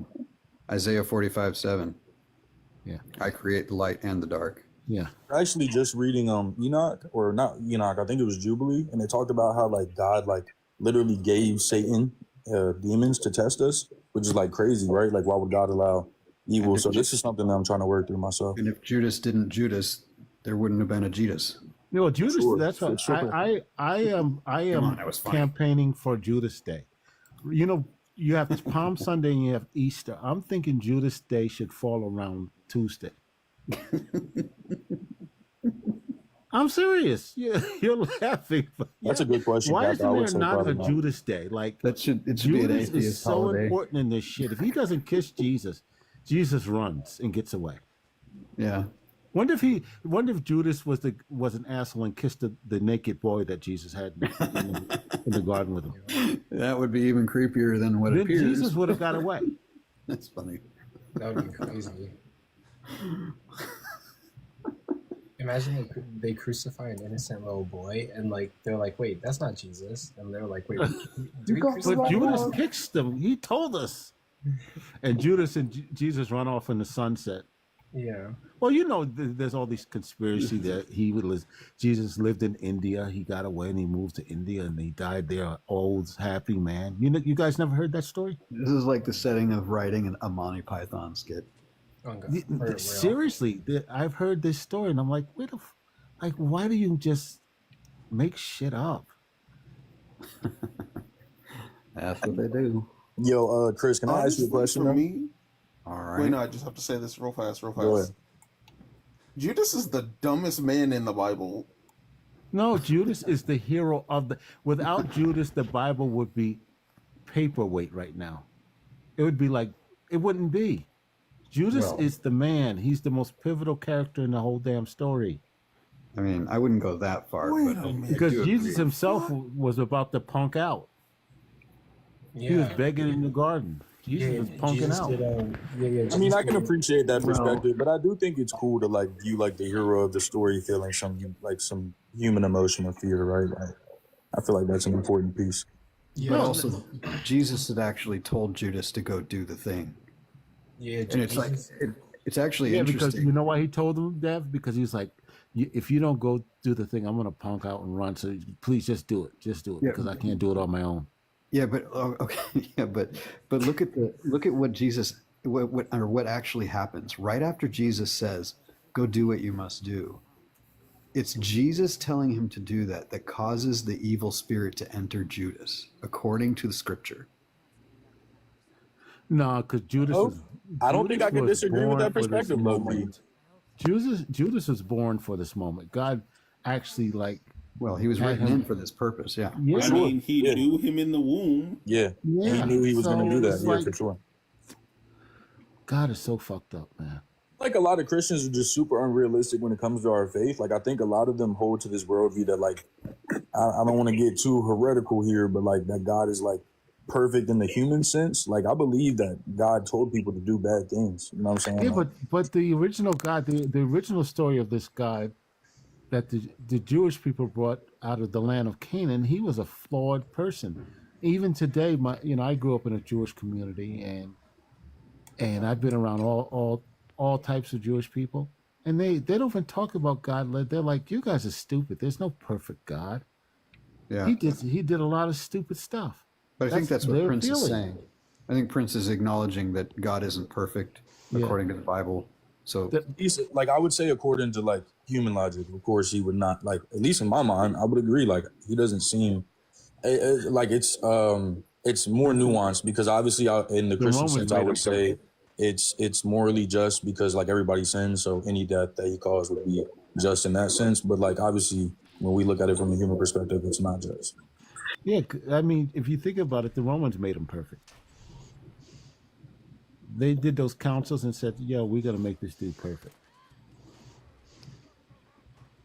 You know, I wanted to ask, this is super off topic, but I wanted to ask the people earlier when we were talking about what people thought happened after death. Someone like, there was a dude who was like 100% certain there wasn't a God. I wanted to ask, like, do you as atheists or agnostics believe that there's like no judgment, that there shouldn't be judgment for the evil that happens in the world? Every day on As far as Judgment Day, Well, just like in general, I hear atheists constantly talk about the problem of evil and like, oh, if God is perfect, No, like, we don't talk. why about, is there no, this no, evil? no. We don't talk about the problem of evil from an atheist. From my perspective as an You atheist and a humanist, I talk about the problems of human frailty. Okay, cool. But for me, as far as judgment goes, there's no such thing because morality is subjective. Everybody has their own definition of good and evil. Everybody has their own definition of good and bad. So morality is subjective. So there is no right or wrong, right? With that being said, so on Judgment Day, how can we decipher what's wrong and right when we have in the Bible, in the Christianity Bible to be exact, when we have murders and killings real quick, and all hang these on, things? hang Why am I being on, cut off Yana. like numerous Because you're times while I'm wrong. talking? Because That's so disrespectful. one, you're monologuing. Two, can I get You your said age what? for TikTok? Can I get your age for TikTok TOS? 22 for TikTok's purposes. you just jumped in kind of randomly. All right. It's like you, Yeah, do you you- ever go you to kinda- people's houses instead of knocking? You just What's kick up, in their John? doors down here. And Oh go just yeah, into was it the not room? open dialogue? Hey, John. No. What's up? You have to. Well, How are we're you, kind of Coco? you kind of gotta. They're having philosophical conversations, so Correct. I heard. like, I just my bad argument sensors Correct. were tingling, so it came up. Mm-hmm. Of course they were. It was me having a pseudo philosophical conversation, as I do. You know. I actually didn't even see what you said. Rich, I really wanted to hear your answer though about like you being a humanist and your perspective. I don't. This term. I guess it's a word. Okay, evil. But if you talk about evil in the sense of God, there's no inherent evil in humanity. It is just we just do shit, and we just hurt. We just do shit, and just sometimes it hurts each other. But this is how I look at it. I have this picture of 40,000 years ago, and the different clans of people, and the clan that's full of narcissists and self-absorbed people. That clan sort of just does not flourish, and it wipes itself out. And we end up with these clans that are the ones that flourish are the ones who have this level of empathy that they can actually see that it's good for the whole for us to just, work together and make this shit work. And we do this until we get to this point. But with that, we're still animals of passion. We're not animals of intellect.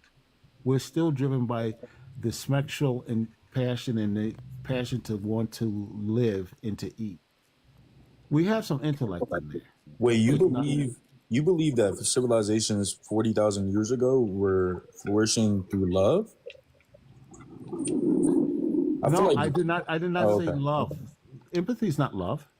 Correct. I didn't. I apologize. No, But no. I don't think that civilizations. I feel like the evidence would show that the civilizations that flourished back then would be the ones that implemented slavery, that were conquering nations, that were stealing. No, first of all, 40,000 years ago, there were no nations. There were no slaves. We're talking about people who lived in tiny clans, and on different savannas. 4,000 years ago, there absolutely was slaves. Tribes. I said 40. Oh, I thought you said 4. Oh, yeah, I thought you said What are you on 40,000. about? I said I'm not sure 40,000 that's years true ago. either, though. They were. I'm just talking about. I'm using the term psychopathy and narcissism, things like that, because these are modern terms. But if you had a clan of humans that didn't have the ability to work together and see that they should work together, that clan was not going to survive, right? And these are the type of attributes they would have had to fail. Now, the clan who had a level of empathy but had that level of protection of the clan are the ones that survived, right? I feel like I can attack that worldview just a bit, just because I feel like you're taking it from this perspective where like you're claiming they're working together from these like positive emotions, but I feel like it was definitely. I did not say positive. I said empathy in the sense that they understand. There's a level of understanding that we must work together, or if I see parts of my clan get hurt, I have to do things to keep them healthy so that the clan survives. And I also sort of feed some of the people in my clan so that the clan survives. But if you have that clan that is just like totally batshit crazy, narcissistic, don't give a shit about anybody but themselves, on a savanna of wild animals, you're not going to survive too long. I feel like, and they weren't clans; they were tribes. But I'm definitely at 40,000 years, I'm thinking they weren't too big. The groups are probably. I'd agree. Yeah, so no, clan wasn't a thing. I'm definitely going to bring up more. I'm using the term clan in the sense of maybe 30, 40, 50 individuals. Yeah, I don't know why that matters. Yeah, correct. Which would also.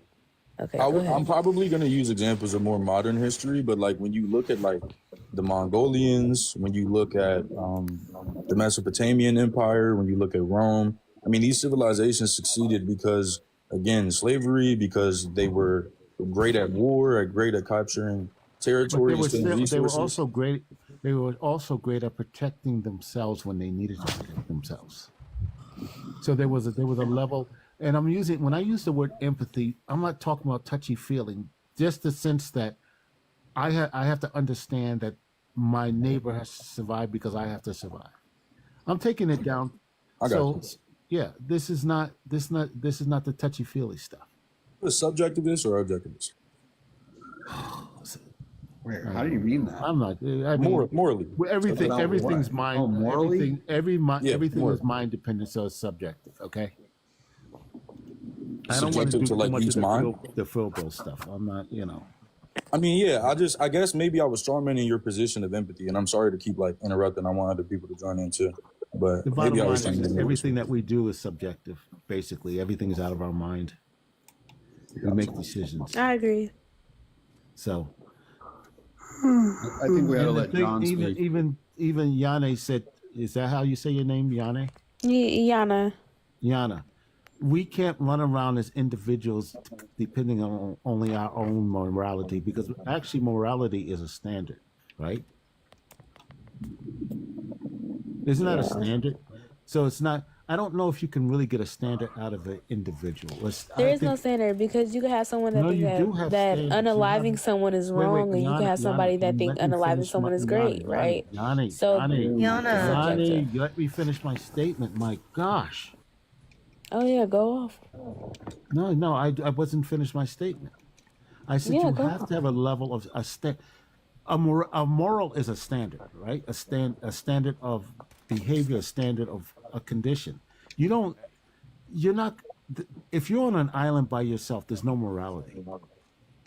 Morality is only within the confines of a group. That's when you really get morality.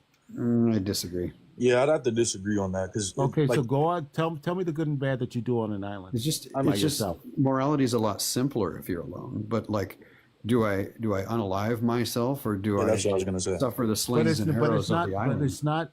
But in the end, for all practical purposes, Morality is a standard of a group. Because that's in the end you're judged by that standard, right? So let's take the person on the island, right? Just singular person, and they have thoughts of self harm. I don't know if I can even say that, but I mean, it just doesn't really matter. We that would we have be morality. objectively We deal bad. with morality. We deal with each other's morality. It's just subjective, though. Yeah, morality is subjective, but we set standards within the. There within is our- no standard, though. Wait, then how do we have communities, Yana? Well, Communities are built to backs off of relatability. Communities have standards. That's why they're cool. It's built off the backs of relatability. I relate to you. We relate to each other. We're going through the same circumstances. We relate. We're a Gotta let her community. go off sooner or later. Yeah, but Yana, if you don't have a set of standards, That's and why the world is to criteria shit now, because there is no standard. Wait. There's even if you're on an island by yourself, there's going to be an ought. So, for example, let's say you're on an island by yourself, but you can still have the sense in which, under the conditions that another person arrives on the island, I We're ought not there's- kill them. There's not going to be another person to arrive on the island. You are by Wait a yourself. second. No. That's not my claim. Doesn't matter. Yeah, It's it not my doesn't claim. matter. My You're claim on the is island by yourself. You're not going to think about Doesn't unaliving matter. someone Let Bob that Black comes on the finish. island. Let him. it's not my claim. Yeah, let him That's not my finish. claim. So my claim is that the person alone on the island is still going to have a sense of an ought of such as if another person arrives on the island, I should not kill them, right? And that's going to be a moral statement. And so that morality, even if another person never arrives, there's still going to be a moral proposition there. The moral proposition is I should not unalive another person. I am talking about you are by yourself. You've always been by yourself. I already You are said that. on the I agree. island. Literally, I agree with that. You don't know that there's any other person. You You're are unaware of other human beings. Yes. Okay, so if you're saying I'm completely unaware of other human beings, you're saying that you don't think there's any sense of a moral ought there? Or wait, you don't think that you could come up with the idea of someone like yourself? I mean, Why this would is you when so you're just out trying there to on a survive? limb, but Were you raised on this island? No, you again. No. Listen. I know it's crazy, but what I'm saying is basically, morality only comes into play when you have more than one individual overall. well, If okay, you don't, so if you don't have, if you Oh, don't no. have, if you don't have a sense of that other individual and what you're going to or not going to do to them. You don't need to seek outside of yourself to have morality, sir. No, but we think already of, did okay, this. think of the island. Okay, think of the island. Is any act that you do by yourself without anything else being affected, is it moral or not? Yes. Are you How is excluding it moral? animals? Are you excluding animals and plants? No, we're not talking. You know what? Being a good fucking person, hello. I mean, like using but- John's example, But because I don't like you the way. realize you're only a good person when you interact with other people? That's when the judgment No. of good comes. You don't have. No, good. I'm a good person 24/7. What do The you way John mean? articulated it was Yana, perfect. how are you a good person? Tell me Well, exactly how actually, you're a good person. it was flawed because what John articulated included another person, and it turns out like that doesn't help because Well, I he was said- going to use the odd or Well, no, odd. that was before I knew that he was in his Right. hypothetical. He's saying other people just don't exist, right, and the other person isn't even aware of them. and it's just like, why are we No, having other this people can conversation? exist, but that That's not also the should bring point I'm more. saying. So, Oh my gosh. like, I could present you an argument. What was Dev saying? I don't know why we're having this conversation, but it's like I totally disagree that there's no morality without any other people, and I don't like. How far do you want to go with this? Because Oh, are you a moral realist, Chris? But this is what I'm saying, Chris. Dev, since everybody's been calling you Chris, right? The only reason you have these relationships with other people, right? You've always had relationships with other people. You've always Not really. interacted with other people, so you're gonna always think that there's going to be part of your thought process. No, I've had times where just okay. You're on this island by yourself. Either I'm going to eat today or I'm not going to eat today. That's not a moral decision.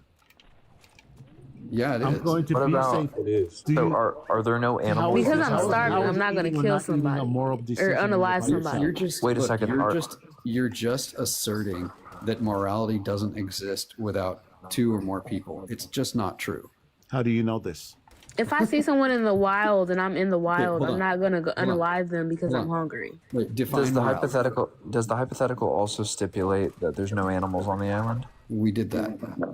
No, the No, I animals are there, and you see them as I guess if you want to say, Yeah. if you help, now is it That a would moral be a act? moral Is compass. it a moral act to help animal with a I broken don't have to leg? continue drawing this out. The whole point of me bringing up objections is just to show that you're clearly like incorrect about morality being just subjective. There's definitely objective morals. No. What's the give us a? The issue is just because Well, you see someone in the so if wild you're and you're out in the wild doesn't mean you're going to unalive them. well, so Rich, I'm if you're not talking- granting, oh my gosh, wait, what is she really talking quick, Rich, if you're granting that there are animals on the island in your hypothetical, let's say that the person goes up to an animal and just for the fun of it, because they're bored, begins to torture the animal in the most excruciating and painful ways possible. Would you say that that's not immoral? Well, by our standards, it's immoral because we are. Okay, there you go. Wait. Done. By our standards, our community standards, it's immoral. Well, I'm just No, asking, by my would that be immoral by on that his standards, hypothetical? by his or her standards on that island, hypothetical, is there anything to make the judgment of morality? Yes. Well, I'm I judge asking you. I'm myself. asking you. By who? I judge myself. He doesn't judge. He judged himself as fine to do. What? That's Wait, what I'm okay. telling you. Okay, so if he is, That's his morality. He doesn't even judge it. He just does it. He's Whatever, not making. dude. He's No, not people- saying people- this no, is right no. or wrong because he doesn't have anything to reflect right or wrong. People He just judge does themselves. People judge themselves all the time. Tell me when anyone has ever judged themselves in a vacuum of never having interactions with others When- and understanding what right and wrong. It's called is. self-reflection. Tell me when a person has ever Tell me been in when that any- scenario. Tell they don't. That's my point. Okay, no, that's not a point. That is a point. If you No, it's not. Chris, if you have never been in a situation, if no human being basically, there's never been a time where there was only one human being. There's always been groups of human beings. So there always has been a group of human beings to reflect upon. Oh my God. Am I right? Am I right? Oh, Sure, in my the sense that question. you're right. What's your point? Well, my So my question point is was that you about don't have a torturing the animal. situation where you can even correlate. I mean, you can even just say, well, maybe this will happen because it's never. My example was falling in line with your example, in which it seems like you could grape and torture an animal, and it would be like the morality still wouldn't exist. And intuition. Within the I know, but within the context of that island, with him or her by themselves, it doesn't. Okay, but could they feel guilt even though you don't think it matters? Now, if they feel guilt and if they decide, if they feel guilt, yeah, they could. Okay, so that means there's a morality at play without any other human beings there, with only animals. Now, okay, you could so get rid of you've added the thing of guilt. you could get rid of the animals now, and we could say there's just a Venus flytrap there on the island. Okay, and we could do the same thing with the Venus flytrap. Yeah. But the bottom line is this: the morality has almost no practical use with just one individual without others to interact with. Again, Almost has incorrect. You're no not getting the practical point. use. Incorrect. Not true. Tell me where the practical use on that island is. In short words, what you're saying to us is you are immoral when you're by yourself. No, Is that what you're saying You to us? guys don't even understand. This is just a fucking mental exercise. We all But it's a are, bad because one. we've all been affected. We've all been determined through the evolution of humanity because we've always been in groups. There's never been a humans that weren't in groups. Right, So so this is what's how the we point? developed. So this is what we are. So our Yeah, morality, in the end, your morality, even if I as a person from today, and if I go out by myself, and I go to Alaska and there's not another human being for 200 or 300,000, 200 miles, square miles around, I'll never see them. Yes. I will have feelings, but the overall moral standard is more communal, and that's the most important part. Okay, here's the thing. We can agree that moral compass comes from surroundings. We can agree that moral compass comes from the certain society we live in. We can agree that moral compass comes from the people that we're around. We can agree on that. But to say that you don't have a moral compass when you're alone and you're not surrounded by people. No. When you and I today, we walk around, we all have a moral compass, but that moral compass has been determined by us, by how we were raised, the communities we are in. Hold on, though. None of this stuff is done in a vacuum. None of this Yana brought up a develops in great vacuum. point, though. Even in your hypothetical, there's no vacuum, so he's still going to have a moral compass based off the stimuli in his environment. Okay, is there anyone on the panel who agrees with Rich and wants to steelman his point? Wait, so basically, like, Rich is basically like a moral subjectivist. He doesn't believe in moral facts outside of humans. There is. Yeah, that's not what I meant. Like, first of all, do you agree with what he's saying about if you were all alone on an island, you wouldn't have any morals? What? No. What is okay? Let's define the word moral. What is a moral? Define it, please. And then if you do agree with him, if we're going to really get anywhere with this, let's define what a moral is. And then if you do agree with him, can you steelman the argument? Can we define what a moral is first? A moral. That's what I asked you a long time ago. You didn't answer. A moral is a prescription in regards to like behaviors, like what you ought to not do. Now, is there an ought on that island by yourself? Yes. Yeah. Outside of A you group surviving, or individual distinction between right and wrong. Those are outside morals. of you surviving. Outside of you Please surviving. talk one at a time. Outside of you survivor, is there an ought or an ought not? Yes. Where? Should I just give me one? I can't say In this my belly explicitly. button. Seriously, give me one. If you're by yourself on that island, I'm trying, dude. Please stop asking again. Should I pull my fingernails off? That wouldn't be good for your survival. Right. So this is a moral I thing. said outside of survival, ought and ought not. Well, no, actually, I could survive without my fingernail. Not a Barely. big deal. You're by yourself. You're bleeding. You get infections. It's stupid. Maybe not. Well, then then do it. Then there's even then if it's not I'm telling my mom. if it's not going to affect your survival, then it doesn't matter. You can do it. You have to realize that you're saying right now that the feeling to want to be alive is not a moral decision. I disagree. I find it immoral to inflict pain on myself for no good reason. So I'm sorry, but your argument fails every single time you try it. Please stop. Nope. I don't agree with you. Okay, but nobody agrees with you. No one. Okay, so we got a group of 1, 2, 3, 4, 5, 6, 7 of 8. There's 37. There's 37 altogether. Does anybody in the chat agree with Rich?